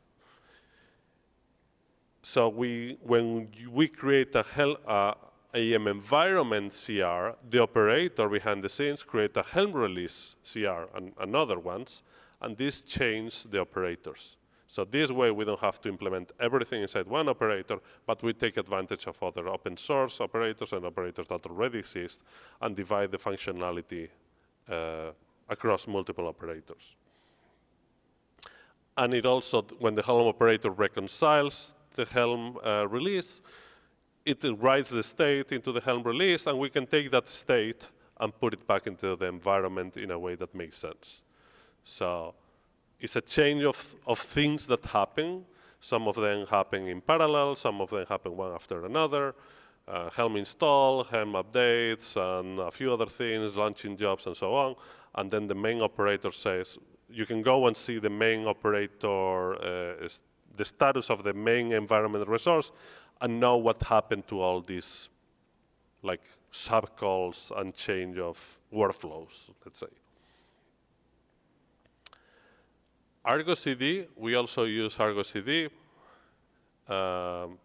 Again, is the whole, you can use the whole GitOps services that they provide. And it applies GitOps state into the cluster. It's very widely used at Adobe, and we contribute back to it. And you have different things inside, workflows, events, so you can also use parts of it.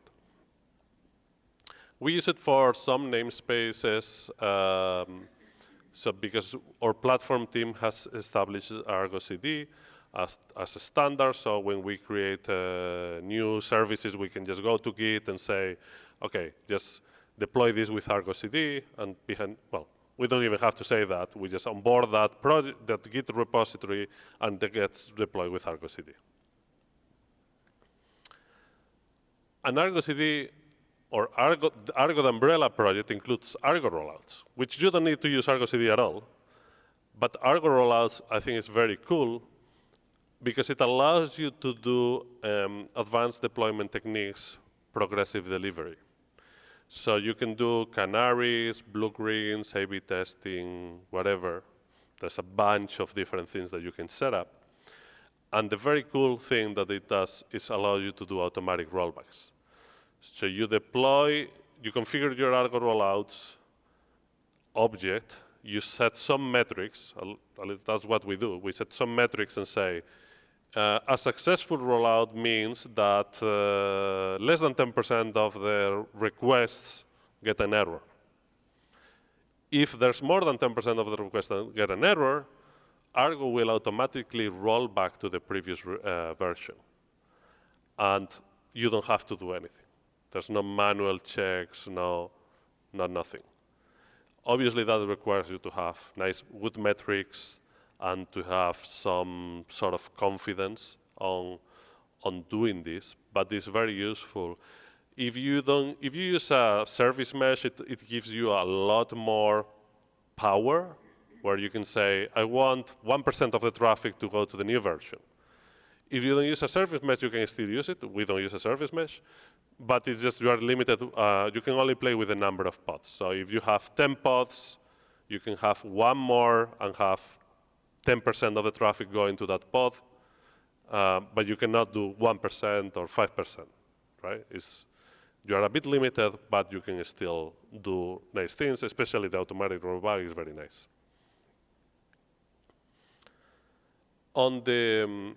Moving on to how to scale and how to automate resources when you have big deployments and when you are coming from a bit of a monolith.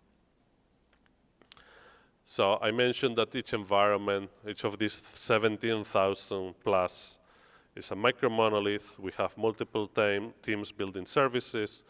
So we need ways to scale that are more orthogonal to the developer teams. So we don't have to go to each developer team and say, hey, change this, change that, change this other thing. On the Kubernetes world, there's two important resource concepts: requests and limits. Request is how many resources you have guaranteed. Limits is how many resources you can consume. And depending on what they're applied to, the result is different, the action is different. You can apply them to CPU, to memory, to ephemeral storage. And when you apply them to memory, the limit is enforced. So if you go over the limit, so you have guaranteed the request that you asked for, but if you go over the limit, your process and the container is going to get killed. On the ephemeral storage part, the limit is also enforced. So if you use more storage, your pod is evicted.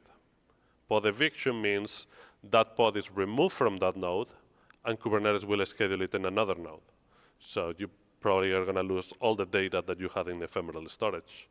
Well, probably not. You are going to lose all the data you have in this ephemeral storage, and your pod is going to start fresh somewhere else.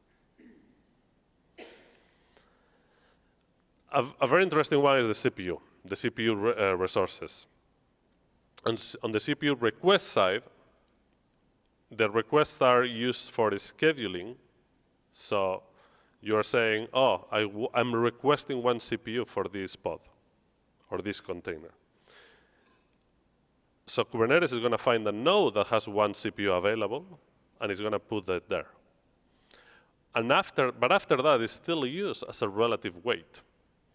So it's not the number of CPUs that can be used, it's a number of CPU cycles that the process can use. So if you have two containers running in a node, and they just request 0.1 CPU, they can both use at the same time 50% of the node CPU time. So this is a bit tricky because it got us, we were figuring out what the hell is happening, and it tricks a lot of people. On the limit sides, this translates to C groups, quota, and period. Some people said containers are just processes. Containers do not contain. So they are just processes that have C groups, kernel C groups enabled. So CPU limits are C groups, quota, become C groups, quota, and period. The period is by default in the kernel 100 milliseconds. So the limit is the number of CPU cycles that can be used in that 100 milliseconds. If your container is going over those, over that limit, your container is going to get throttled. So imagine you have one container that has one thread only, and it's using one core. And you request one CPU. If you have a limit of a CPU, you're going to be fine. You're going to use one thread as much as you want. In one CPU, that's going to be fine. It's going to run for the 100 milliseconds, and then it's going to get other 100 milliseconds, another 100 milliseconds, and so on. This is a bit challenging for Java applications and multiple thread applications. For instance, if you request one CPU, 1,000 milli CPUs, in Kubernetes, and you have 4 threads, now suddenly, if each thread uses all the CPU, in 25 milliseconds, you are done. You don't have more CPU time. So hopefully this makes it a bit clear. You have 4 threads, each thread in one core, different core. The period is 100 milliseconds, but after 25 milliseconds, you already consume 100 milliseconds of time across the 4 threads. So you're going to get throttled 75 milliseconds. And if you are doing the same thing, you're going to have over and over and over again. Every 100 milliseconds, you're going to only use 25. So this is something very important if you are like serving web requests. You're getting a request and you look, oh, typically it was well, but now suddenly the response time is going like through the roof. What's happening? You look at the CPU throttling metrics that Kubernetes provides, and you realize that your container is being throttled. So that's something that also tricked us and tricks a lot of people. Yes. I can repeat the question. Okay, so that's the million-dollar question is, would I suggest using CPU limits in general? And the answer, I don't know if I have it later, but the answer is, in production, you should not use CPU limits, because if you use CPU limits, you are artificially limiting the amount of CPU that you use. So you are leaving CPU unused for no good reason. So typically, because the request is a relative weight, you have warranty that two processes are not going to starve each other. One process is not going to starve the other one. So there's a relative weight between processes. If you set up a limit, imagine you have two processes. One is doing nothing.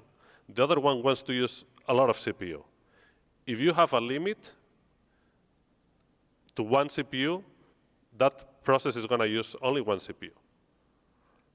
But you have maybe a 16 CPU, 32 CPU node. You're wasting nodes. You're wasting cores. So it doesn't make any sense. Even if you have the two, so if you remove the limits, one process is doing nothing, the other one wants to use a lot of CPU, it can go to 32 cores. The two processes want to use a lot of CPUs. If they have the same request, they can use 16 cores, 16 cores. So you don't have the problem of starvation between each other. For us, one consideration you have to do, like, we haven't made this change, we have it planned, but we want to remove the limits in the production environments. But also, imagine we have stage environments for clients and production environments that for us is all production, but for them is, oh, I have my stage website and I have my production website.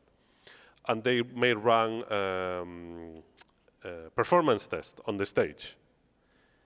If you remove the limits and that pod happens to be, or those set of pods happen to be in empty nodes that don't have anything else, the performance can be great. But then the production pods are happening to have some noisy neighbors and running on busy nodes. Now the performance is not going to be as good as in the stage. So the thinking here is like maybe in the stage we want to have limits, so people have an expectation of what are they going to get, the minimum they're going to get in production, right? Because otherwise, like, oh, my stage tests were great, but now production is not. So that's going to be very confusing. Yes. So I guess I've got to follow up on that one.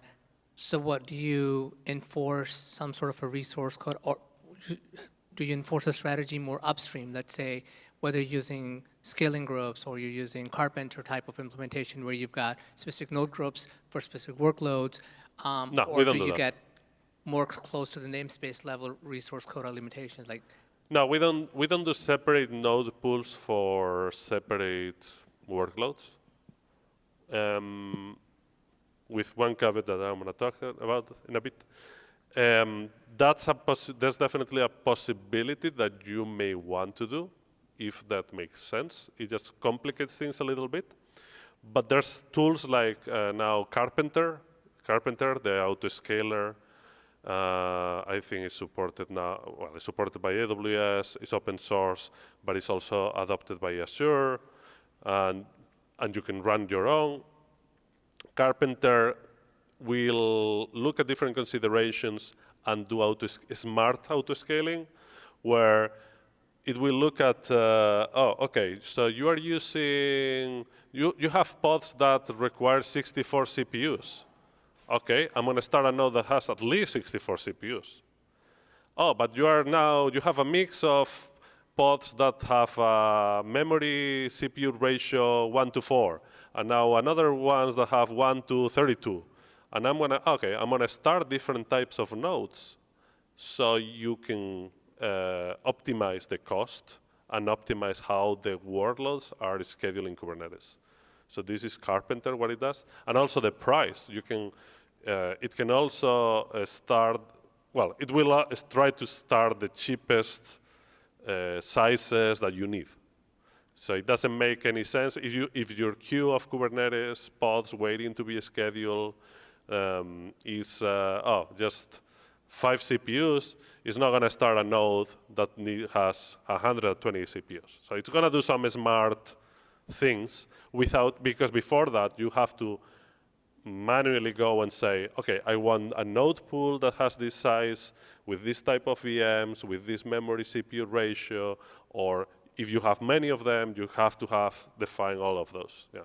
But you can still introduce discipline when you're defining your Carpenter definition, right? So you can say, do not do this. Yeah, sizes, in right? Carpenter you can configure it to do different types of things. Yes.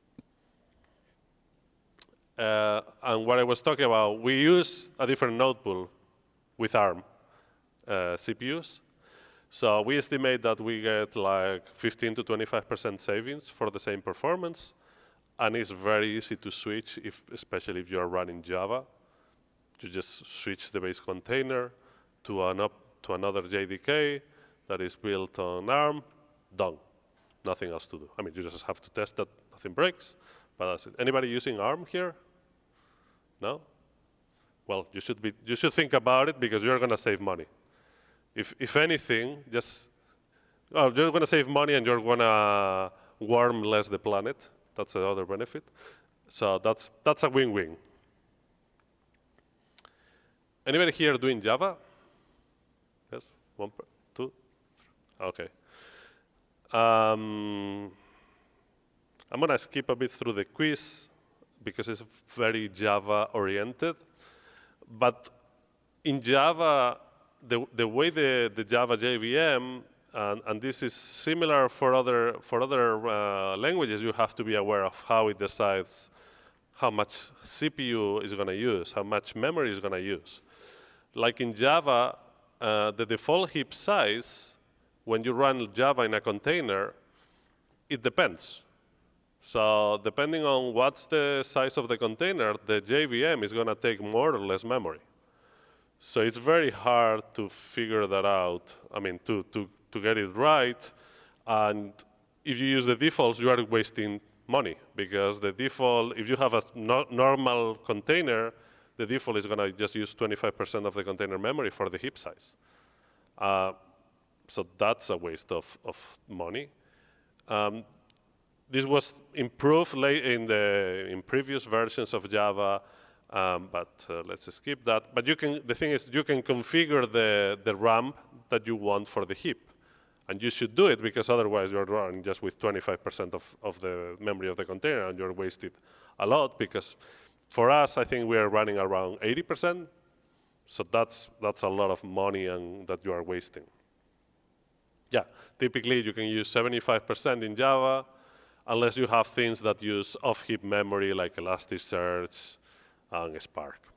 But it's kind of similar for other languages. On Java, we also have the garbage collector, and depending on how big the container is, the JVM is going to pick one or another. So it's also tricky that, if you're running some tests in a smaller container, those tests may be wrong when you run in a slightly bigger container because Java decides that, because I have a little bit more CPU, I'm going to switch the implementation of the garbage collector. So that's also tricky. And you can also configure it on Java with flags. And there's a garbage collectors table that Microsoft released, but it depends also on your use case. The CPUs that the JVM will see also is intriguing because depending on which version of Java you are running, and it's going to use a different number, and depending on how many you assign to the container. And they changed this lately to do as many as the OS allows, because before it was calculating it with C groups, and it was not quite right. What it meant before, if you say between 0 and 1023 milli CPUs, you get assigned 1 CPU. If you set to 10,024, you get nothing, no limits. If you say, and then it was more or less normal. But now, yeah, there was an improvement to the JDK, and yeah, basically you can set the active processor count if you want to tell the JVM, hint the JVM on how many CPUs it should see, and that's and this is about the requests and the limits that I was talking about before. So let's say you have a 32 CPU, and this applies not just for Java, for any process that you run. You have a 32 CPU host, 2 JVMs, or 2 processes with the same request. What is the maximum CPU that you can use? If you set the limit to 8 CPUs, the maximum they're going to use is 8 each. So you're wasting 16. If you set it to 16, well, they can use maximum 16. So if both are busy, you're OK.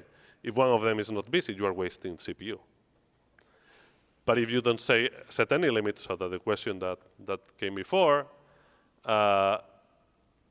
you can use any process, any of the 2 processes can use up to the 32. So that's, it's never going to starve one another, but you can use the whole CPU of the node, which at the end of the day is money. The other important bit is how do we scale Kubernetes, right? How do we scale the pods? How do we scale these things so we don't have to manually go and change things, or we don't have to have humongous clusters all the time? On Kubernetes, there's 3 types of autoscalers. You have the cluster autoscaler, the horizontal pod autoscaler, and the vertical pod autoscaler. The cluster autoscaler is increasing the number of nodes that the cluster has based on CPU and memory requests. So that's the important bit there. And we set well, it's important to set the maximum nodes that you want at the cluster level, because bugs can happen. And this, of course, saves us a lot of money because you don't want to run at full capacity all the time. So a typical scenario is we get more requests, more scale up, and then Kubernetes scales the number of nodes, and then when there's not traffic, there's less CPU usage, whatever, the number of nodes goes down. That's the typical seesaw pattern. But another interesting one that happened to us here is suddenly this went up to 100-something, 140-something, 150, and this didn't grow up more because we had a limit on the number of nodes, thank God. And this what happened is there was a bug here on the autoscaling process. If not, this would have keep going up. So the bug was fixed, and then things went back to normal. So that's why it's important to have a max node or a very big credit card to pay for your cloud spend. The vertical pod autoscaler will increase or decrease the resources for each pod. So suddenly you say, oh, OK, this pod would, because it's getting a lot of requests, it would benefit from having more memory. You can define that. But until the very last version of Kubernetes, this requires the restart of pods. And you can set it to automatic on next start. And this is now a alpha or beta feature, alpha, of the last one. So that's tricky. We use it to only, we used it, not anymore, to developer environments to scale them down if unused. And if you set it to automatic, well, you take the risk that your pods are suddenly doing poof, and then you may get an outage. So that's be very careful of what you're doing there. And the horizontal pod autoscaler is having more pods whenever you get more traffic, more CPU, more whatever metric you wanna measure it for. And we scale on CPU and HTTP requests per minute. And it's obvious when you read now, but not always obvious for everybody. You cannot use the same metrics as for the VPA. You can have both configured at the same time, but not on the same metrics, because then you're going to have a mix of scales at the same time, and it's not going to be great. It's going to be confusing. CPU is a bit tricky. It was tricky for us because you can have these periodic tasks or startup CPU spikes. For Java, I think it's very common. The pod is starting now. There's a lot of things to be done at the very startup. And then the CPU goes crazy. And if you don't configure it right, the HPA is going to say, oh, your CPU went out very high. I need to start another pod. The other pod that starts goes very high on CPU. Oh, I need to start another pod. So this happened. And so you need to be careful on this, because you can configure a lot of things, like what is the ramp-up time, the startup time, all these things, because you are just doing denial of service on yourself.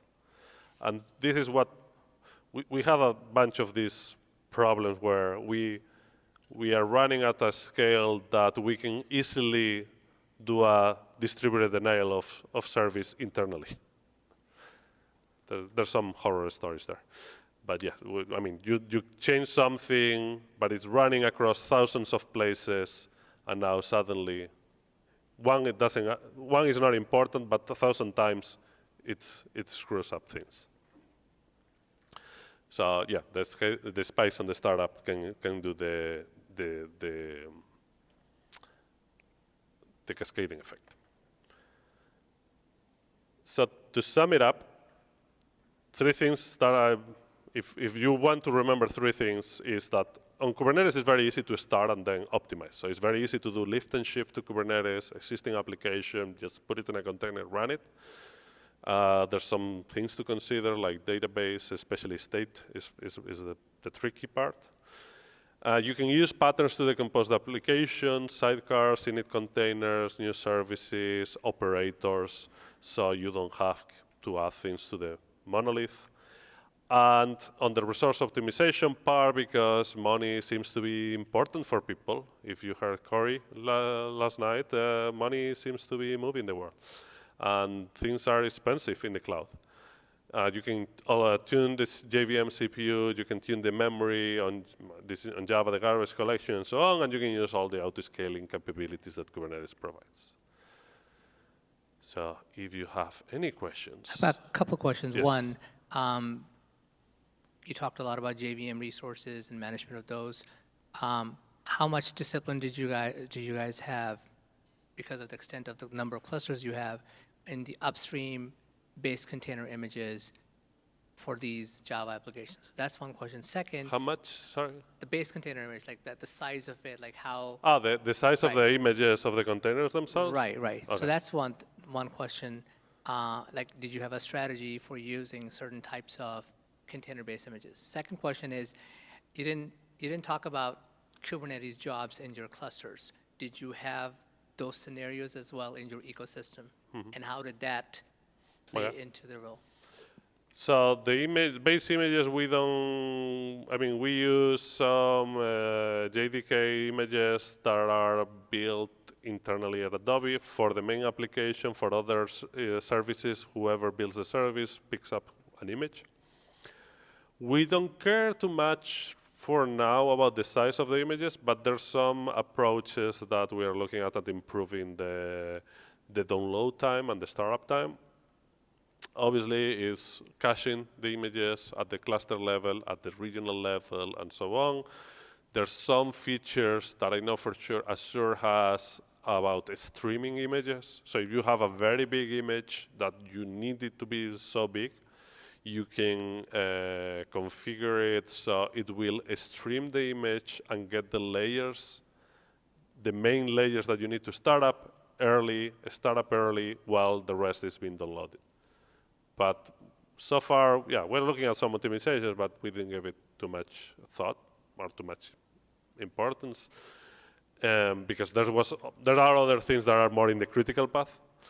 And for the question about the jobs, yes, we run some jobs, but there's nothing really. The only one of the tricky things is when you use Prometheus and you use jobs, because the jobs are ephemeral, you need to use the Prometheus push gateway to send the metrics instead of getting the metrics. So making sure, and also the logs, making sure that your container idle termination period is a bit longer, so you have time to ship the logs, things like that.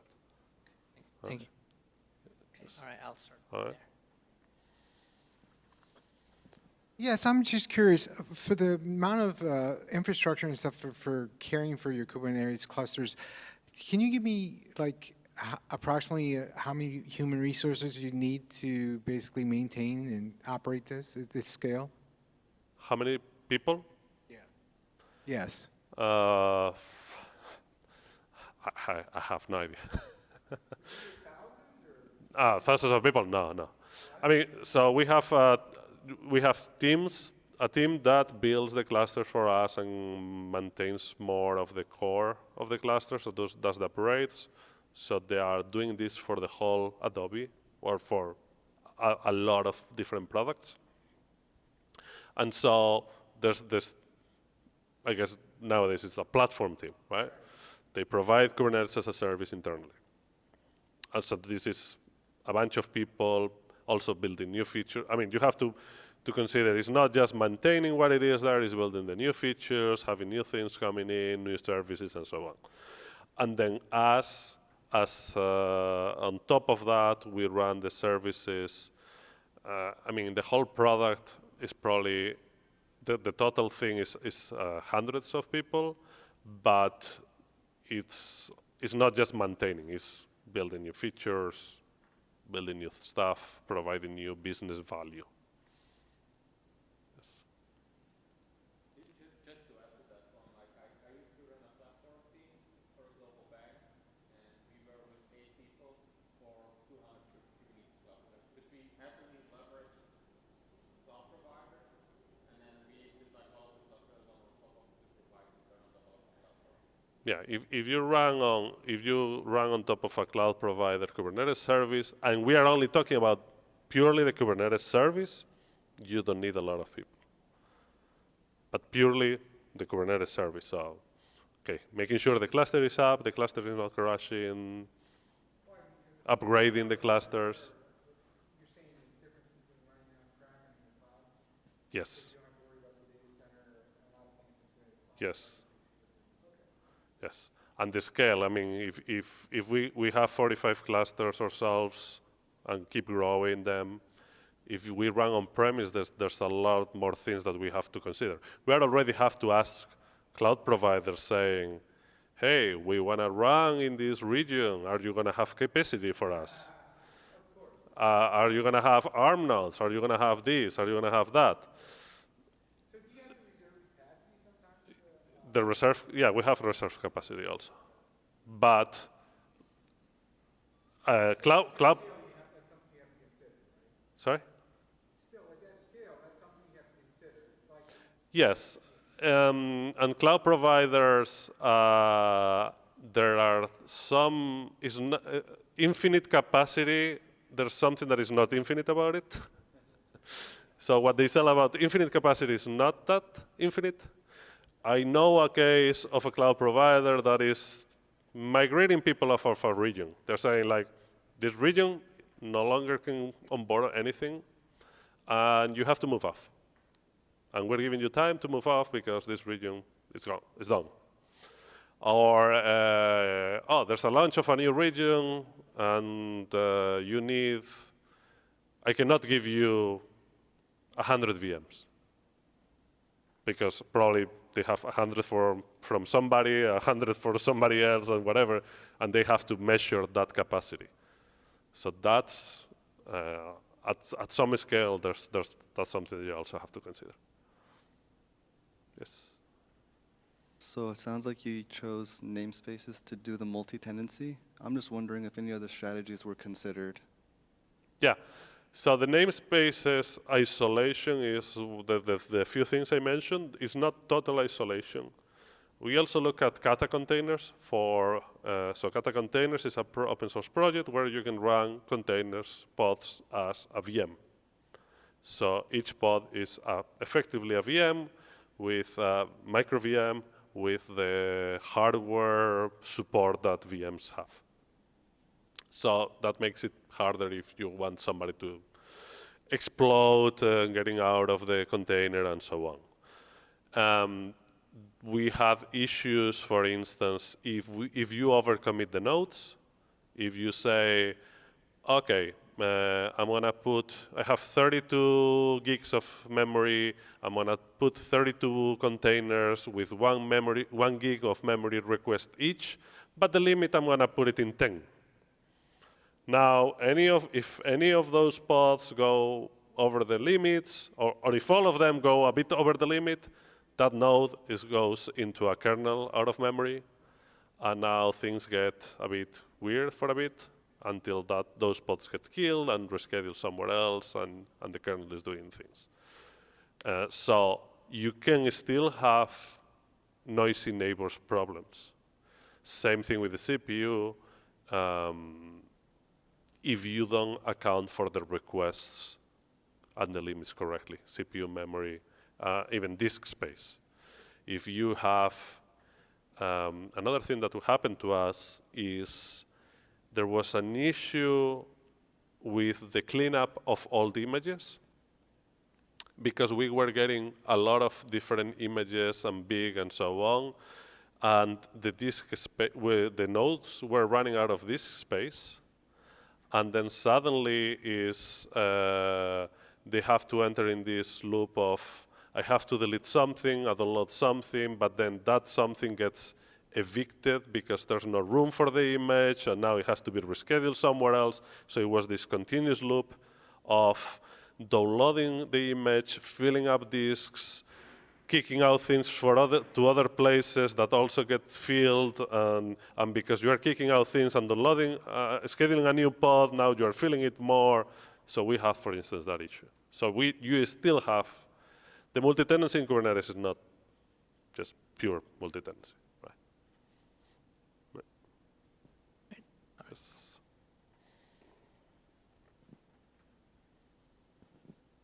You were talking also about quite a lot about like optimization of the cluster and everything around that. And I was wondering, have you looked into descheduling of workloads kind of thing to improve the bin packing of the nodes? Of the nodes, so like the bin packing, yes. Yeah, but like currently when Kubernetes decides where to run a pod, that pod is tied to the node, and due to the lifetime, like say for example, deployments have happened, like your clusters can be less optimized, and I know there was some project out there that descheduled, like did some optimizations and did some descheduling into the things, but I've never seen that go anywhere. And like at my previous employer, for example, we wrote our own controller to try to deschedule workloads to run on spot VMs, for example. Are these kind of things that you're looking into with Adobe as well? Yeah, we use the descheduler. So the descheduler is another controller operator that will look at how your things in the cluster are and will kick out pods of the nodes.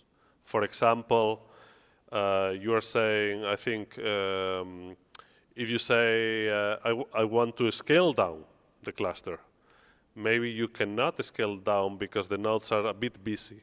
So the scheduler will go and say, okay, these pods that are in nodes that are not busy, out. So that node can be deleted.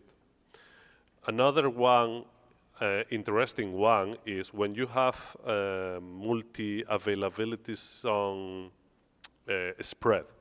So you say, I want to run 3 pods of this service, and I want one of them in each availability zone. So Kubernetes will go and schedule them. Well, let's say 6 pods. It's going to make the sample better. So Kubernetes is going to go and put 2 in each availability zone. Okay. Now suddenly the HPA or the node needs to go away because your cluster is scaling down or whatever, and 2 pods in this availability zone, in one of the availability zones, go away because whatever reason. This can happen in Kubernetes. Pure Kubernetes is not going to care about that. So you're saying, oh, I need to scale down.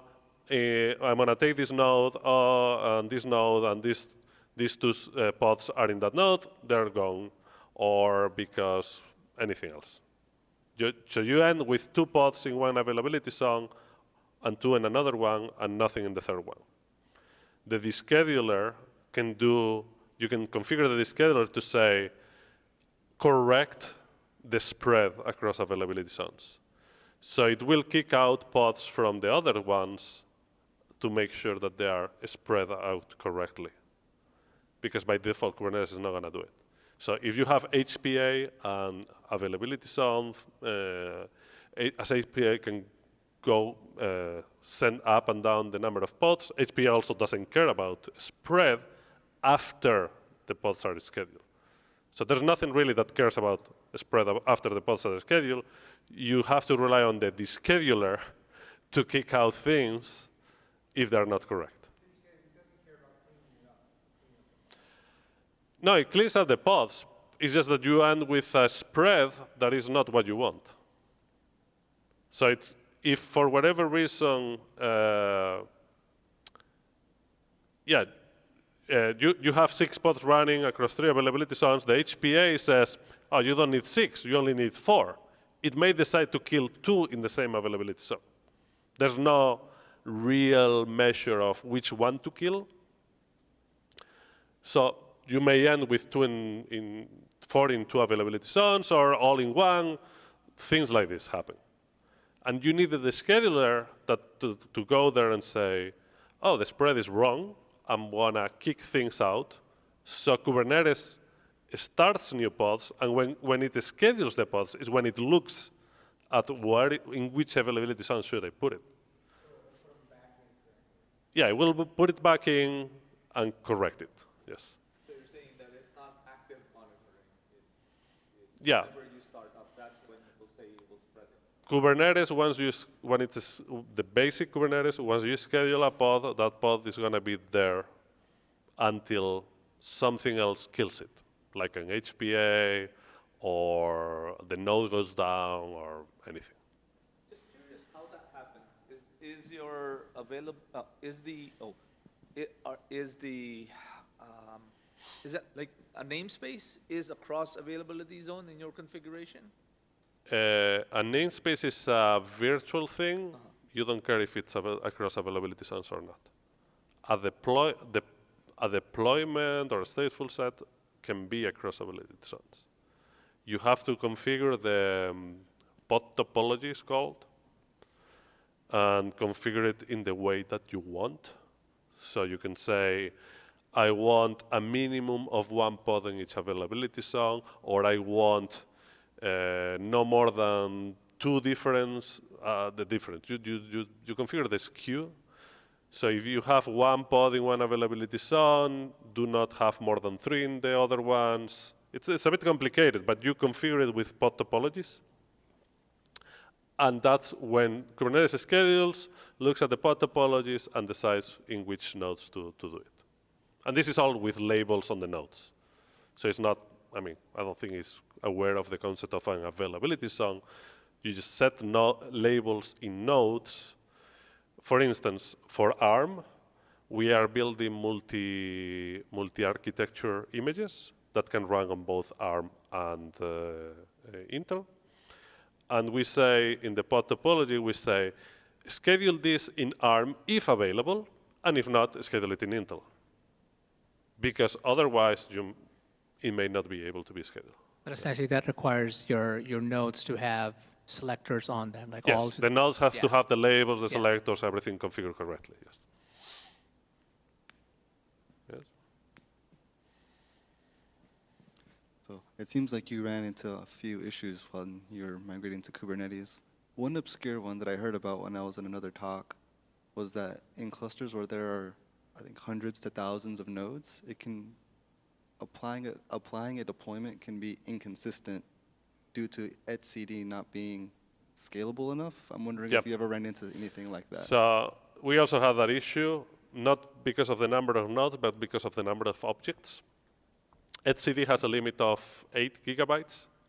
When you get close to that limit, it becomes read-only, and you cannot do anything, and your cluster is pretty much gone, and you have to recover it from a backup. Yes, and then what happens is, one is that would be like the worst case scenario, right? You have too many objects, you fill it up, and it's gone. Another thing that may happen is you have so many objects that the Kubernetes API takes a long time to respond. You can have the watchers in Kubernetes also consume memory. So every time you mount a secret or you mount a config map by default, that adds a watcher. And those watchers consume memory on the API. If you have a few, it's OK. If you have thousands, that's a problem. And that limits how much you can scale the cluster, because now suddenly the API, every time you make a request, it can take longer and longer. And if it gets over 1 minute, the API cancels the request. So once your API calls get close to the minute, you are in big trouble because nothing will work. Like the autoscaler is not gonna work, the scheduling is not gonna work, the deleting pods is not gonna work, things like that. The traffic, the ingress controller is watching the API to know where to send the traffic. Your external traffic is not gonna work. So you gotta be careful about that too. You have to keep you have to watch for the number of watchers, the number of memory that the API is using, the number of objects that you are using in the cluster. So first advice, don't use etcd as a database. Don't use Kubernetes API as a database. Don't use the Kubernetes objects as a database. So that's the one, because it's very convenient. Oh, I'm just going to store things here in this secret on this config map. Don't do that.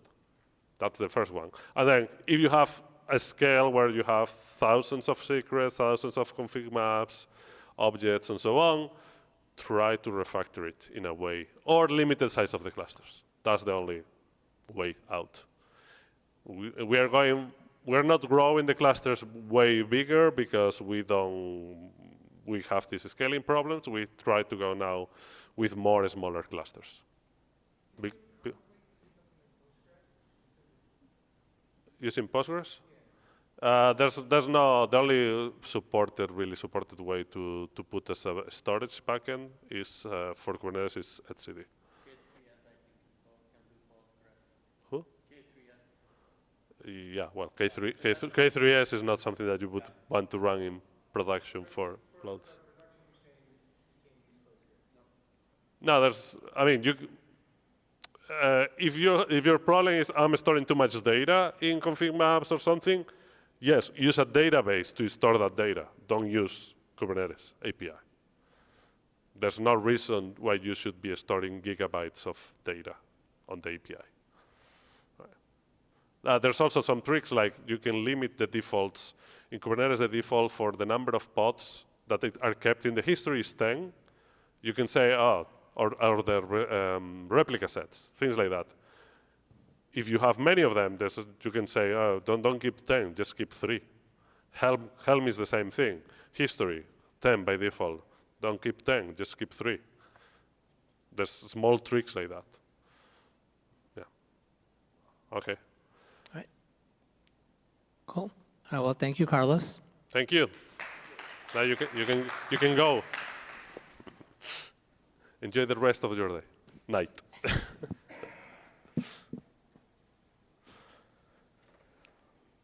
What? 1 hour and 8. Your presentation on that thing.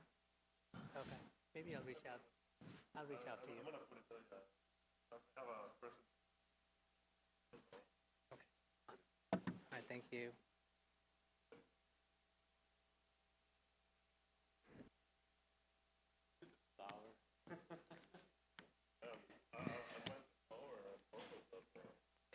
I was reporting back.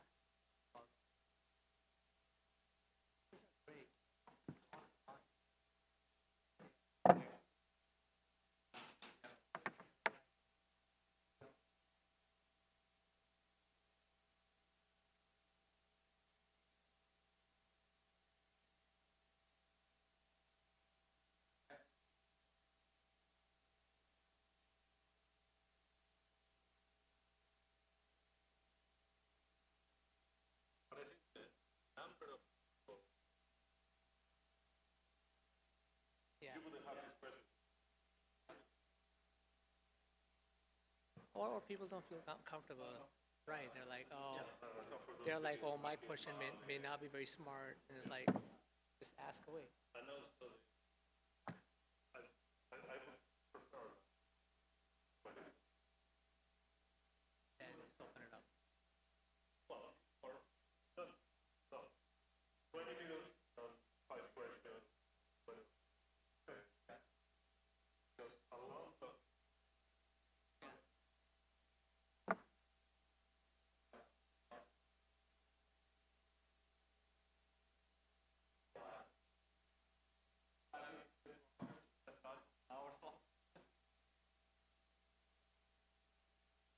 I'm quickly going to the toilet. I'll see you in a bit.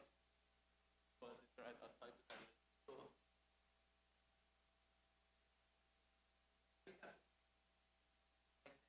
Nice, yeah, listening to you in person. You know, How many total that came? I will find out. I'll let you know. Yeah, I'll let you know. I'll definitely let you know. We had, I think, call for papers. I can tell you because I was part of the committee that reviewed all the calls. We had over 400 CFPs. That's a lot. So. Yeah. But then some dropped off because they also got into Coupon Paris. So then they started. Oh, cool. Good luck.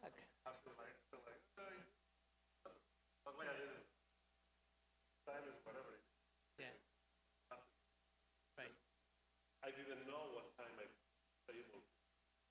So you're flying out of LAX? Great. Yeah, I'm flying. Well, I went to London. Okay.